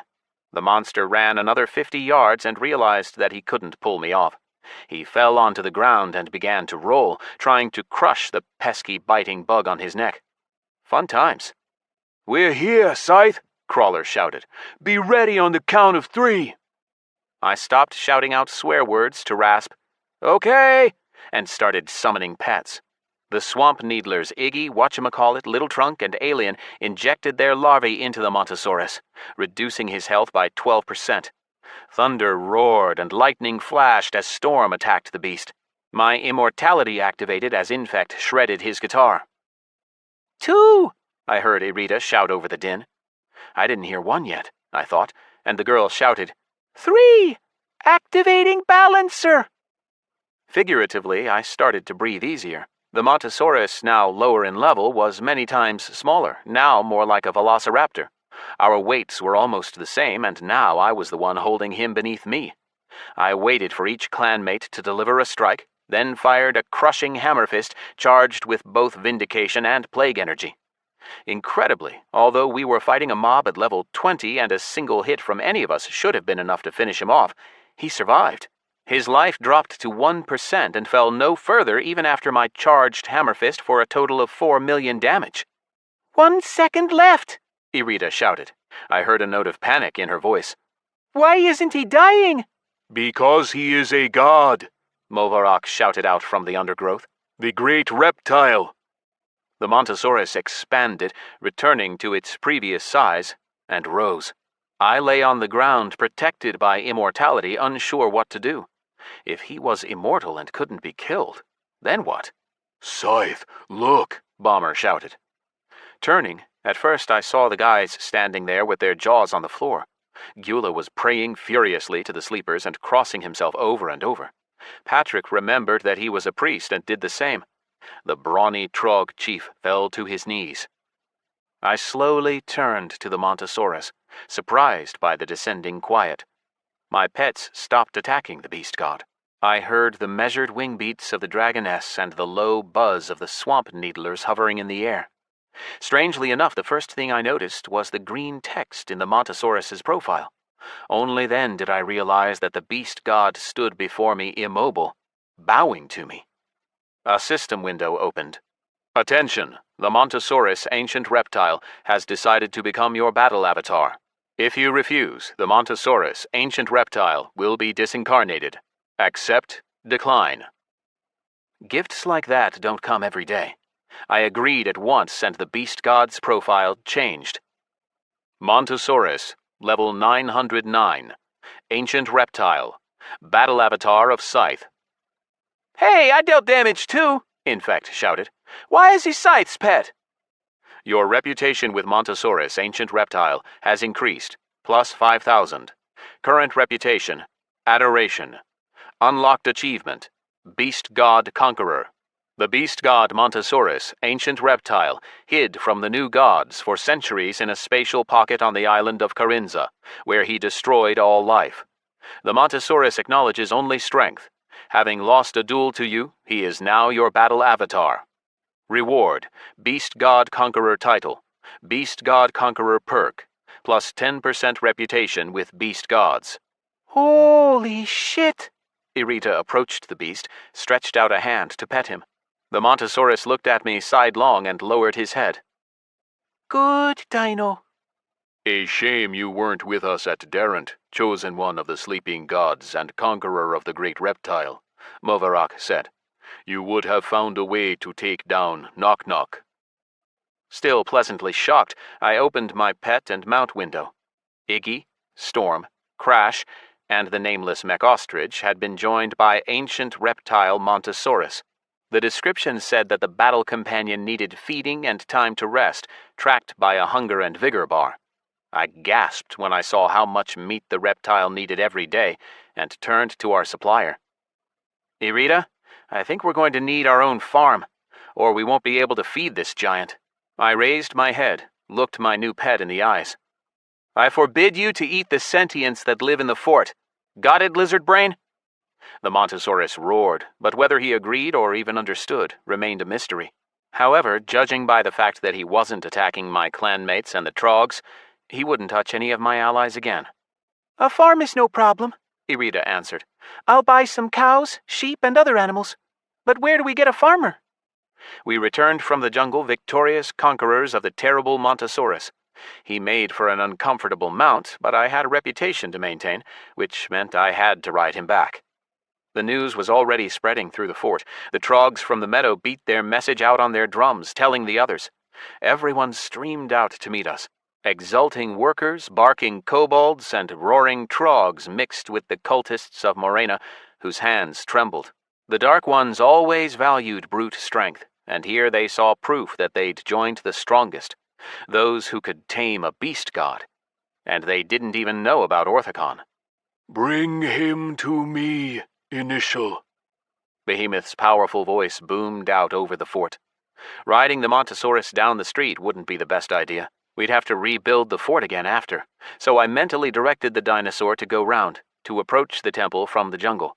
The square before the temple was packed with sentients. There wasn't enough space for everyone, and many climbed onto the branches of the tree protector and the roofs of houses. Behemoth descended the temple steps and approached us, stopping before the palisade. Space crumpled and the fence parted before the sleeping god who continued his march. With each step, Behemoth doubled in size until he towered over the Montosaurus. I warned you, Behemoth admonished the beast god in a fatherly tone, stroking the top of his head. No, reptile, your creator Leviathan is not yet here. But now that you are the battle avatar of my Initial, You have the protection of the sleeping gods." Both of them reduced in size until they were 7 feet tall. The Montosaurus emitted a series of plaintive shrieks, and Behemoth answered, "You will be this size only in ordinary circumstances. Look at it another way, reptile. You won't need so much food." The beast growled something else. "Worry not. In battle, your true size will return, Montosaurus." The sleeping god turned to me. "Take this initial. Now that he is your avatar, he has lost some of his divine being and is now mortal." With no ability to resurrect? "His resurrection takes time. He must gain strength beyond the barrier. That may mean a century, or, if you summon him after death, he will return, but at a young age." We'd done almost all we'd set out to do. All that remained was to convince the white snake.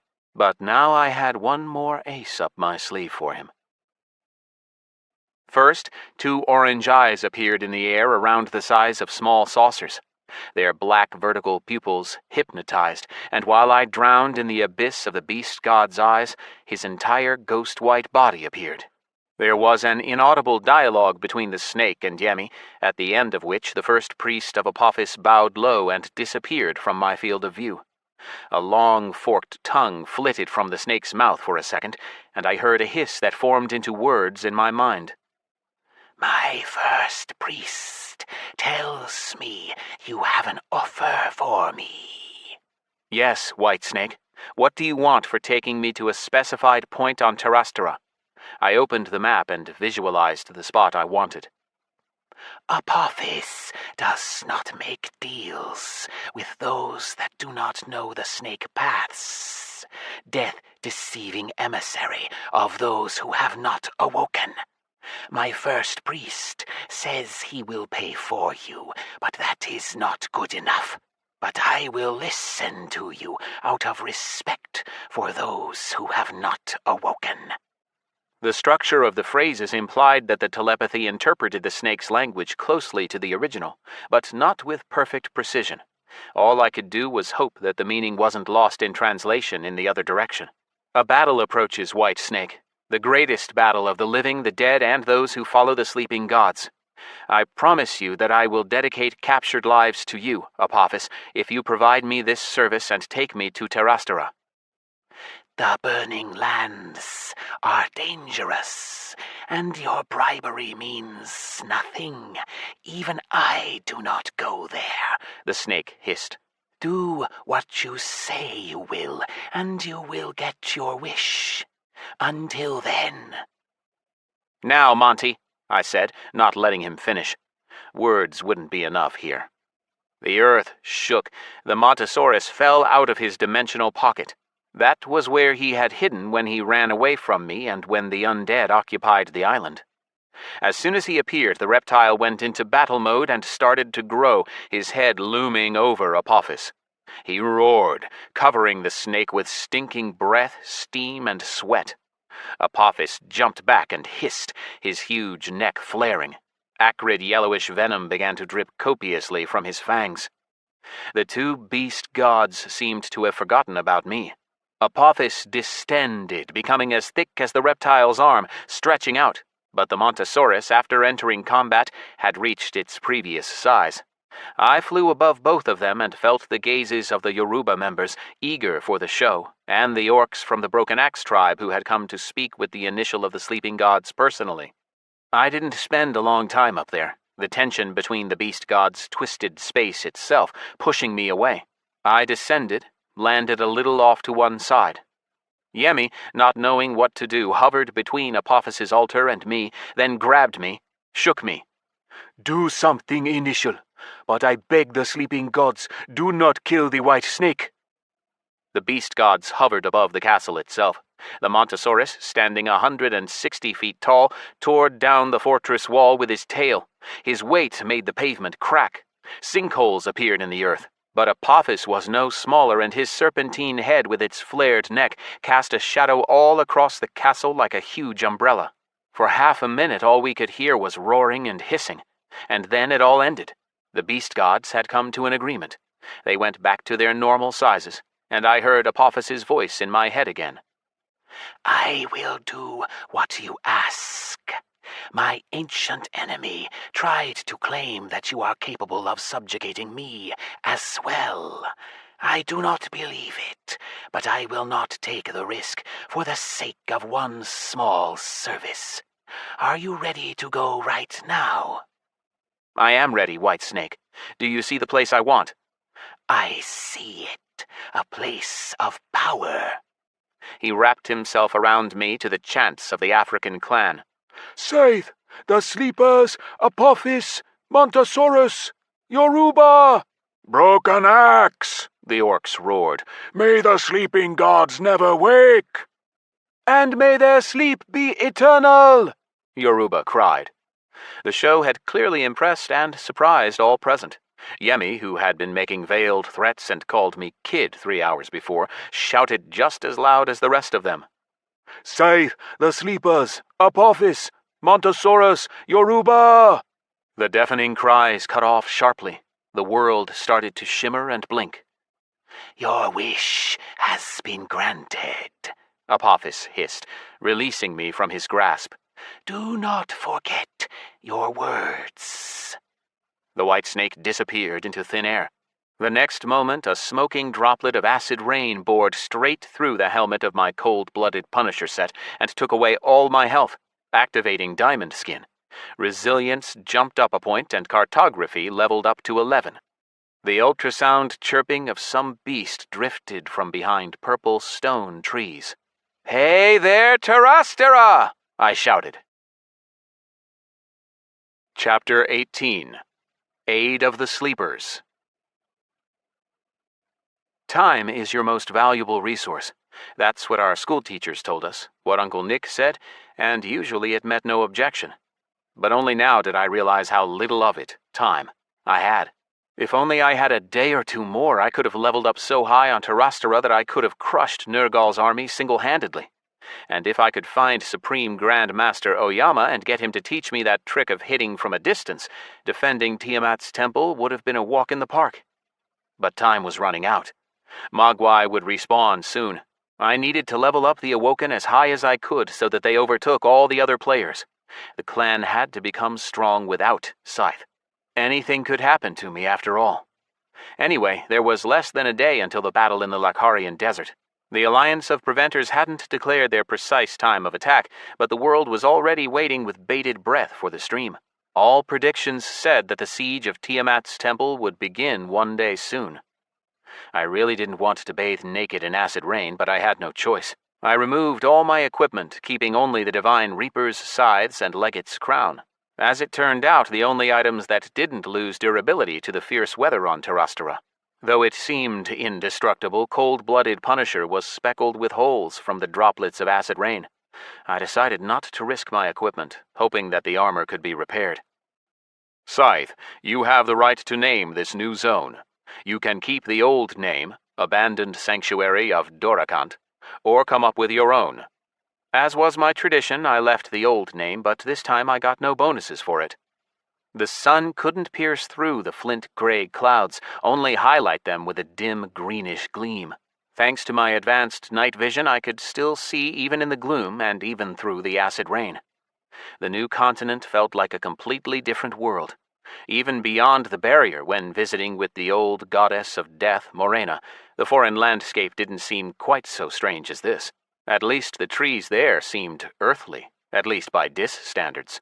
But here, I remembered the stories of Mr. Reardon about Venus and its climate, with clouds of sulfuric acid. Maybe the game designers took inspiration from the Morning Star, as that planet was called in ancient times. Beyond the bounds of the place of power, thick, colorless strings stretched dozens of yards into the air, something like grass or trees. The surface of the land was like a sieve, peppered with multi-angular holes of various sizes. Living beams of light emerged from one of the holes, stretching and writhing as if feeling for something. Others emitted stiff strings of whitish syrup, as if someone was firing a water pistol below. Creepy insects like dragonflies with long, flexible worm-like bodies darted through the air. One of them flew into a geyser stream and instantly dissolved into the flow. Another hit a beam of light and grew in size, expanding and bursting, scattering in a shining cloud of dust. I looked around, dumbfounded. Then it occurred to me to look down. Only smoking, blackened bones remained from my feet to my knees. Flesh continued to slough off my body and dissolve, either from the acid rain or from the sprays of a pale white geyser bubbling beneath me. The place of power scared the mobs away. I saw movement behind a purple stone tree with rainbow sap seeping from its trunk. A huge... Nether knows what it was. A giant black 3-foot-long cockroach with a tall vertical fin on its chitinous back and powerful mandibles that reminded me of an excavator bucket. Oily liquid seeped from the joints in its exoskeleton. Barakata, level unknown, solitoid. So the mob was called a Barakata, and its species was solitoid, some kind of, wolf, animal, or skeleton undead. After the disgusting Barakata, the mobs of the Lakarian desert seemed cute and fluffy by comparison. I wondered, would Shugrasar's protection work on solitoids? It halved damage from insectoids. The game bestiary updated, informing me that the Barakata was undiscovered in Disgardium. My cartography skill leveled up. My time in the Nether had taught me how important it could be to remain unnoticed to my enemies. I went into stealth. The conditions here were right for the skill to level up, and rank 1 was approaching. The skill's experience bar filled up in less than a minute, and I begrudgingly decided to spend the remaining time on leveling up. Soon I got what I wanted. Stealth level increased, +1. Current level, 100. Stealth rank 1 reached. The ability offered no paths of development, just automatically took rank 1, and a couple of minutes later, level 1. Stealth level 1. Rank 1. Chance to remain unnoticed by enemies at your level or below, 100%. You can move and remain hidden. When you attack from stealth, you always deal double critical damage. When you go into combat, 1% chance to maintain stealth. You have a 1% chance to detect an enemy using this ability. The game itself hinted that my days of reckless farming were at an end. Without immortality, I'd have to play more carefully. I crept toward the Barakata to test my new stealth capabilities. The cockroach sniffed, worked its mandibles, chittered, opened its strange fin, and emitted a cloud of orange smoke. The forest answered with a series of similar sounds, coming from all sides. I froze, but it was too late. Stealth check failed. Barakata detected you. Soon, 10 Barakatas surrounded me. They clicked their mandibles threateningly, but refused to cross the invisible threshold of the place of power. I glanced at my watch. I still had time, but I couldn't afford to waste it. First, I had to check whether reflection could kill the Barakatas. If not, there was no point in bringing the others here. I thought of summoning the Montosaurus to help, but no, the dinosaur would be no good here. These Barakata could be so much higher in level than him that they'd tear him apart, but the deadly atmosphere would kill him even faster. I looked around tiredly, preparing for yet more pain, another relentless battle. Everything there was alien, otherly. Just being there was uncomfortable. I would have said that the place itself dealt psychological damage. Why had Snowstorm created an alien zone like this in a fantasy world?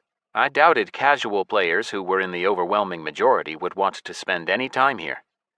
Maybe there was something hidden on Terrastra, something that would change the landscape and climate, make the continent more habitable. The map showed that the instance where I could learn how to create rifts was on the other side of the continent. Sorry, 3. You'll have to wait. I attacked the nearest Barakata.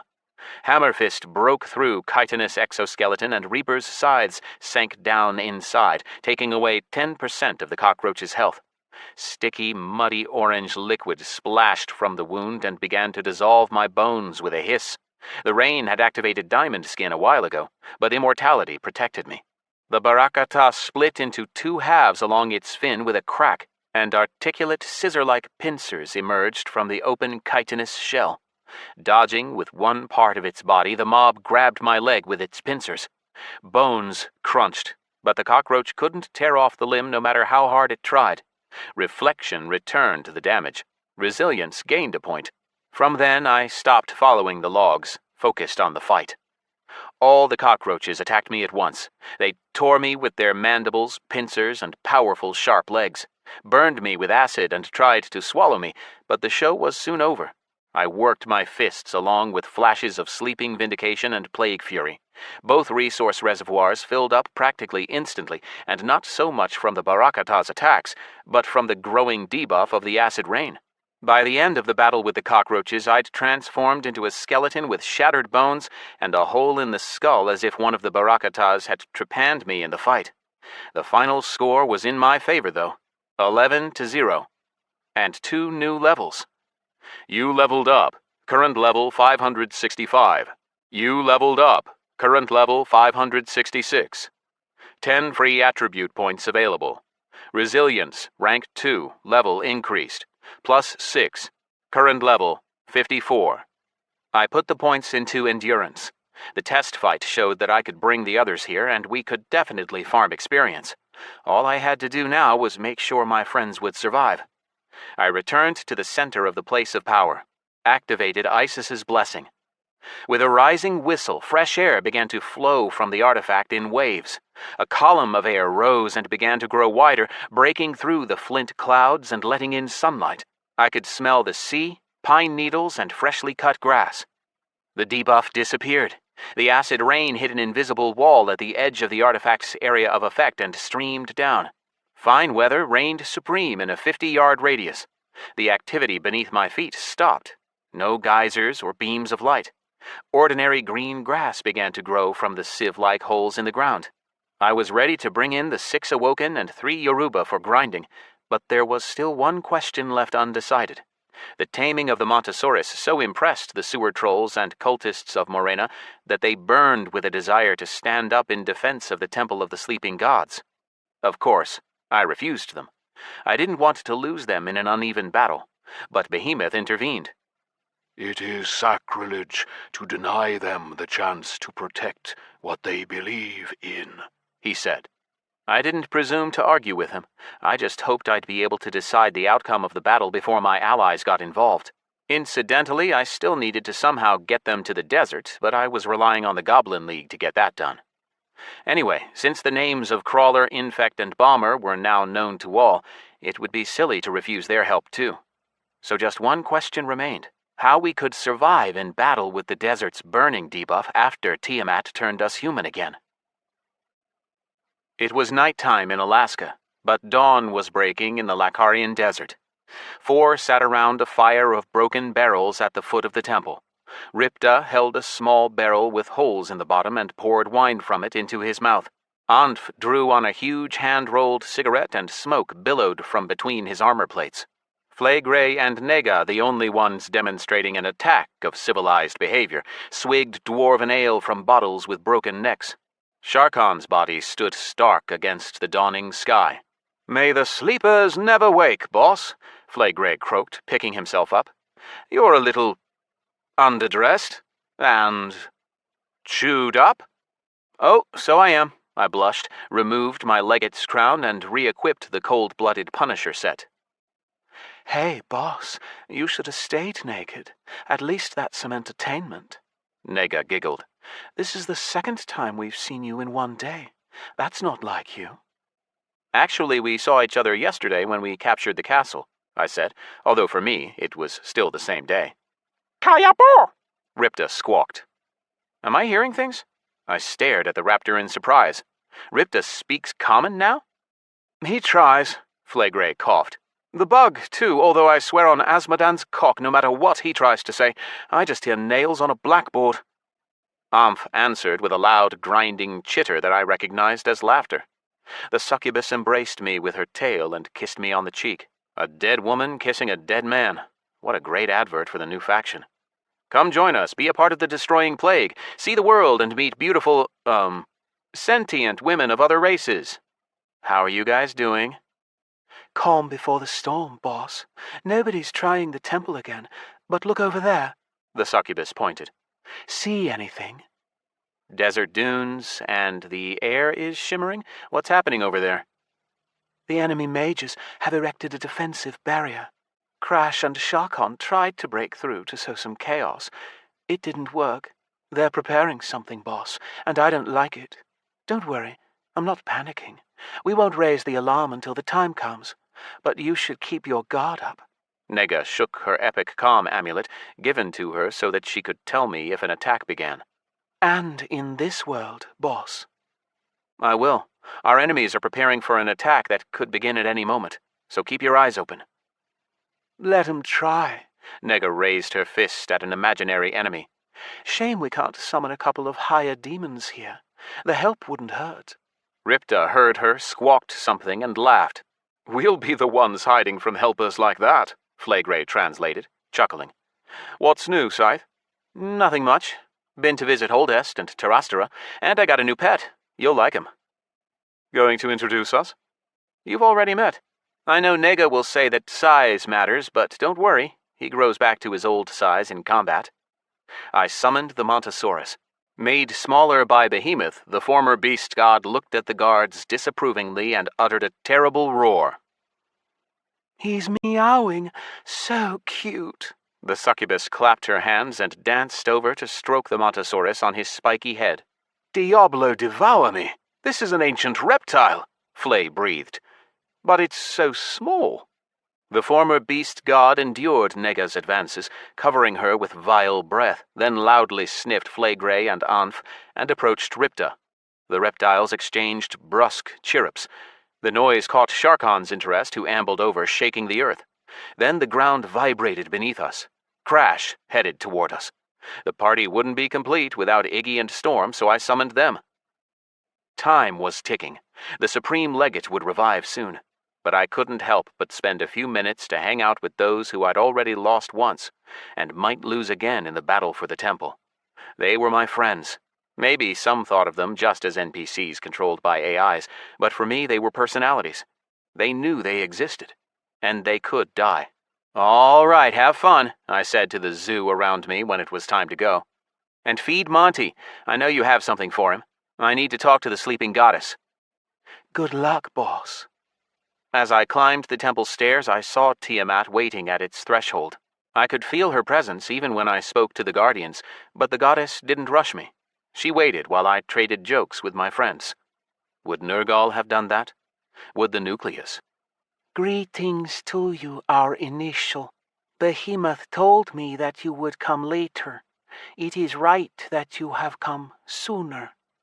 The goddess, now feeling no lack of faith, had gained power. Her avatar seemed more beautiful to me than ever. She had gained flesh. I could even smell perfume, feel the heat from her attractive body. There should have been laws against AIs playing as gods, driving men insane with beauty, I thought. Maybe the artificial intellect dug around in my mind before incarnating herself as the perfect woman, and her avatar changed for everyone she spoke to. Did Flagrey see Tiamat as a perfect divine satyr? Or satyress? The sleeper took me by the hand, led me into the temple. Saying nothing, she took my head in her hands and kissed me on the forehead. I felt the cold vacuum of space and the heat of a star's core in her touch. Kingu's favor, Abzu's encouragement, and the restrained joy of Leviathan. Behemoth stood in the background. I felt his pride for his initial. The quest that I'd had since the day I left the sandbox was now complete. Sleeping God Behemoth quest complete. Second temple. You have created a new temple in the Lacarian desert and consecrated it to the sleeping goddess Tiamat. Rewards: divine ability, sleeping justice, divine ability, aid of the sleepers. Experience plus 1 trillion. Experience at current level 567. 281.34 billion of 737.29 billion. You leveled up. Current level 567. 5 free attribute points available. Your reputation with Tiamat, the sleeping goddess, has increased. Plus 1,000. Current reputation, trust. Your reputation with Behemoth, the sleeping god, has increased. Plus 200. Current reputation, respect. Your reputation with Kingu, the sleeping god, has increased. Plus 200. Current reputation, friendship. Your reputation with Abzu, the sleeping god, has increased. Plus 200. Current reputation, friendship. Your reputation with Leviathan, the sleeping god, has increased, plus 200. Current reputation, friendship. Tiamat gave me time to familiarize myself with the rewards and think about how to use them. Sleeping Justice, level 2. Divine ability. This ability's level is always equal to the number of active sleeping god temples. If you or your allies are attacked, your primary characteristics and vindication amount are doubled for every level of this ability. Aid of the Sleepers, level 2. Divine ability. This ability's level is always equal to the number of active sleeping god temples. When an enemy dies, recover 20% health, mana, and vindication for every level of this ability. Threat rank increased. Current class E. My threat level had increased. 4 ranks remained to my maximum potential. I might get another 3 for building the new temples and the abilities that Abzu, Kingu, and Leviathan would grant me, but what then? What would the 5 sleeping gods' final quest be? It was too soon to think about it, but I had to. What if Kieran Jackson was right? When the sleepers awoke, would that mean the end of Disgardium? Casting away my dark thoughts, I started figuring out my new divine abilities. Sleeping Justice reminded me of Crag's talent, not as powerful as Nergal's gift, but it didn't just influence attributes. If I got attacked first, my vindication supply would quadruple up to almost 9 million, enough to finish off any player but Mogwai. As for Aid of the Sleepers, right now, with 2 temples, each enemy I killed restored my resources by 40%. The skill was far better than it seemed. My sleeping vindication now had a range of over a mile, and if it killed someone, then never. I could just stand there casting it over and over without even getting near my enemies. Vindication would just keep filling up. Considering the explosion of sleeping vindication spread in all directions, I could just fly into the sky and fire it off from above. Suddenly, I had a very good feeling about the upcoming battle. Thank you, Sleeping One. There is something that you must know, Initial, Tiamat answered. My gifts will have power only when you are free of the undead curse. You are still under the control of the nucleus of the destroying plague, although Behemoth holds it back. I cannot risk giving such power to anyone who may use it against us at any moment. Are you ready to live again? Can you remove the undead curse from me and my friends? Without doubt. The nature of the destroying plague's weavings is not of this world. Dead flesh is dead. Its resemblance to life is unnatural and has strength only with a direct connection to the nucleus. I will cut it and reverse the rotting of your flesh. Another very important thing. Do you know that I and some of my friends are not from Disgardium either? The multiplicity of worlds and universes is at the foundation of all, Initial. We dream different dreams, and sooner or later we wake to move and then sleep again, thereby creating new worlds. Who knows, perhaps we, the sleeping gods, are just someone's reverie. And perhaps, if we exist, then so do others like us. I didn't want to get into a philosophical debate. Tiamat seemed to see that and continued. Yes, we know that you and several thousand million other sentients are not from here, Initial. You live in 2 worlds, and in that we are alike. Here, in Disgardium, are merely our avatars. When the destroying plague turned me undead, I lost control of my avatar for days. I'm afraid it will happen again, and then the temple will have no protection. Do not fear, Initial. You will be a man again, and your heart will begin beating in the blink of an eye. All right. Now all we have to do is think of a way not to burn in the scorching desert heat. Nergal protected his followers. And I will protect mine, but not like him.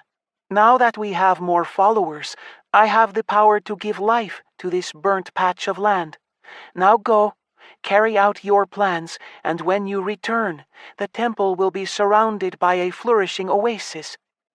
Tiamat walked majestically to the temple door and pointed below. If, of course, your Crash and Sharkon don't dig it up and trample it. But the weather will be beautiful. Undead, undead, undead, all around whispered. and 2 humans among them. How is that possible? The Awoken stood in the center of the Yoruba castle yard.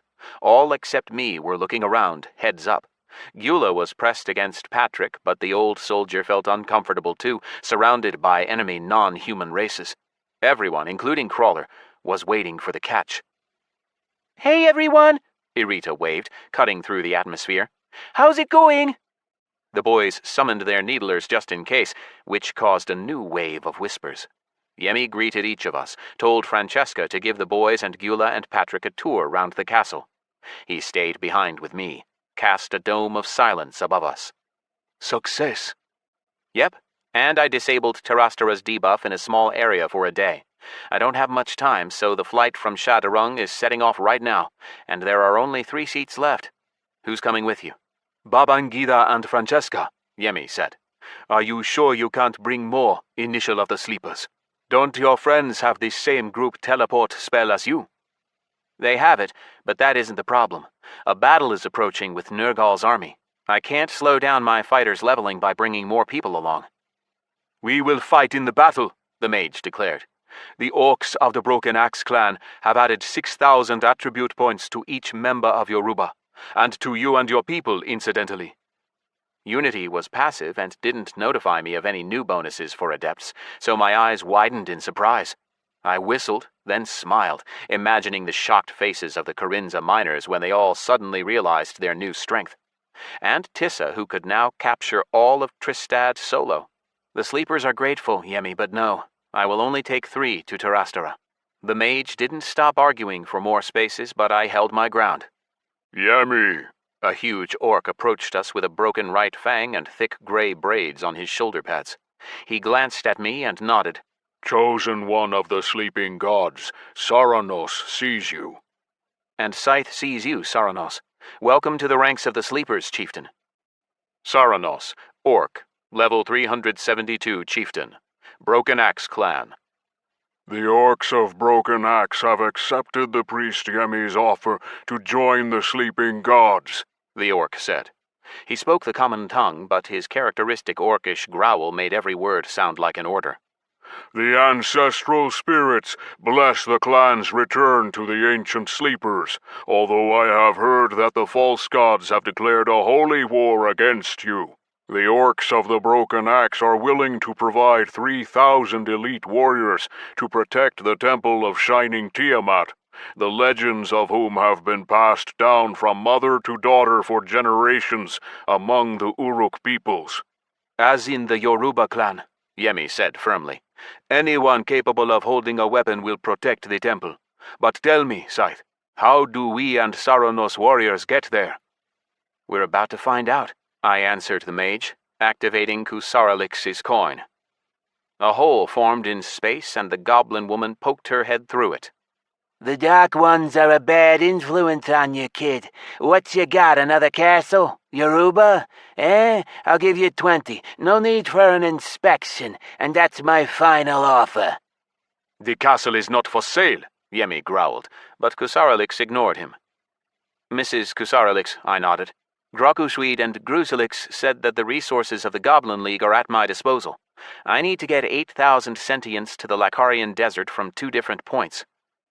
Kusaralix drew on her cigarette, breathed out a cloud of smoke, frowned. Well, we could take 80 or 800,000, doesn't matter, but who you calling sentient? She stuck out a little finger, pointing at Yemi and Saranos. Those 2? The chieftain pounded his chest with his fist twice. A goblin is always a goblin. The ring of coin clouds the mind and poisons the heart. Merchant woman, the clan of the Broken Axe will pay you for a portal to the Temple of the Shining One, Tiamat. The Yoruba clan is happy to pay its share, Yemi added. Coin, Kusaralix chuckled and turned back to me.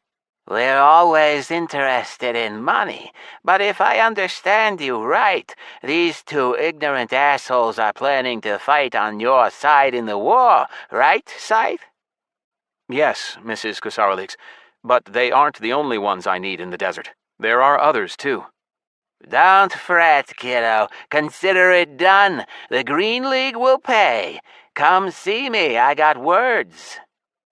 The portal opened wider. I exchanged glances with Yemi and Saranos, nodded to them, and walked through the shimmering veil. "I'll have him back to ya in 5 mins," the goblin woman shouted to the orcs. "Don't break your fangs grinding your teeth." I heard the end of the phrase from inside the assessor's spacious office. Kusaralix sat down behind her huge oaken desk in a luxurious armchair and put her feet up, radiating acrid tobacco smoke. She handed me 2 silver coins and a golden bar about the size of a finger. The items were interconnected portal expansion devices. The goblin explained how to use them.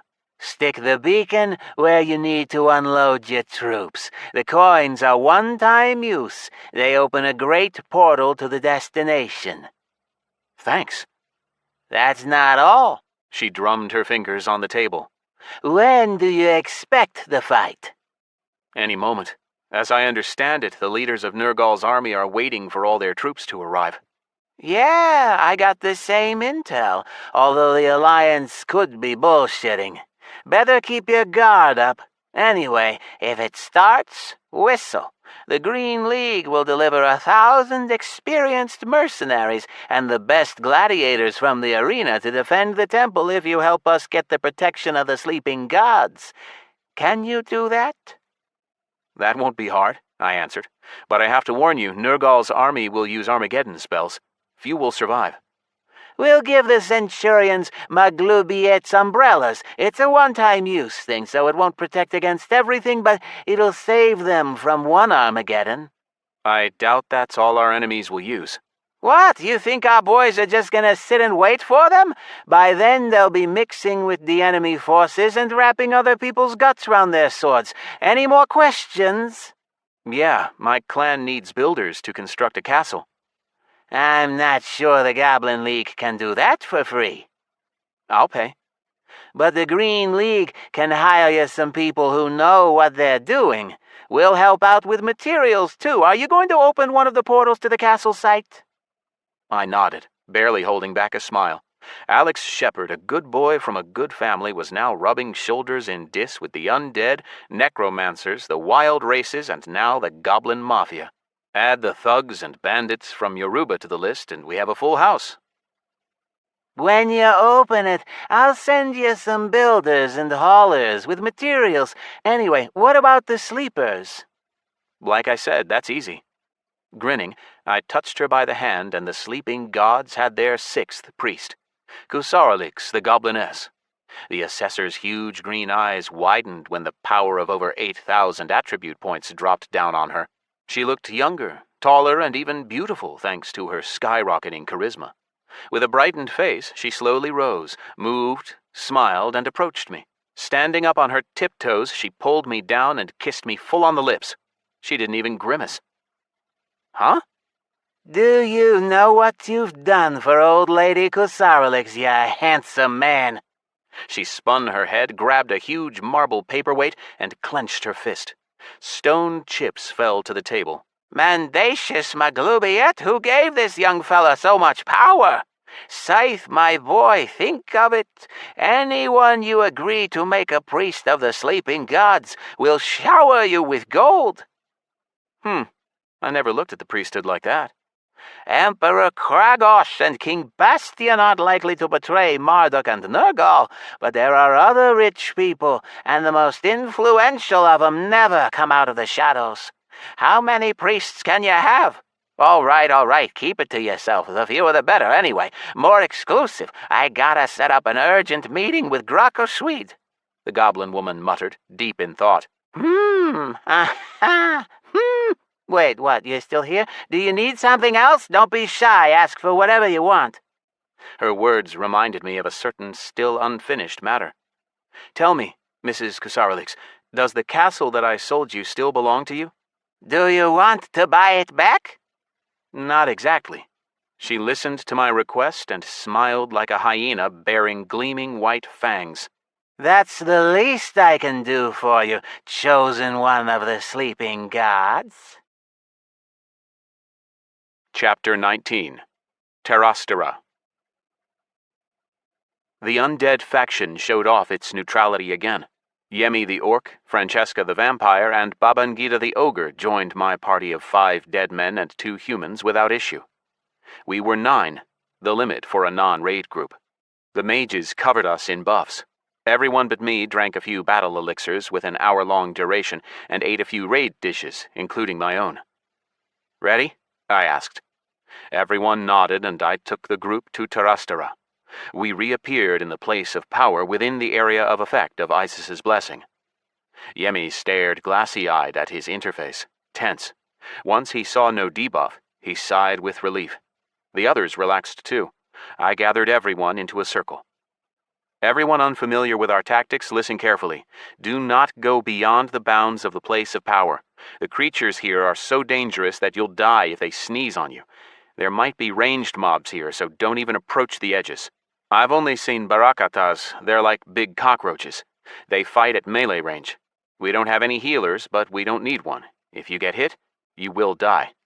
But do not respawn before the battle ends. I'll raise you myself." "You can do that too?" Francesca gasped. "Not like you think, but yes, I can revive you right here," I said, activating spirit shackles, "on the condition that you don't die too far from me." "Can we fight at all?" Babangida grumbled. "I agree with the ogre," Patrick said, with a bloodthirsty grip on the sword he'd gotten in Holdest. "The heart demands battle." "You certainly can't, Patrick. If you draw attention, you'll die. And I'm not sure you'll resurrect.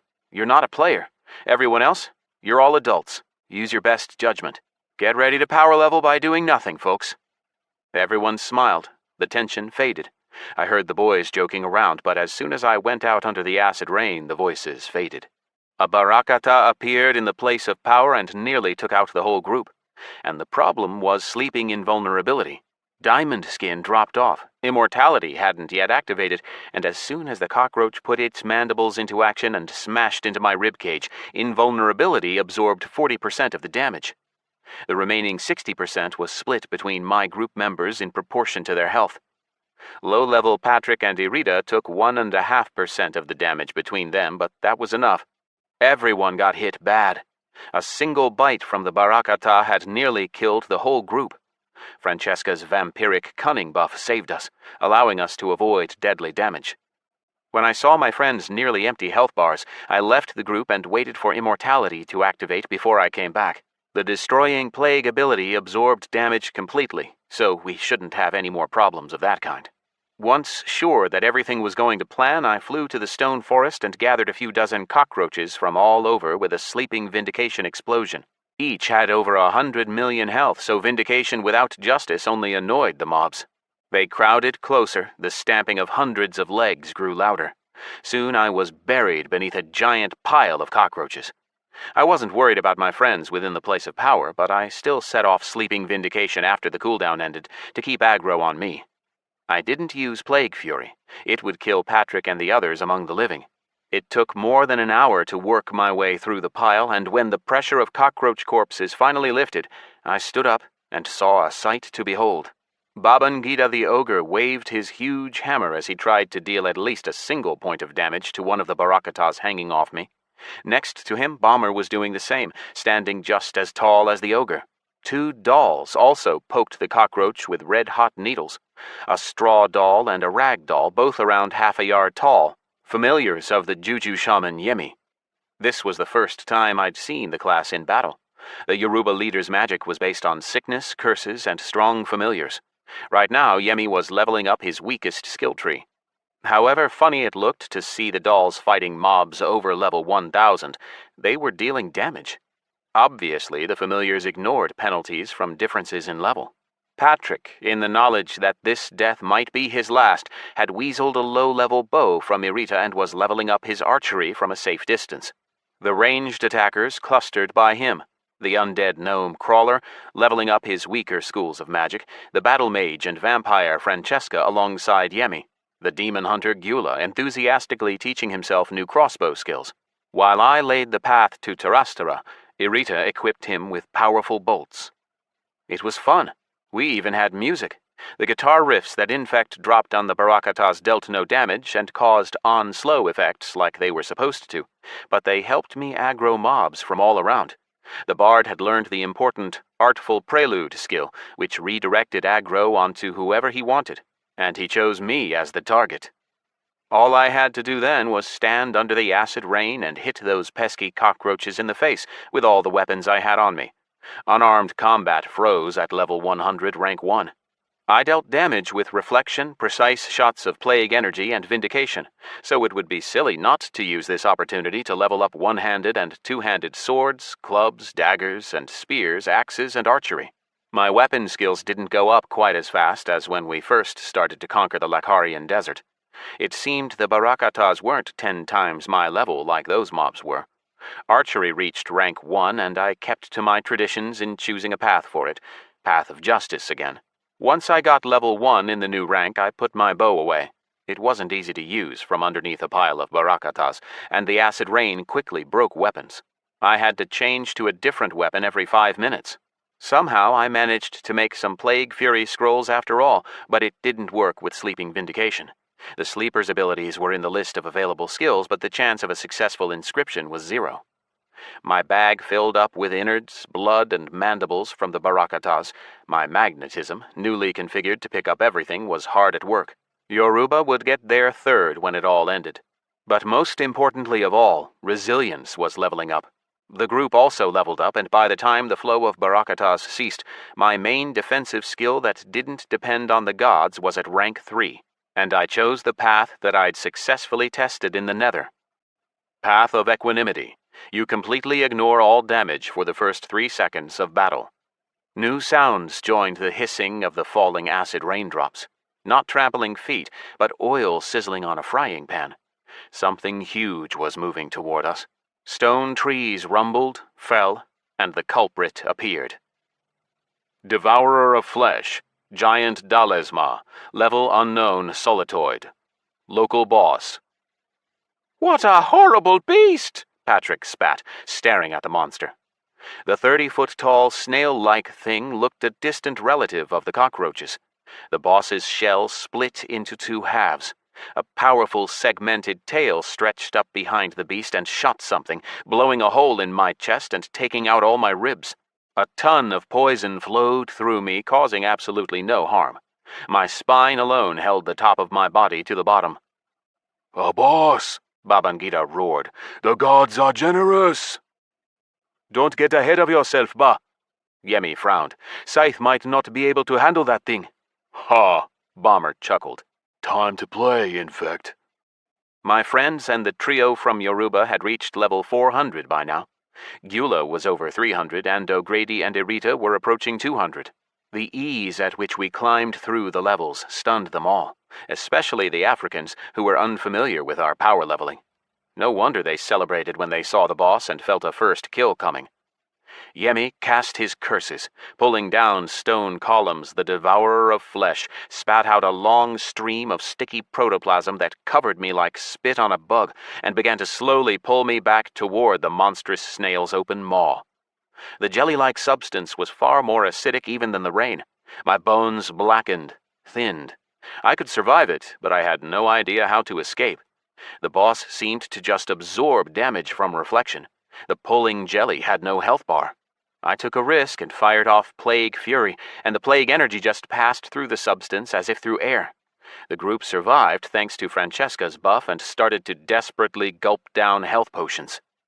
Sleeping Vindication stirred the protoplasm, blowing it up from inside like bubblegum. That was my chance.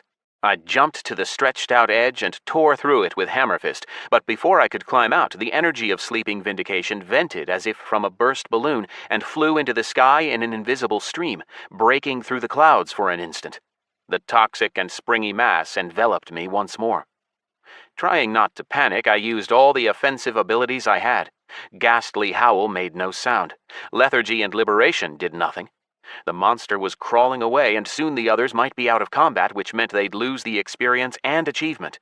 I watched through the semi-transparent mass as Yemi threw a bunch of strange threads into the creature's back, sticking to its shell, but the Devourer of Flesh just sped up and tore them without even noticing. The mages fired a series of spells at the protoplasm. Its surface rippled, but that was all. The monster was protected from all magic, even divine magic. This could happen only in Dis. Even enveloped in goo and unable to lift a finger, Hammerfist, driven by the game mechanics, struck and broke a hole in the jelly. The snail creature got worried, started pulling faster. I worked both arms with hammerfists and ordinary hits, tearing flesh, but the holes quickly healed up. The boys released the needlers, who ran out into the rain and had time to fire one larva each into the boss before they fell to the acid droplets. A second later, the parasites inside debuff dropped off. The larvae didn't survive. Yemi threw a magically compressed ball of stone at the boss, but it just smashed uselessly against the shell like a clod of earth. Crawler fired a powerful burning beam trying to cut the slime connecting me to the boss, succeeding only to burn a breach that closed just as fast as it opened. Francesca ran to the very edge of the safe zone and caught the snail creature in a box of multi-layer force fields, but the monster broke through the barrier as if it was paper. One of Yemi's dolls latched onto one of the boss's antennae and immediately dissolved like a chunk of plastic on red-hot iron. In the meantime, I kept wriggling, trying to pierce through the protoplasmic tendril nearly at the snail's mouth. The boss stopped and opened its shell again, firing off a dozen stalks with eyes, each of which stared at one of my allies. I had no fear for my friends. They could leave through depths teleportation if things went south. The pool of bubbling liquid within the boss showed through its skin up close. I saw orange veins in the stomach walls, streams of steam from mysterious openings, undigested pieces of Barakata shells.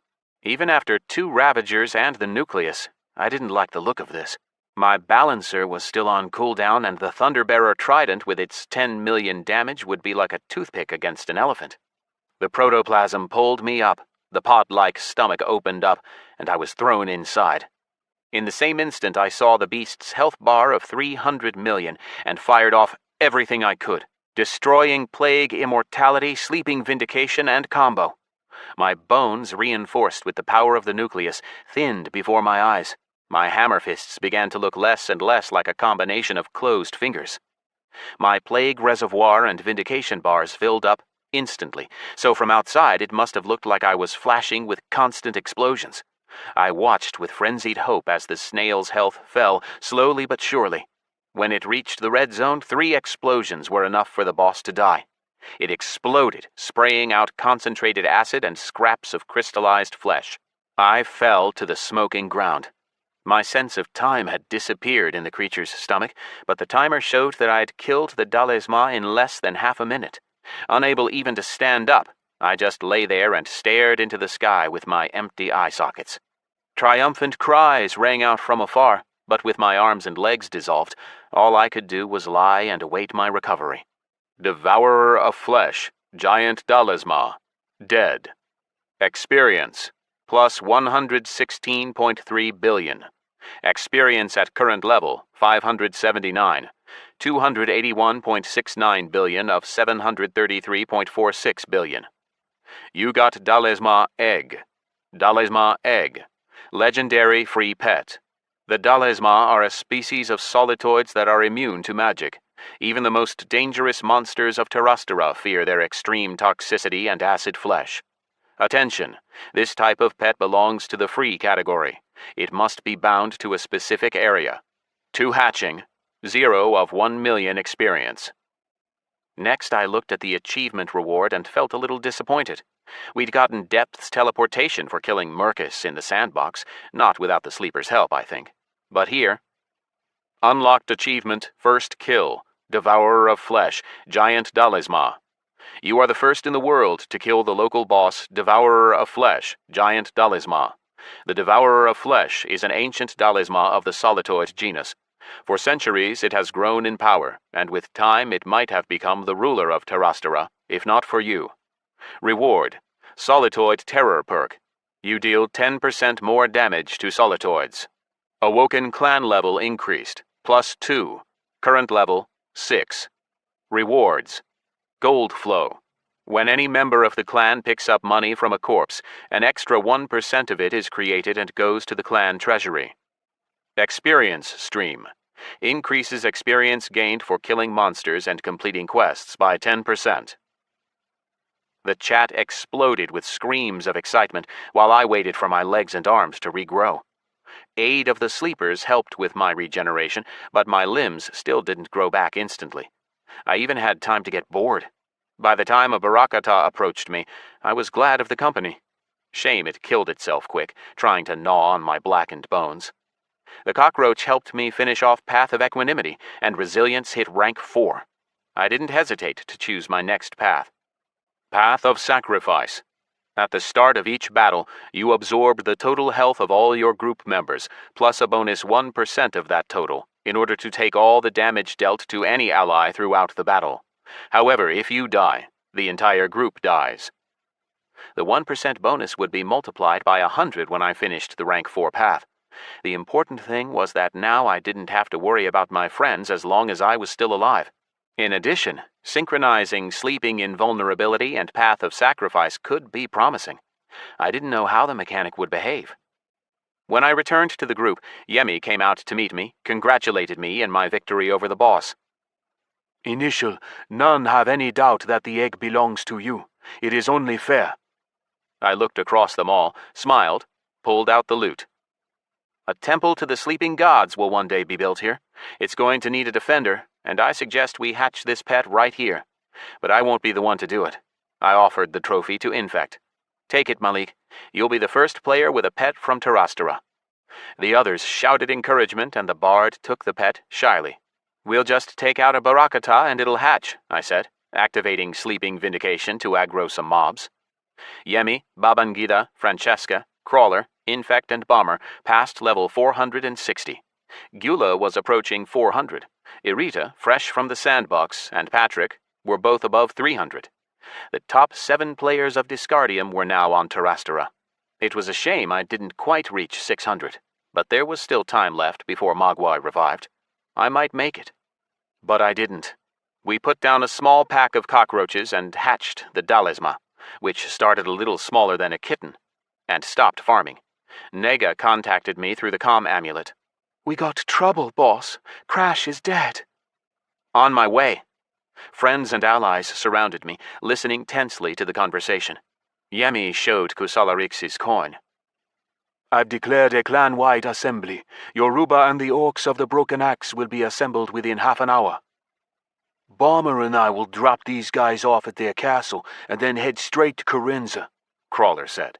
Can you give us a portal coin? I'll pick up the trogs and cultists. I can't just stand aside and watch, Patrick declared. I'm going with you to the Desert Boy. Me too. Tomorrow is a day off. I can play all night, Irita exclaimed, skipping. I shook my head. You can't be seen with me. We're relying on you for our trade operations, and that means...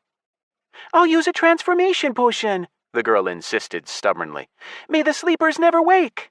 And may their sleep be eternal, the others chanted back, with Gula adding, I'll fight too. Those who aren't undead may not survive, I said doubtfully. In fact, take Patrick and Irita to Corinza. Gula, with me. I'll check what's going on and report back. That's all. See you at the temple. Tiamat kept her promise. The whole area for half a mile around transformed into a flourishing oasis. The desert turned green. Grass broke through the suddenly fertile soil and streams ran in all directions. Clouds darkened the sky above the temple and a rainbow shimmered in the drizzling rain. I wrote to the clan chat that anyone living could go there, and drove the gold baton beacon for great portals into the earth. A few long minutes later, a portal opened and the workers from Corinza who turned undead began to emerge. Manny was one of the first. He walked over, greeted me. Tens of thousands of players surrounded the temple beyond the edge of the oasis. Raid buffs flashed constantly, but the brightest, most blinding, and most constant light shone from a faraway dune opposite the temple entrance. Columns of light beat down from the sky on that point. I'd seen something like it from the high priest of Nergal when Harnathia attacked. Tiamat stood next to me, placed a hand on my head, and frowned. Soon all our people were gathered, including the Guardians, Crawler, and Bomber. According to the mage, Yemi had decided to open a portal in the Broken Axe territory, and now the whole clan was flying there. Under the command of Movarok and Dekotra, the Trogs and cultists advanced to their positions from the portal. Irita stuck by me, disguised as the elf girl Iriel. Patrick spoke to Flagrey about something. "Shining Tiamat," I said. "We are ready to live again." "May it be so," she answered. The sleeper disappeared, and an instant later came the roar of a huge red dragon from the sky. The invisible strings connecting us to the destroying plague stretched, then broke. Everyone's legs went out from under them, but something kept us from falling. Our health bars rushed down to 0, stopped, hovered a moment, then returned to full health. My nameplate blinked, and undead changed to human. I stared at my hands, unable to tear my eyes away as the rotting flesh was replaced with healthy pink skin. We were alive again. We looked at each other and smiled. Somewhere in the distance, armor clanked and weapons rattled, but I felt no fear, feeling only Irita's warmth as she pressed herself against me. When I saw the logs, I sighed with relief. Destroying Plague Quest, more workers, failed. You are no longer a member of the Destroying Plague. You have lost your rank of Legate of the Destroying Plague. The crown clanked as it fell from my bag, dissolving and flowing into the ground. Your Legate's crown has been removed from your inventory and returned to the Nucleus of the Destroying Plague. Your reputation with the Nucleus of the Destroying Plague has reduced. Minus 50,000. Current reputation, hatred. Skill lost, Destroying Plague immortality. Skill lost, Destroying Plague immunity. Skill lost, subjugate mind. Skill lost, plague reanimation. Skill lost, plague fury. Skill lost, plague pestilence. Skill lost, plague boost. Less than half an hour remained until the legates of the Destroying Plague revived. I smiled a wicked grin as I imagined Mogwai's face when he failed to summon me. Unnoticed, Tiamat appeared next to me again. Irita unwillingly moved away under the goddess's piercing gaze. The workers, now human again, bowed to the sleeper, wished me luck, and rushed back through the portal. Manny clapped me on the shoulder before he left. "Show those Drow who's boss." Although, for the non-citizens, I was Drow too. The guardians fell prostrate before the goddess, muttered words of thanks, but it didn't last long. The allure of new life and sensation was too great. Anf chittered happily, almost embracing Iggy. My summoned Montosaurus trampled awkwardly next to Ripta, who quietly squawked, trying to survey his feelings to the reptile. Flagrey crawled at Tiamat's feet, got a friendly pat from the goddess, and left, uncorking a bottle of wine with his teeth as he went. He took a long drink, closed his eyes, sighed. His oasis in the desert. Nega couldn't stop repeating herself. "Alive again, feeling again. Once again I can—" She listed everything she could do, making even Gyula redden at the ears. "Come on, big boy, cop a feel." Sorry, Nega, I'm married. The builder spread his hands and staggered back from the succubus. The massive arch of the great portal continued to spit out new soldiers. The mercenary leaders and centurions looked around professionally and walked over to me. Humans, orcs, elves, trolls, ogres, dwarves. They reported their arrival, barked out, "May the sleeping gods never wake, and may their sleep be eternal." The mercenary commander couldn't keep his eyes off the goddess, but somehow found the strength to turn and shout, "Shining Tiamat is with us!" Discipline and training took the reins. A living goddess? So what? They'd seen stranger. The mercenaries and gladiators turned, went to review the situation with Bomber. I glanced at the numbers of adepts. Nothing had changed. The mercenaries weren't even followers of the sleeping gods. Tiamat watched them go, then turned to me. "Unfinished business remains, Initial. The nightmare of the Lakharian desert, the great Sharkon, lost his connection to you and is fading away." The sleeping goddess pointed to the foot of the temple where the giant underground terror's body languished, dying. "I can return him too, back to life, but he will still die." At least he'll die alive, and not turn into plague dust, Tiamat, I said, swallowing. "Very well, Initial," the goddess answered. "but there is something that holds Sharkon's returned soul in his body, and I feel it coming from your friend, the mage crawler. I don't know what it is. I feel it." "Yes, goddess, I'm here." The gnome had been listening closely to the goddess, and now he approached and started rooting through his inventory. This? Or maybe... Yes, this is it, Tiamat said when Crawler pulled out his essence of Neraticon. the essence of a disincarnate old god who cannot be returned. Tiamat said nothing more, didn't so much as bat an eyelid, but the flask of divine essence disappeared from Crawler's hand.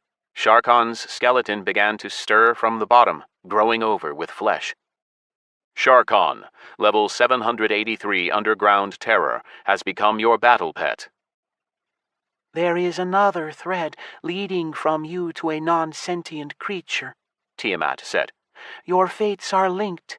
Even alive, you have remained marked by the Nucleus. But now that you are disconnected from the destroying plague, the creature has lost its supply of energy, and the spark within is going out. The creature is not as powerful as Sharkon, and its revival will require nothing but your wish. Do you want to return this being to life and summon it here? Already guessing who she meant, I nodded. Do you wish to return his former name? Another nod. A monstrous wolf, ribs piercing through rotten flesh and fur sloughing off, appeared before us. He was dying, but when Tiamat poured life energy into him, he rose, staggered over to me, and licked my hand. Crusher, level 30 fierce wolf, has become your battle pet. Orcs from the Broken Axe clan and Yoruba soldiers began to emerge from the portal 2 by 2. As soon as he appeared, Yemi found me with his eyes, and I nodded. He would be in command of the orcs. The mage and Saranos directed the warriors to the front lines. The trogs and cultists were already taking up battle formations in front of the temple's north side.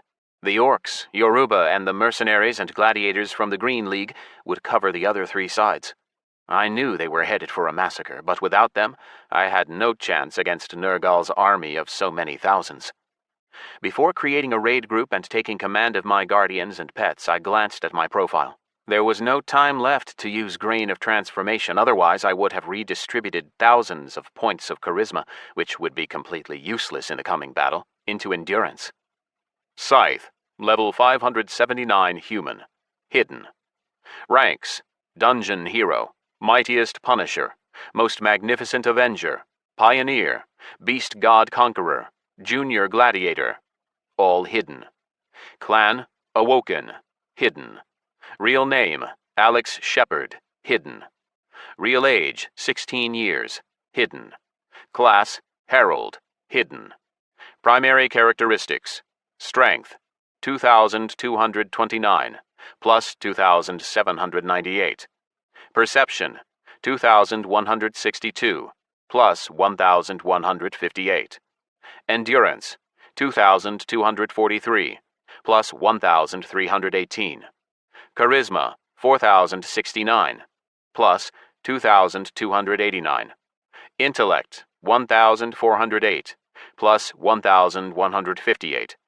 Agility: 1,562, plus 1,440. Luck: 4,204, plus 2,018. Secondary characteristics: Health points: 7,012,964. Mana points: 2,201,126. Vindication points: 2,197,000. Serendipity: 846,774 of 1 million. Restoration rate: 189,819 health per minute. Base damage: 13,486. Bonus to ranged damage, plus 649%. Bonus to critical damage, 1,820%. Bonus to magic power, 855%. Bonus to movement speed, 296%. Bonus to chance to stun enemy, plus 5%. Bonus to chance to get upgraded loot, plus 30%. Maximum value reached. Bonus to chance to get a unique quest, plus 30%. Maximum value reached. Bonus to dodge chance, plus 1,856%. Carrying capacity, 41,317 pounds. Accuracy, 10,830%. Merchant discounts, 50%. Maximum value reached. Chance of critical damage, plus 100%. Fame, 10,455. Skills. Archery, rank 1, 1. Cartography, no rank, 12. Bashing weapons, no rank, 48. Daggers, no rank, 66. Night vision, no rank, 83. One-handed swords, no rank, 57. Persuasion, rank 1, 4. Resilience, rank 4. Paths of justice, reflection, equanimity, and sacrifice, 1. Riding, no rank, 27. Spears, no rank, 27. Stealth, rank 1, 1. Swimming, no rank, 69. Two-handed swords, no rank, 36.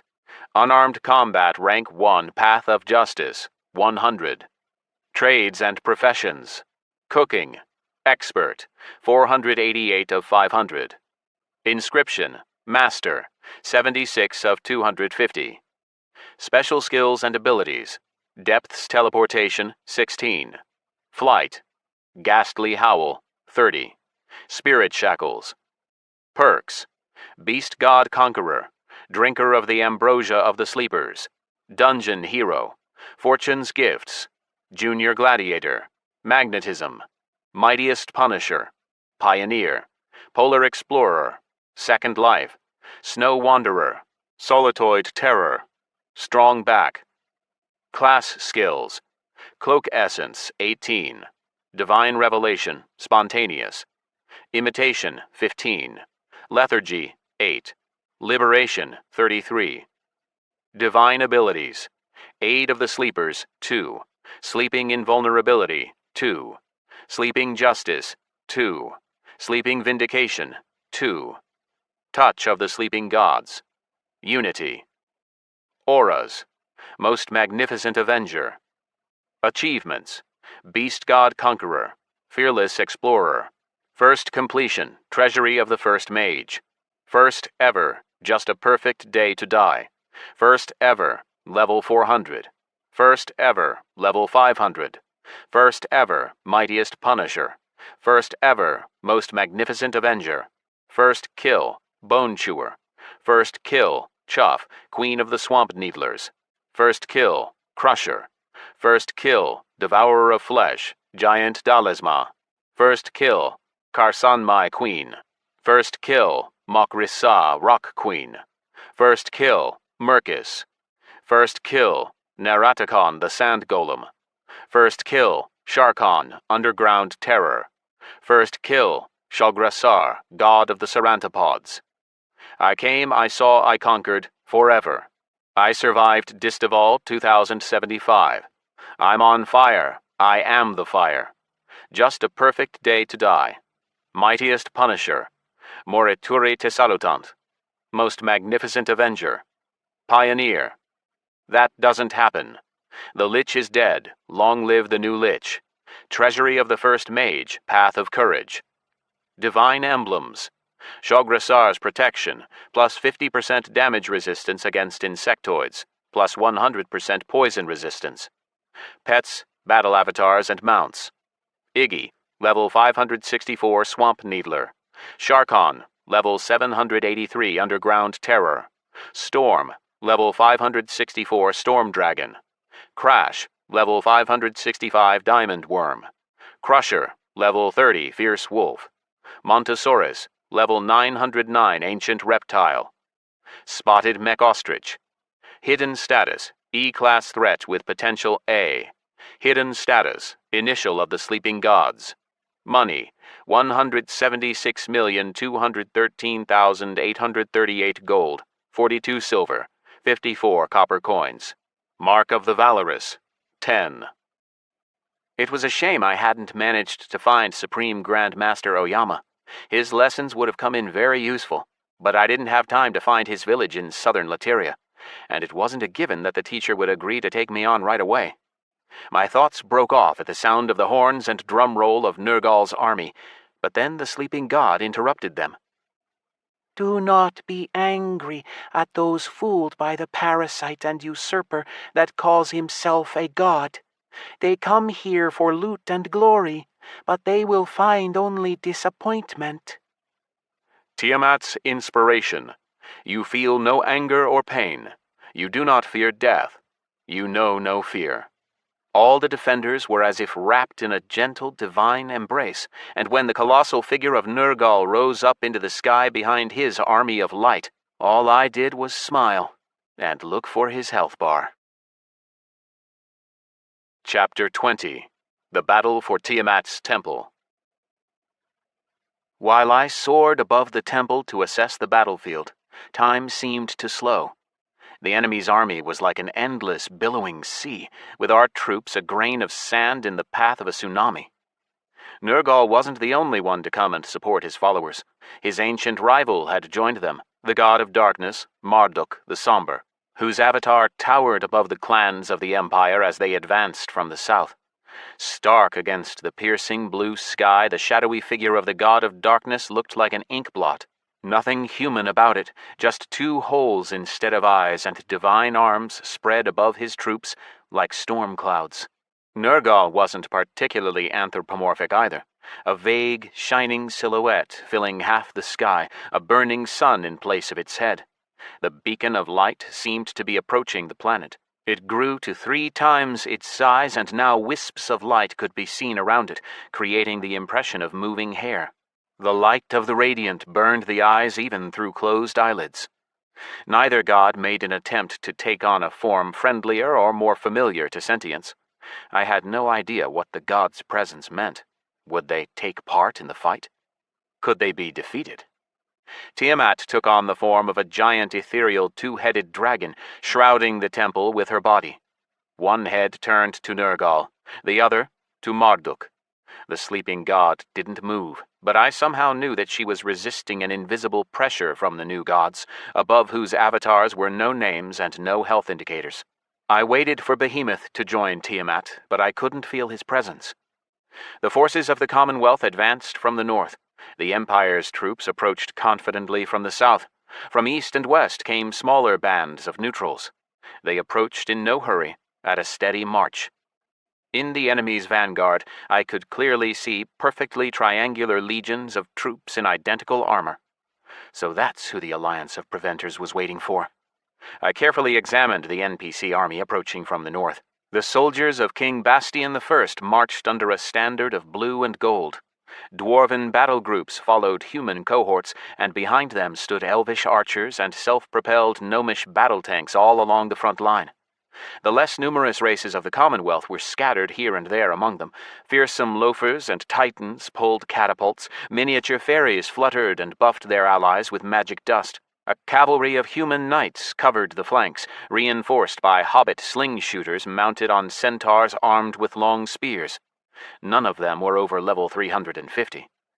Behind marched all manner of mismatched player raids. There wasn't much order in their ranks. Second-tier clans rubbed shoulders with 2,000 or 3,000 casuals lucky enough to reach the heart of the desert. In any case, both they and the Royal Legions were cannon fodder to go ahead of the alliance of preventers. The disciplined formation of Modus, the Azure Dragons, Excommunicado, Mizaki, and the Children of Kratos was hiding behind the backs of ordinary players and NPC soldiers, but its many battle standards gave it away. Crag wandered somewhere among those preventers, disguised. Thousands and thousands of fanciful battle pets mingled with the sentients.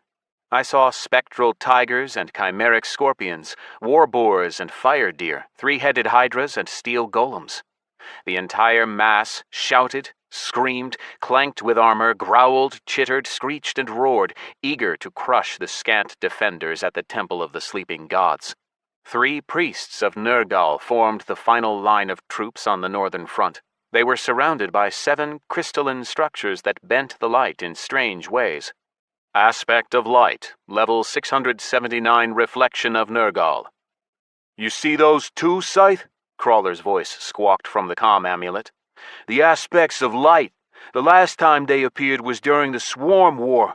How big are they? Around 200 feet tall? A little less. Strange, they have no health bars. Can they be killed? No, Yemi answered, connected to our network. And they're always 100 levels above the highest player in this. Is that legal? Infect asked. It's part of the game mechanics, Yemi answered. Nergal and Marduk can't directly involve themselves in the affairs of mortals, but they don't want to stand aside either. So they thought up that trick. The gods' reflections are made from the highest level ability of the high priests. It costs a year's supply of faith. Marduk is a little weaker than Nergal, so his priest could only summon 6 colossi of darkness. I turned to the south and saw what he was talking about.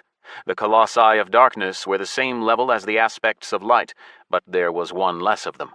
Black cones standing 60 yards tall, they swallowed up the light, swimming through the air above Marduk's priests. The servants of the dark god rode mammoths with giant blackened tusks. The clans of the Alliance stationed themselves nearby. The Travelers, Zulldozer and Warsong. I couldn't see the Widowmakers among them. Next came a long procession of more casual players, with the vanguard full of Emperor Kragosh's legions of the dominant dark races. Orcs, trolls, ogres, and minotaurs. The standard-bearer Uruk-hai from the plains stood out on their giant wolves, each a head taller than any orc. Black and red strips of cloth fluttered above them. Emperor Kragosh's army howled and roared. "The colossi and the aspects will disincarnate if we kill the high priests," Yemi continued. "But nobody has ever done that before.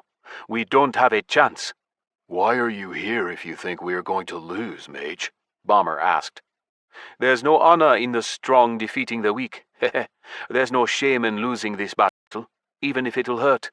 Anyway, Scyth is full of surprises, so—" "Yemi just doesn't want to lose his castle," Crawler interrupted.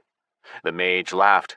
Something in his crowing laughter reminded me of a new ability that I hadn't factored into my strategy for the coming battle. The path of sacrifice. I thought for a moment, did some calculations in my head, shouted into my comm amulet. "Yemi, get your ass to the temple right now, and bring Babangida, Francesca, and your best healers." "How many healers do you need?" "Every single one you have. Crawler, Bomb, Infect, bring Patrick, Eula, Irita, and the Guardians back to the temple, now." My heart, once again alive, tried to beat its way out of my chest. The enemy approached Tiamat's flourishing oasis. Once the players reached the hospitable zone, I had no doubt they'd saddle up their flying mounts. There were mere minutes left to carry out my plan. The circle around the temple was tightening, and the endless stream of attackers was about to descend on the scant rows of defenders. My allies took up defensive positions on 3 dunes, covering the approach to the temple. The cultists of Morena and the Trogs from Stone Rib took up positions on the northmost dune. I sent the Montosaurus, Sharkon, and Storm to help. Iggy and Crusher stayed with me and waited in the temple. On the crest of the southwestern dune, the mercenaries from the Goblin League and the motley crowd of arena gladiators dug in. Those boys wouldn't be easy to shift. They were near the top of the leaderboard in levels, and their battle skills were so honed that each could take out a dozen Empire soldiers at once.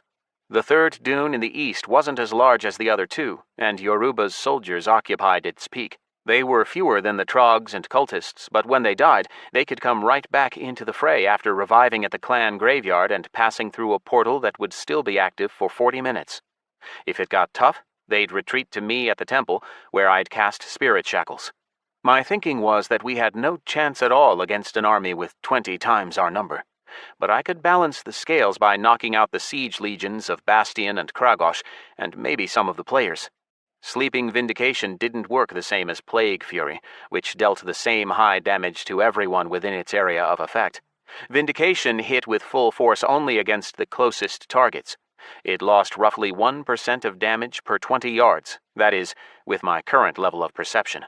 The important thing was to be the first to take damage so that Sleeping Justice activated. Alongside aid of the sleepers, it gave me hope that I wouldn't even need healers. Anyone killed by Sleeping Vindication would restore my health by 40%, and that seemed to be my main cheat, considering the health supply I was counting on. The damage that my group took might return to the attackers with reflection, but I hadn't yet had the opportunity to test that. I dropped sharply, flew through Tiamat's incorporeal avatar, and approached the Trogs. Movarak stood nearby with his priest, Sitanak, and a powerful female Trog, his spouse, Ukavana. They discussed something. I heard Dekotra the Troll and Ranakots the half-orc shouting orders somewhere in the distance. A few of Morena's cultists had lit a fire on Bones and drawn some strange geometric figures around it in the sand. Green grass began to push up through them. I hailed them, hovered before the Trog leader. Movarok turned to me. Chosen one of the sleepers? Has something happened?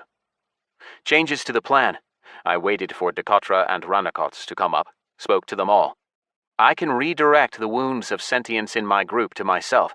As priests of the sleeping gods, you possess the greatest strength, and that means you'll be able to deal more damage to enemies when you're invulnerable. I need you to agree to join my group. Still not understanding how NPCs saw the interface, I invited the priests of the sleeping gods into my raid group.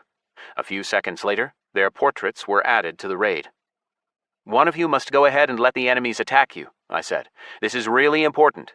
Then the sleeping gods will quadruple my power. I will do this in the name of the inexorable one and the sleeping gods, Ranakots roared. Kicking up sand and clanking his armor, the half-orc ran down the slope of the dune to meet the Commonwealth army. Gritting my teeth, I still sent the Montosaurus, Storm, and Sharkon after him in guard mode, just in case. The moment the half-orc took damage, my battle pets would punish the attackers harshly, allowing him to retreat to his own. Taking off again, I saw Yemi and his healers moving toward the temple. Shamans, priests, druids. Crawler, Bomber, and Infect galloped along a little further away on their mech ostriches. Gyula was up on a horse, and Irita was on her huge translucent wolf. The Guardians, Flaygray, Nega, Ripta, and Anf, ran behind them, keeping pace. Patrick flew above them all, his griffin bought in Nivelle. Once I reached the Broken Axe orcs, I repeated what I'd said to the Trogs and cultists, invited clan chief Saranos and his priest, Kromtarok, into my group, then shot off like a bullet to the temple. Everyone I'd called was already gathered there. Wasting no time, I invited everyone to the raid and spoke fast. All right, my raid group is for those with the highest endurance. That's guards and priests. I have the ability to take all the damage done to the raid. So I need all your healers, Yemi. Use whoever you need to fill the ranks to 100 and make them the strongest. While I'm alive, the raid will be invulnerable. Got the idea? Everyone nodded, but Yemi frowned. What about damage? Sure, we'll thin out their ranks, but... Leave that to me, mage. The more damage the raid takes, the better. I have to go. Healers, stay with me. The rest, gather more people and... I suddenly felt a sharp pain in my thigh. My health bar didn't move, thanks to equanimity activating. Ranakots's portrait blinked red. It seemed the half-orc had taken an arrow to the leg. Sleeping Justice reacted right away. I got a 4-fold increase in my stats and vindication, and my health, not counting the points gained by Path of Sacrifice, exceeded 30 million.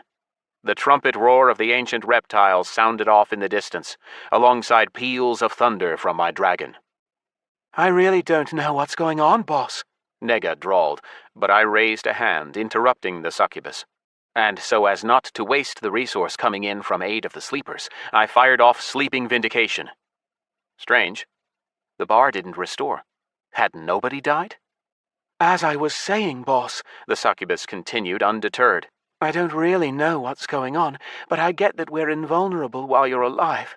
Let's get to work, boys. The priests of the sleeping gods and the guardians ran out of the temple to return to their previous positions. I carried Infect onto the roof, then returned to find Yoruba's healers with Charon leading them, a thick-set troll shaman who looked a lot like Ranakots. Drums beat and horns sounded in the distance. I heard shouts in some unfamiliar language, repeating over and over as if there was a football match on in some distant stadium and the crowd was chanting. Loktar Ogar! Loktar Ogar! Loktar Ogar! Those are the orcs of the Broken Axe, one of the healers explained. What does it mean, what they're chanting? Victory or death. I sat down in the center of the temple, closed my eyes, concentrated. There was at least 500 yards between me and the positions occupied by the defenders. The closer the enemy came, the harder Vindication would hit. Holy shit, Charon! One of the healers broke the silence. Scyth has over 300 million health. Have you ever seen anything like it? We got our work cut out for us. Shut your mouth, Charon said with rancor. Just get ready to work like never before. If Scyth goes down, we all go down. Lowering his voice, he started explaining the healing rotation to his team, telling them who would heal me and when so as to conserve the group's mana. Charon was an expressive man, and dickhead was probably the least offensive word he used to address his clanmates. Aggressive guitar riffs drowned out the healer's voice. Our enemies approached, and Infect strummed out his attacking repertoire. The battle for Tiamat's temple had begun. Almost at the same time, the portraits of all the raid group members started desperately flashing red. The damage redirected to me, but I had no fear for myself. Casting a glance at my pet icons and seeing they were all yellow, I called them back. They'd quickly recover out of combat. Over the next 12 seconds, I released 3 full Sleeping Vindication explosions in a row. The resource recovered almost instantly.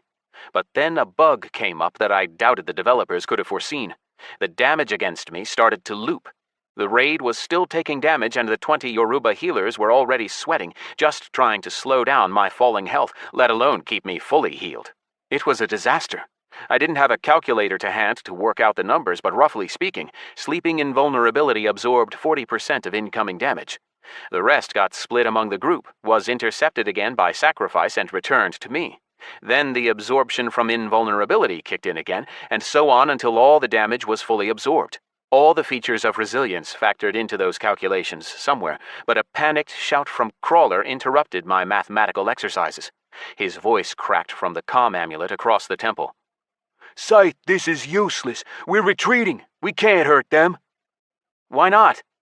Hold back your explosions, boss. Nega's voice came through. There's something not right here. I started to get similar messages from everyone, but Crawler was the first to figure it out. They have Nergal's inspiration. 36 seconds of full invulnerability left. Armageddons! Infect shouted. Scyth, get out of there! You can't withstand that even with full... Everyone back to the temple, Crawler commanded, interrupting the bard. The temple will survive. That's why nobody uses Armageddon to take castles. The damage penalties against structures are severe. I ordered the healers not to move, then ran outside and took off into the air. I needed to figure out what was going on.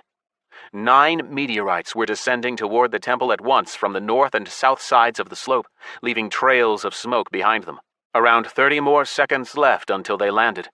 The attackers were frozen in place. A multitude of players hovered in the air on flying mounts. Some were casting destructive scrolls and waiting for the consequences.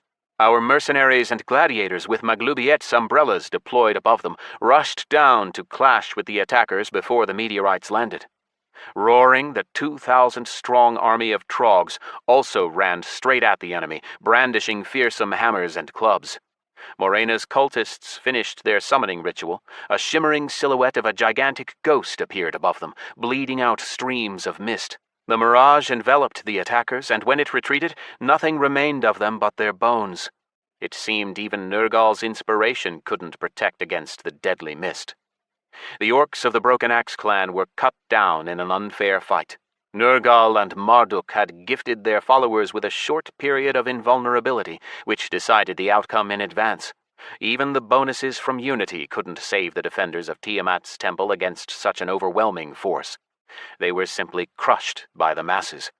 The apparent futility of our cause so early on in the fight made me grind my teeth. The boys, Irita, Gula, Patrick, and the guards ran to the temple. Yoruba retreated too, but I could already see that not all of them would make it. The legionnaires of the Commonwealth and players who could smell blood descended on Yemi's clan and slowed them down with battle and slowing spells. Gula hesitated outside, looking at me, and Bomber pulled him into the temple. I focused my gaze on one of the attackers, concentrated on the timer, and counted down the seconds until Nergal's buff ended. 3, 2, 1. Sleeping Vindication. The invisible wave dealt no damage to my allies, but cut through the legionnaires like a merciless invisible scythe. Experience and serendipity flooded in, and something clanked into my backpack. Magnetism at work. Serendipity collected, 1,000,000 of 1,000,000. Quest of Fortune, Goddess of Luck, completed. Serendipity for Fortune. You have collected enough spheres of serendipity from the corpses of fallen sentients. Give them to Fortune to claim your rewards. Elixir of Luck, plus 1,000,000,000 experience, plus 5,000 reputation. And the next quest in the Wheel of Fortune Divine Quest Chain. I waved away the notification, ran out of the temple, set off another explosion. 8 of the sleepers refilled my vindication right away. and then ascended as high as I could, feeling the heat of the approaching meteorites on my skin. They flew past me. 9 apocalyptic strikes crashed down on and around the temple. The roof fell in, the shock wave tore up columns, the altar cracked. But technically, the temple was still whole. The building still showed 24% durability. The Trogs, the Orcs of the Broken Axe, and Morena's cultists fell to Armageddon. In an instant, the sleeping gods lost 8,000 followers, although it didn't affect the unity bonus. I would mourn the dead later, I told myself, but tears began to well up in my eyes all the same. Roaring laughter boomed out across the desert, shaking the earth. It was Nergal and Marduk, their chuckles drowning out the triumphant screams of the Allies' army. Tiamat's avatar dimmed. Everyone within the temple was forced to the floor and covered with wreckage, but they all survived thanks to sacrifice. My health, on the other hand, was down in the red zone. Someone in my raid group hadn't made it into the temple. "Protect the temple!" I shouted into my comm amulet. "I'll take care of the preventers." My health recovered fully after I fired off another sleeping vindication. After that, I kept using it constantly, reaping the fruits of aid of the sleepers. In the distance, I could see surviving mercenaries from the Goblin League still fighting, but their groups were sparse islands in the path of a torrential river of sentience striving to reach the temple. They paid no attention to the couple of dozen surviving defenders, just shooting them with spells, arrows, and crossbow bolts in passing. A couple of sleeping vindications later, and that river dried out, leaving only thousands of corpses. Unfortunately, my allies died too. Only my raid group and my sequestered pets remained. The vice tightened around the temple. In the distance, beneath mobile defensive domes, I saw enemy engineers sweating to erect gnomish cannons and to switch their tanks into siege mode. Catapults whined, throwing balls of fire at the temple walls. "2 more Armageddons, Scyth!" Bomber shouted. A crazy thought came to me. Roaring, I headed straight toward the meteorites. It was a desperate move, but the temple wouldn't withstand 2 more meteorites. The space around me began to distort. The players on flying mounts weren't shy about using their ultimas. I sent the damage back with sleeping vindication, knocking down the boldest. That repeated again and again until I was finally alone in the sky. Unfortunately, the level gap was too wide for me to get experience. A quick glance below. Almost nothing remained of the legions of NPCs and most of the players, although the clans of the Alliance Preventers were still whole, along with the priests and the aspects of light and colossi of darkness. They were still advancing on the temple. 360 million health, rank 4 resilience, sleeping invulnerability. I just had to survive a direct hit from Armageddon. I intercepted the first meteorite a mile in the air, meeting the red-hot 50-yard-wide ball with a hammer fist. For a few moments, I was in the epicenter of the explosion, curled into a ball and surrounded by a storm of hellfire. My health dropped right to the bottom. I could smell my own burning flesh, hear it crackle. My hair blackened and my skin bubbled and burst, but another came to replace it. Diamond skin. There was no time for a break. Gulping from my bottomless healing potion, I restored 30% health and flew beneath the second meteorite. It was fired a little later than the first, so I managed to intercept it. I had just enough time to glance down at the temple as I flew. My team was locked in combat with an Alliance assault group in the ruins. The enemy standard-bearers and sappers took their chance and did their job, setting up flags to demoralize and debuff us, and mining the foundation. Rogues in stealth guarded them, although I could see them clearly thanks to my high level. I fired off sleeping vindication but was too high up to kill anyone. Clenching reflexively in anticipation of the coming collision, I placed myself in the meteorite's path and fired off a hammer fist an instant before the strike, smashing the stone into pieces. The subsequent explosion threw me right into a colossus of darkness. I was as if in limbo, gloom and emptiness all around. I was shaken, then thrown from the colossus. Diamond skin ran out an instant before I was thrown through the sky with a debuff growing at a breakneck speed. I had no time to leave the raid group to save my friends. All I could do was watch as my chest exploded from within and a clot of black mist burst from the hole. You are dead. Remaining time to respawn. 9, 8, 7.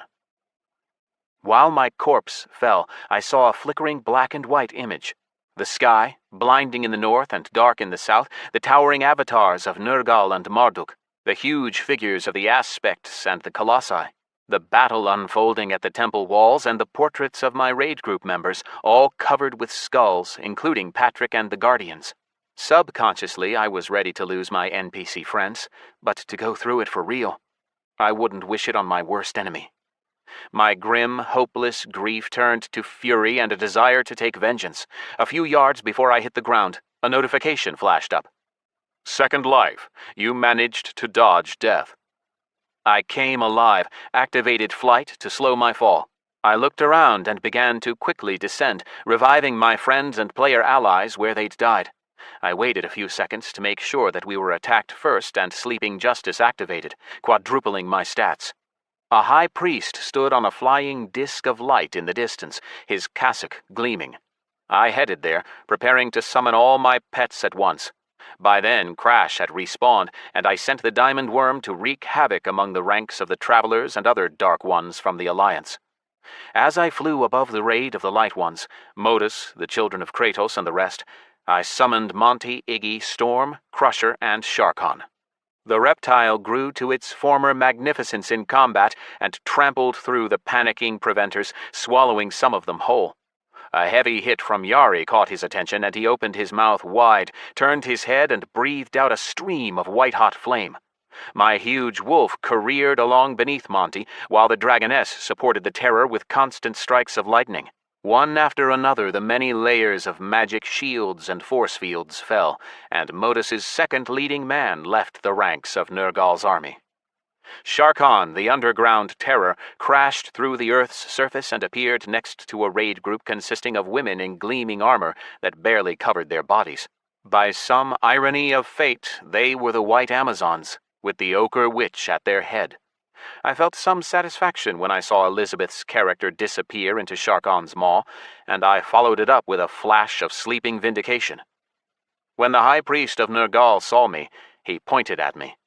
7 invulnerable aspects of light shot 1,000 deadly narrow beams, burning through my armor and skin. I screamed in pain, sped up, but they continued to drill into my body as if locked onto me. My health quickly fell. Blasts of vindication were all that saved me from death, allowing me to heal from aid of the sleepers when I killed players. I kept seeing notifications of resilience gaining levels, but my consciousness marked them in passing. I was focused on the High Priest, his hate-filled gaze still fixed on me. I barreled into him, grabbed him by his snow-white cassock burning with light, and took off into the air. His clothes tore, and I had to grab the praying servant of Nergal by a leg. As I flew, I tore the fabric of creation with ceaseless explosions of sleeping vindication mixed with constant hammer fists. Reaper's scythes flashed in the air, but my efforts were in vain. My enemy didn't have a single scratch on him.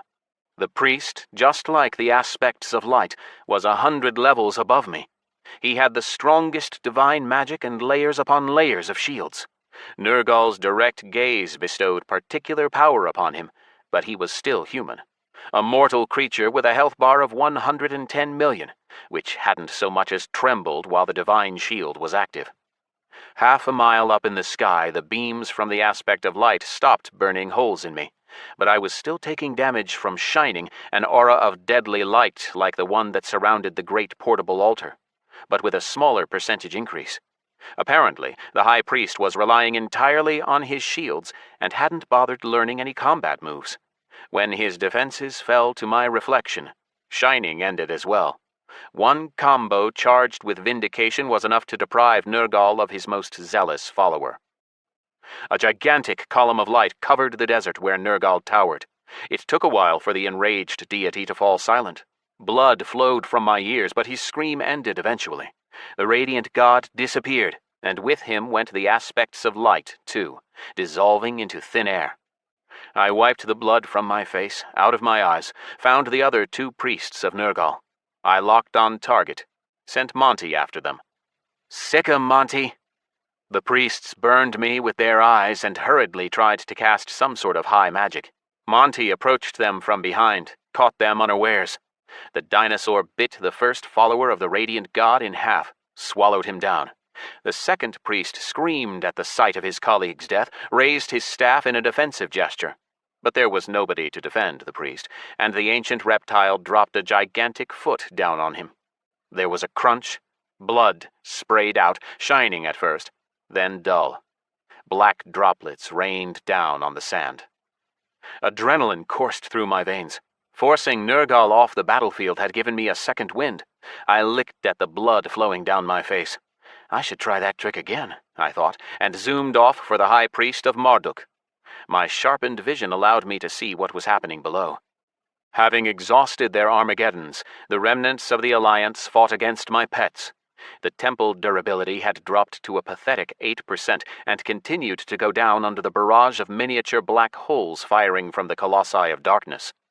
Crash died again, for the second time in the day. Crusher, it seemed, hadn't survived even 5 seconds of the battle. Storm was down too. Monty and Sharkon, on the other hand, seemed to be doing fine, tearing through ranks of panicking preventers. Both pets had lost over half their health, but the Alliance had apparently used all the tricks up its sleeve. Gyula stood anxiously frozen by the altar. He was repairing the temple, slowing the building's destruction. Tiamat's avatar shimmered next to him, taking on her usual form. Iggy was chasing preventer sappers around the perimeter. They were kiting the Needler, distracting him. Vindication, vindication, vindication! All the sappers and other saboteurs were blown away like dust in the wind. Until now, my friends had been standing with our allies from Yoruba, surrounded by 100 soldiers from Excommunicado and Azure Dragons, but after the explosions, they looked around in surprise. All their enemies were gone. My inventory was filled to the brim. Loot lay on the ground untouched, but nobody reached out a hand. The battle still raged, and my friends ran toward the suspiciously survivable leaders of the preventers. "They must have some kind of defensive artifact, Scyth," I heard Crawler say through the comm amulet. "I'll deal with the preventers once I've taken out those Marduk priests. Protect the temple!" I grabbed the Thunderbearer trident and fired a charge at the High Priest of the God of Darkness. His health bar didn't move, as expected, but the charge knocked down the inky layers of his divine shield. When I crashed into him, his toothy, orcish mouth spat curses, but soon the priest stopped trying to offend me and started praying for help. Gloom, a version of Shining, turned out to be stronger than the proactive defenses of Nergal's High Priest. The dot grew, and I was forced to drop my enemy. Reflection and the fall from half a mile up broke his shields, but the priest himself survived. He crashed down a few hundred yards from the temple. Diving down toward him, I saw that the Colossi of Darkness and 2 other priests were headed for us. An orc is an orc. Unlike Nergal's priests, the servant of Marduk accepted the fight honorably. He pulled a spiked flail out of nowhere and spun it skillfully. The weapon fumed, created clouds of mist, tore the air, and sang a song of war. "Wrath of the sleepers, you have not power to resist darkness," the High Priest growled in broken common. "Marduk, I call you. Punish the corruptor who dare—" I caught the enemy's weapon with Reaper's scythes and hit him with a hammer fist to the chest. The mighty orc withstood it, but completely lost his desire to talk.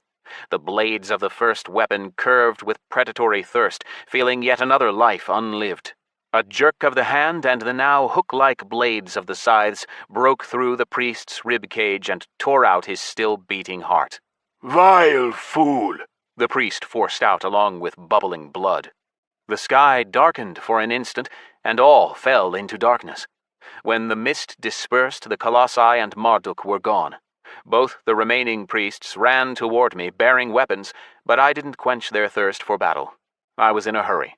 I just threw Sharkon's mane at them, charged with vindication. They fell, and didn't get back up again. Once done with the servants of the 2 strongest gods in Disgardium, I headed for the temple. A suspicious silence reigned there. No one was fighting. The Alliance leaders, Hinterleaf the gnome, Colonel the Goliath, Horvak the orc, Glyph, Joshua and Vivian the elves, Nergatosh the vampire, Motark the ogre, Fang the gnoll, and Ada the dryad. They were all crowded together and just standing, surrounded by my 100 soldiers, minus the dead guardians and Patrick. All the preventers' routes of escape were blocked. The Montosaurus towered above them, my sole surviving pet. Ogre gladiators stood by Infect, aimlessly shifting their feet. He'd finally used the arena master's horn to summon them. As I approached, I realized why nobody was fighting.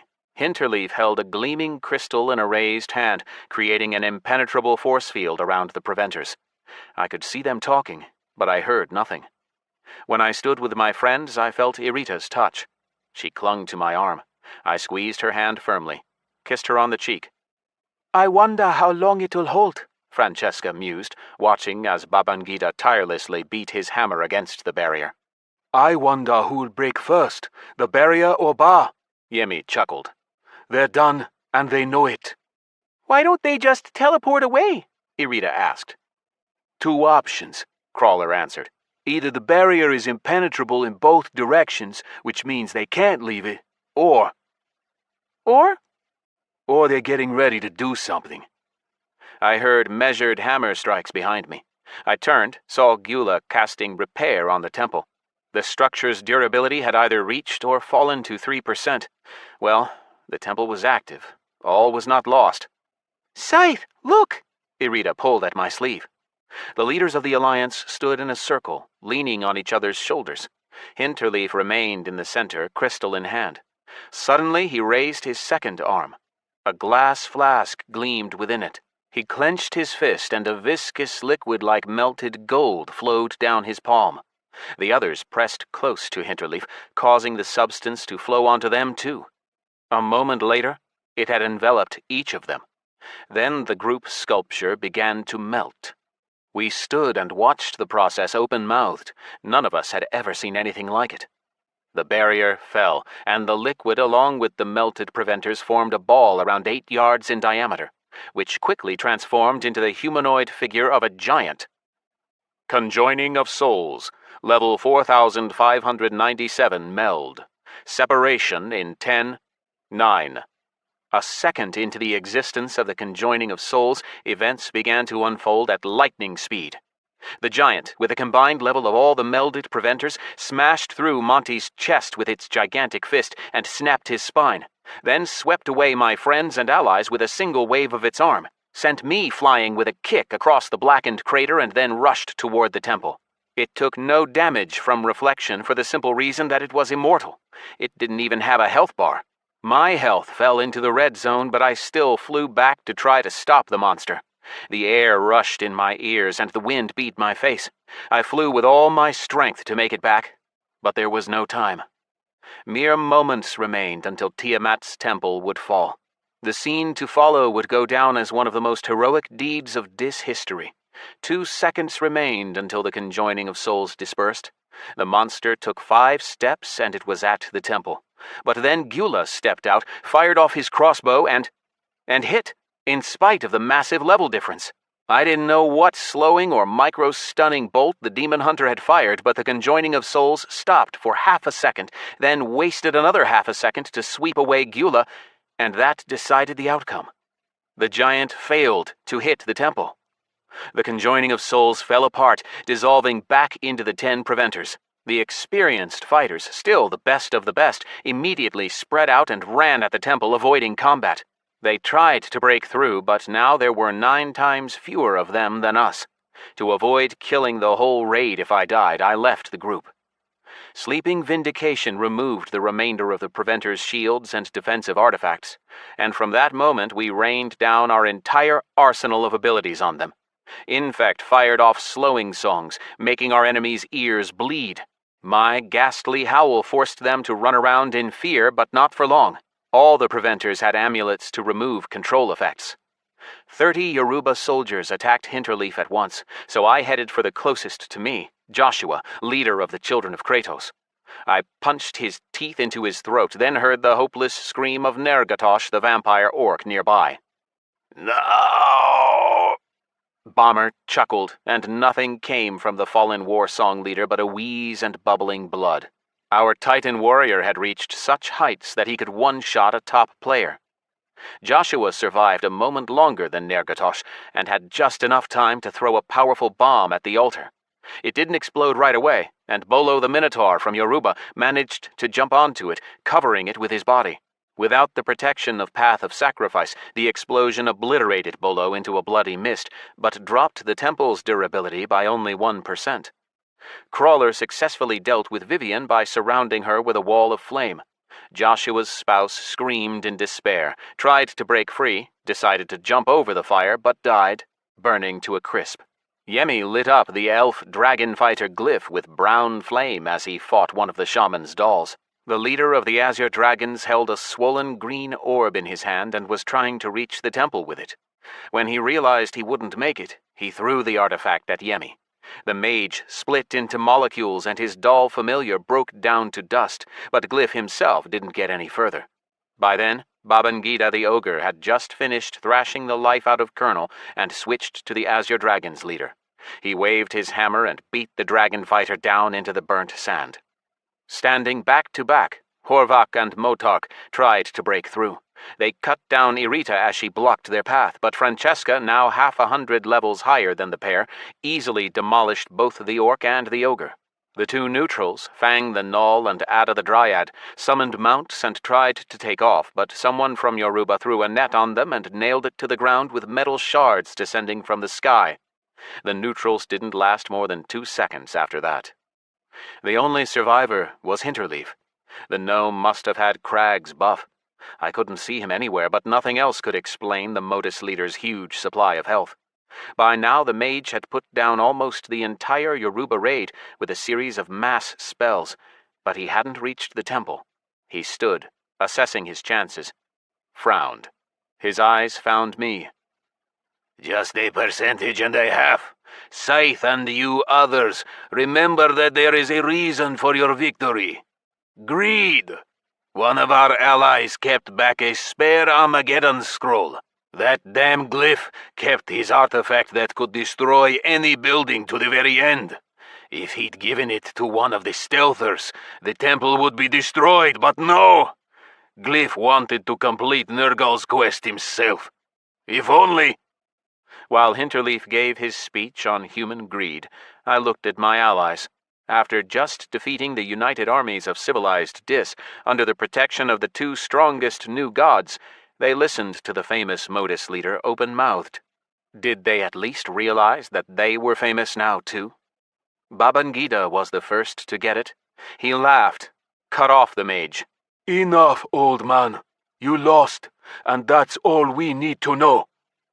When the fire descended on Hinterleaf, he didn't even try to defend himself. The old man was broken. He died without resisting. The battle was over. A haze hung in the air. Only black craters remained of Tiamat's oasis. But we'd done it. We'd protected the temple. The surviving healers started reviving the dead raid group. Unfortunately, they couldn't return the guardians to life. A scream tore me from my grief. There's someone still there, Yemi pointed. Around 300 yards from us, I saw the silhouette of a lone warrior. Focusing on it, I smiled. I'll take care of this one. I flew to the last survivor of Nergal's army of 200,000. Tobias Asser, also known as Crag the Warrior. He tensed at first when he saw me, then smiled, waved. Hey, Scyth, this is becoming a good tradition, he said, shaking my hand. Did you win? Yep, why are you here? Modus's strategist came up with the bright idea of burying me in the sand. Officially, I was in the raid and buffing them, but I was actually just hiding from the allies. I see you're alive again. Yeah, had to part ways with the destroying plague. You want to rejoin us? I really do, he nodded. But Hinterleaf and I have a deal until the event ends. After that, of course, they'll want to eliminate me and I'll try to escape. But even if I manage it, I'm afraid Nergal won't approve. Whatever happens, Toby, even if you end up playing a new character, you're always welcome, I said. Don't doubt it for a second. Your place is in the Awoken. Thanks. Crag looked around, businesslike. Well, I'll hit you first so Nergal doesn't get excited, then you kill me as usual, okay? The warrior had reached level 206 by buffing the Modus raid groups in the Lacarian desert, but it still only took one hit to send him back to the graveyard. I returned to my friends, looked at their grubby, smiling faces, shook them and my allies by hand. Then I remembered those we'd lost. Flaygray, Nega, Anf, Ripta, Patrick O'Grady, the sewer trogs of the Stone Rib, the orcs of the Broken Axe. They were all dead, along with 1,000 of the best mercenaries and gladiators from the Goblin League. We, Yoruba, will start to gather loot, I think, Yemi told me, touching me by the shoulder. There's a great deal of loot. We'll help, Crawler said. They wandered through the battlefield, black and white with char and bones. I returned to Gyula to start restoring the temple right away. To my surprise, Tiamat was nowhere to be seen. Gyula and I hugged, but he wasn't smiling, and he didn't say what I expected to hear. Something has happened at the fort, Alex. One of our boys contacted us but didn't give me any details. The connection cut out. I had other things to think about during the battle, but now nobody is answering me. Everyone is offline, even my sister Stephanie, and her shift only just started. The workers' nicknames in the clan tab were all gray. Offline. Feeling an insidious chill, I started casting Depth's teleportation. I'll go see what's happened. In the meantime, you restore the temple. The fort's sole street looked lifeless. The Pig and Whistle Tavern and all the buildings were destroyed. The tree protector was snapped and burnt. Not only that, but I couldn't see any kobolds or non-citizens. The only surviving structure was Behemoth's temple, but something was wrong with it, too. I landed and shock gripped my heart. A sticky slime covered the temple's roof and columns. I couldn't feel Behemoth's presence. I walked around the temple and saw a small plague portal. I knew you'd come, Mogwai's acid voice carried down from above me. I raised my head and saw him sitting cross-legged on the temple roof. How are things in the desert, Scyth? Where are my people? People? Don't make me laugh. Inwinova and kobolds. I put down every last one of those whining dog creatures, even the cubs, and turned the Inwinova undead. Didn't you know that we need workers? One problem solved. By the way, how did you manage to turn yourself alive again? How did you get to the island, Dro? Ah! The supreme legate of the destroying plague spread his arms theatrically. So rude. But what should I expect from an uneducated oaf? No, former legate, my secrets will remain mine. Mogwai chuckled, cracked his knuckles, stretched his neck, and grinned. We aren't going to make the same mistake twice. All the legates are acting independently, which means that now we're immortal. He whistled. A hoarse howling came in answer. The bushes rustled and kobold zombies began to wander out of them with dull growls. Their levels were low. The supreme legate just wanted to distract me, and, of course, upset me. I flew some distance away, thinking furiously. How could I kill someone who couldn't die? That thought hadn't left my head since the Nucleus gained its new legates and gave my old position to Mogwai. I'd thought of a solution, but would it succeed? The undead druid took on his beloved bear form, now rotting and showing bones. He jumped from the temple roof and headed toward me. I don't know how you reinforced the temple, he growled, but I had to get the Nucleus involved to start destroying it. A slow process, but a sure one. By morning, the entire island will be a stronghold of the destroying plague, and the temple will be absorbed. Oh, and I got a nice reward for it. The legate's crown. Mogwai activated Subjugate Mind. Liberation prevented the undead druid from taking control of me. I flew up, gaining speed. He had to touch me to... My flight suddenly stopped. My character hung in the air and flickered. Emergency exit activated. External immersion capsule command interface in effect. Exiting in 3. Stop right there! Mogwai roared, seeing that I was about to be ejected from Dis. The white flash of plague fury blinded me. When my vision returned, all I could see was the intragel of my capsule receding.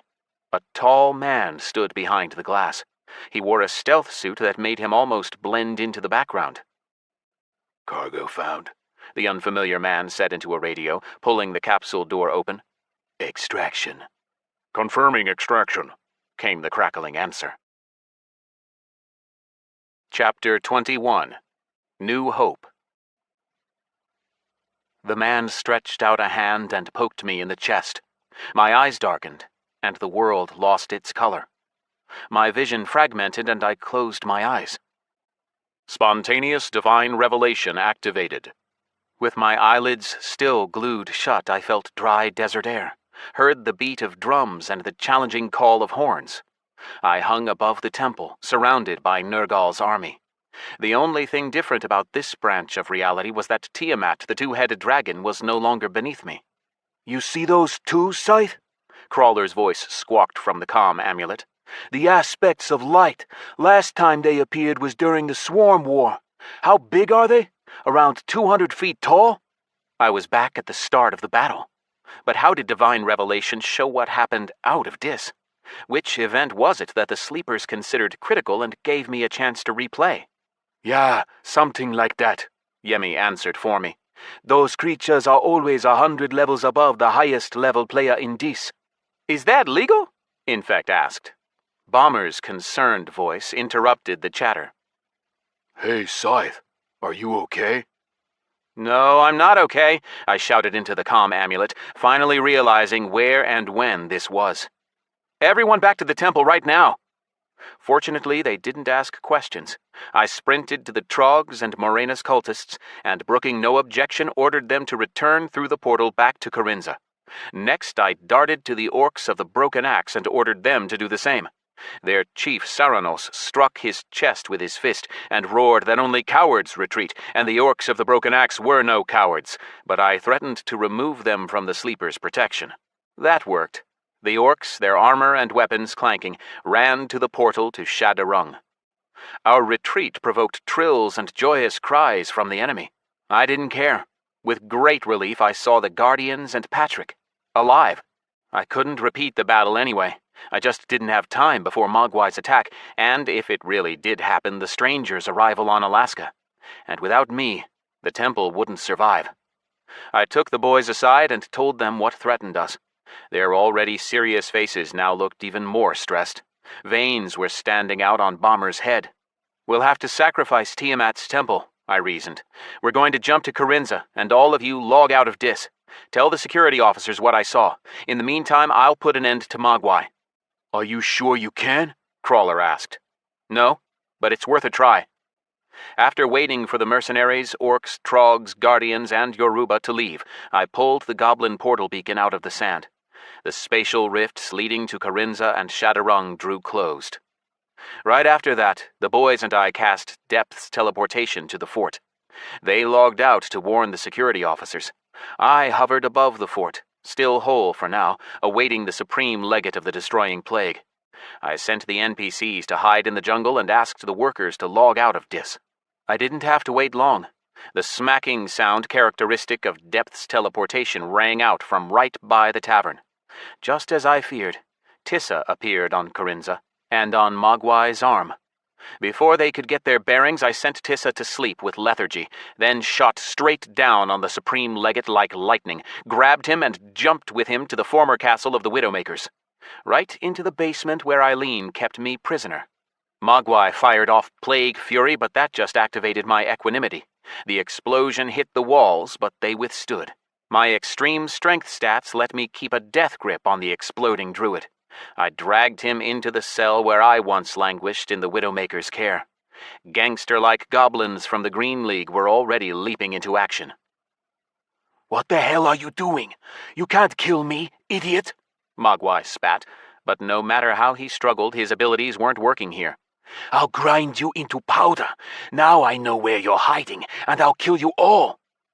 While he screamed and spat in rage, the nimble goblins quickly enchained him with magic shackles. Go, Scythe, one of the goblins squeaked. We can take it from here. I did just that, and the goblin switched on an energy field. The supreme legate of the destroying plague was imprisoned, and couldn't get out on his own. Thanks, I said to the goblins. Give my warm regards to Kusaralix. Without wasting another second, I logged out of Dis.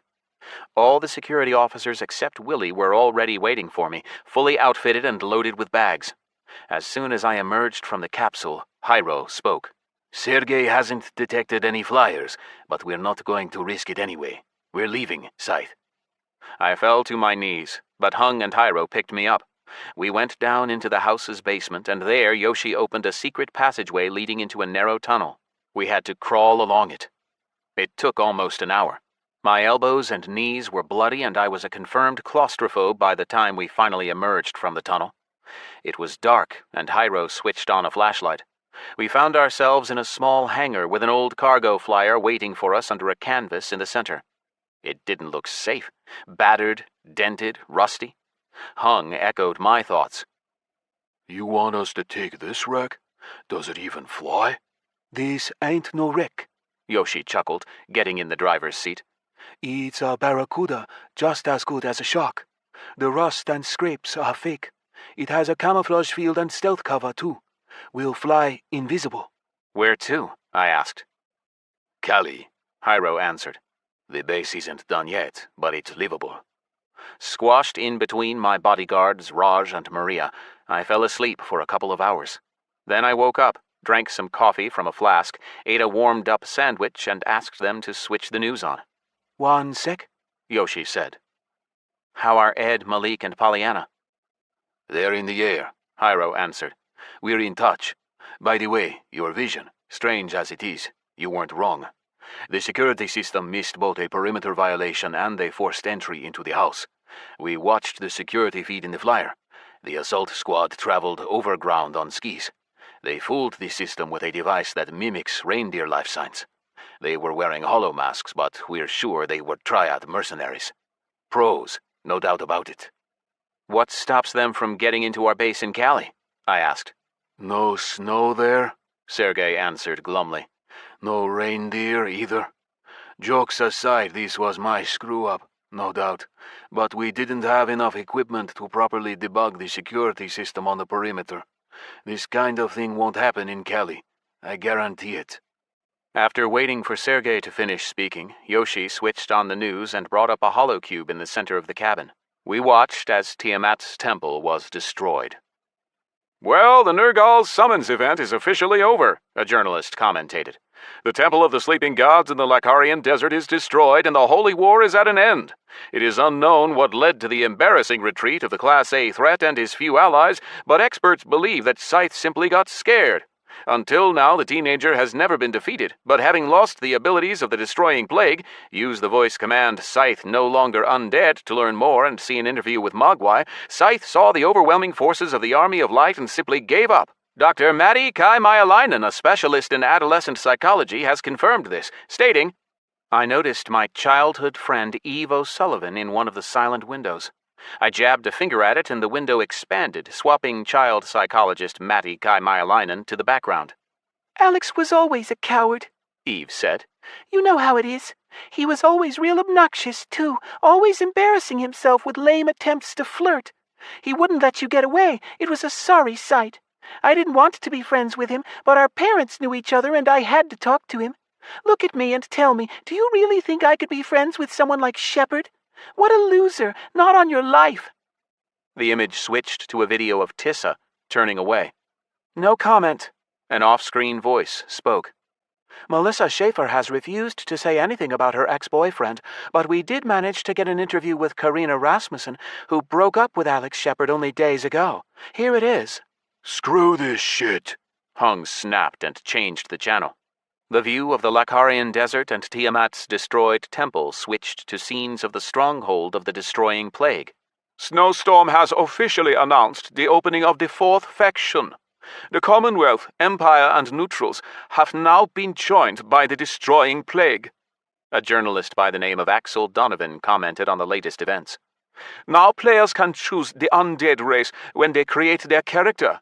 In addition, the destruction of the Temple of the Sleeping Gods and the official launch of the new faction has led to a reshuffle in the divine pantheon of Disgardium. Incredibly, some new gods have joined the Destroying Plague. Osiris, Skadi, Cthulhu, Baron Samedi. Hung waved his hand, lowering the volume, and looked at me. Why did she do it? I whispered. Without clarification, Hung knew I meant Tissa. My friend sighed heavily, shrugged. I don't know, but promise me we won't jump to any conclusions just yet. We need to talk to her. Talk? I shouted. Are you serious? She's already done it. She betrayed us. Now the elites know where we are, and Alliance ships could be heading to Corinza right now. They aren't, Hyro said. Fen Guang is the kind of person that won't share intel with anyone. He'll have to escape first, I muttered. Everyone was silent for a long time. Despair took me. No matter what I did, things only got worse. Friendship and love turned to betrayal. And I didn't even know where we were flying to. The security officers could say anything. I couldn't be sure of anyone anymore. As if reading my mind, Hyro broke the silence. Get a hold of yourself, kid. Clear your head. You can trust everyone in this flyer. Think about how to fix things back there in the game. We'll help you in real life. You have far more friends than you think. That's right, Alex, Maria Sar said. There are lots of people who want to protect you. For free. When we land, you'll see for yourself. Sergei, Raj, and Yoshi echoed her words, telling me I could count on them. Hung just rose from his seat, walked over to me, and placed his forehead against mine. We'll build a second temple. You know that. There's a place, and it's a place no one else can get to for years. We'll use Orthicon to protect Corinza, you'll see. I'll stand watch there for days at a time, and on top of that, your friends, your real friends, are with you too. Don't worry, bro. We'll get through this. How much left until your maximum potential? I thought for a moment, smiled, took heart. I nodded to my friend, and he went back to his seat. Once seated, Hung asked, Have you decided what to do next, Alex? We'll decide together, Hung. You, me, Ed, Malik, Irita, our adult friends? I nodded toward Hyro. But if you were asking about Dis, you said it all yourself. We'll build a castle and erect the righteous shield. Then we'll think of how to level up on Terastera. We'll build Tiamat's temple there. You go to the Nagas for your divine quest. Do you remember where they are? Hung chuckled. Mayaz ain't far from there. I can't wait to see it, I answered, not without sarcasm. What are you going to do? Me? I think I'm going to take care of the destroying plague. That bastard thing needs ending. How? I have an acquaintance, someone who has spent time in the Nether. I think he can help. Hung didn't understand right away. When he did get it, his eyes lit up. I couldn't shake the thought. How had Mogwai met with Tissa if she was in the sandbox? Apart from those two, only one other former legate of the destroying plague knew the answer. I turned to Yoshi. I need to talk to someone, Mr. Uematsu. Name? Wesley Cho, but everyone knows him as Big Po. Epilogue. The dull snapping of portals split the air in the dark of night. Two figures emerged from rifts in space above the stony plateau, an elf and an elf girl. Their gender wasn't the only difference between them. The male elf was undead. I want to confirm the conditions again.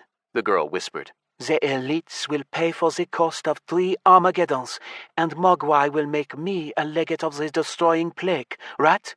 Are Fenn's words not enough for you? The elf whispered in annoyance. Break the dome, and you'll get what was promised to you. What do you want with my former castle anyway? The elf girl frowned. I think I get it. Mogwai is there, locked up, right? No, he isn't there now, the elf said, but he'll appear at my signal. Now summon the Arbiter. As you say. I, Eileen, summon an Arbiter to confirm this exchange. A blazing blue eye materialized in the air next to them, crackling with energy and smelling of rain. The item to be traded. I, Eileen, in the interests of the elites, here represented by Deputy Clan Chief Crit Terror, agreed to use 3 of my own Armageddon scrolls, aiming them at this castle. In exchange, I will receive 15 million gold and the status of legate of the destroying plague promised to me by Supreme Legate Mogwai. I, Crit Terror, speak on behalf of the elites and at the behest of Clan Leader Mogwai. I confirm the conditions of the exchange. Trade complete. If either party violates the conditions of the agreement, the Celestial Arbitrage shall inflict penalties upon the culprit. Good fortune. The eye disappeared. Against the brightening horizon, the guards of the Green League could just be seen patrolling the fortress wall. Satisfied? Crit Terror asked. Just take down the shield and your job is done. I'll take care of the rest. Yes, Eileen answered, smiling. I'm satisfied. She activated a scroll, and the burning trail of a falling meteorite lit up the dark gray sky.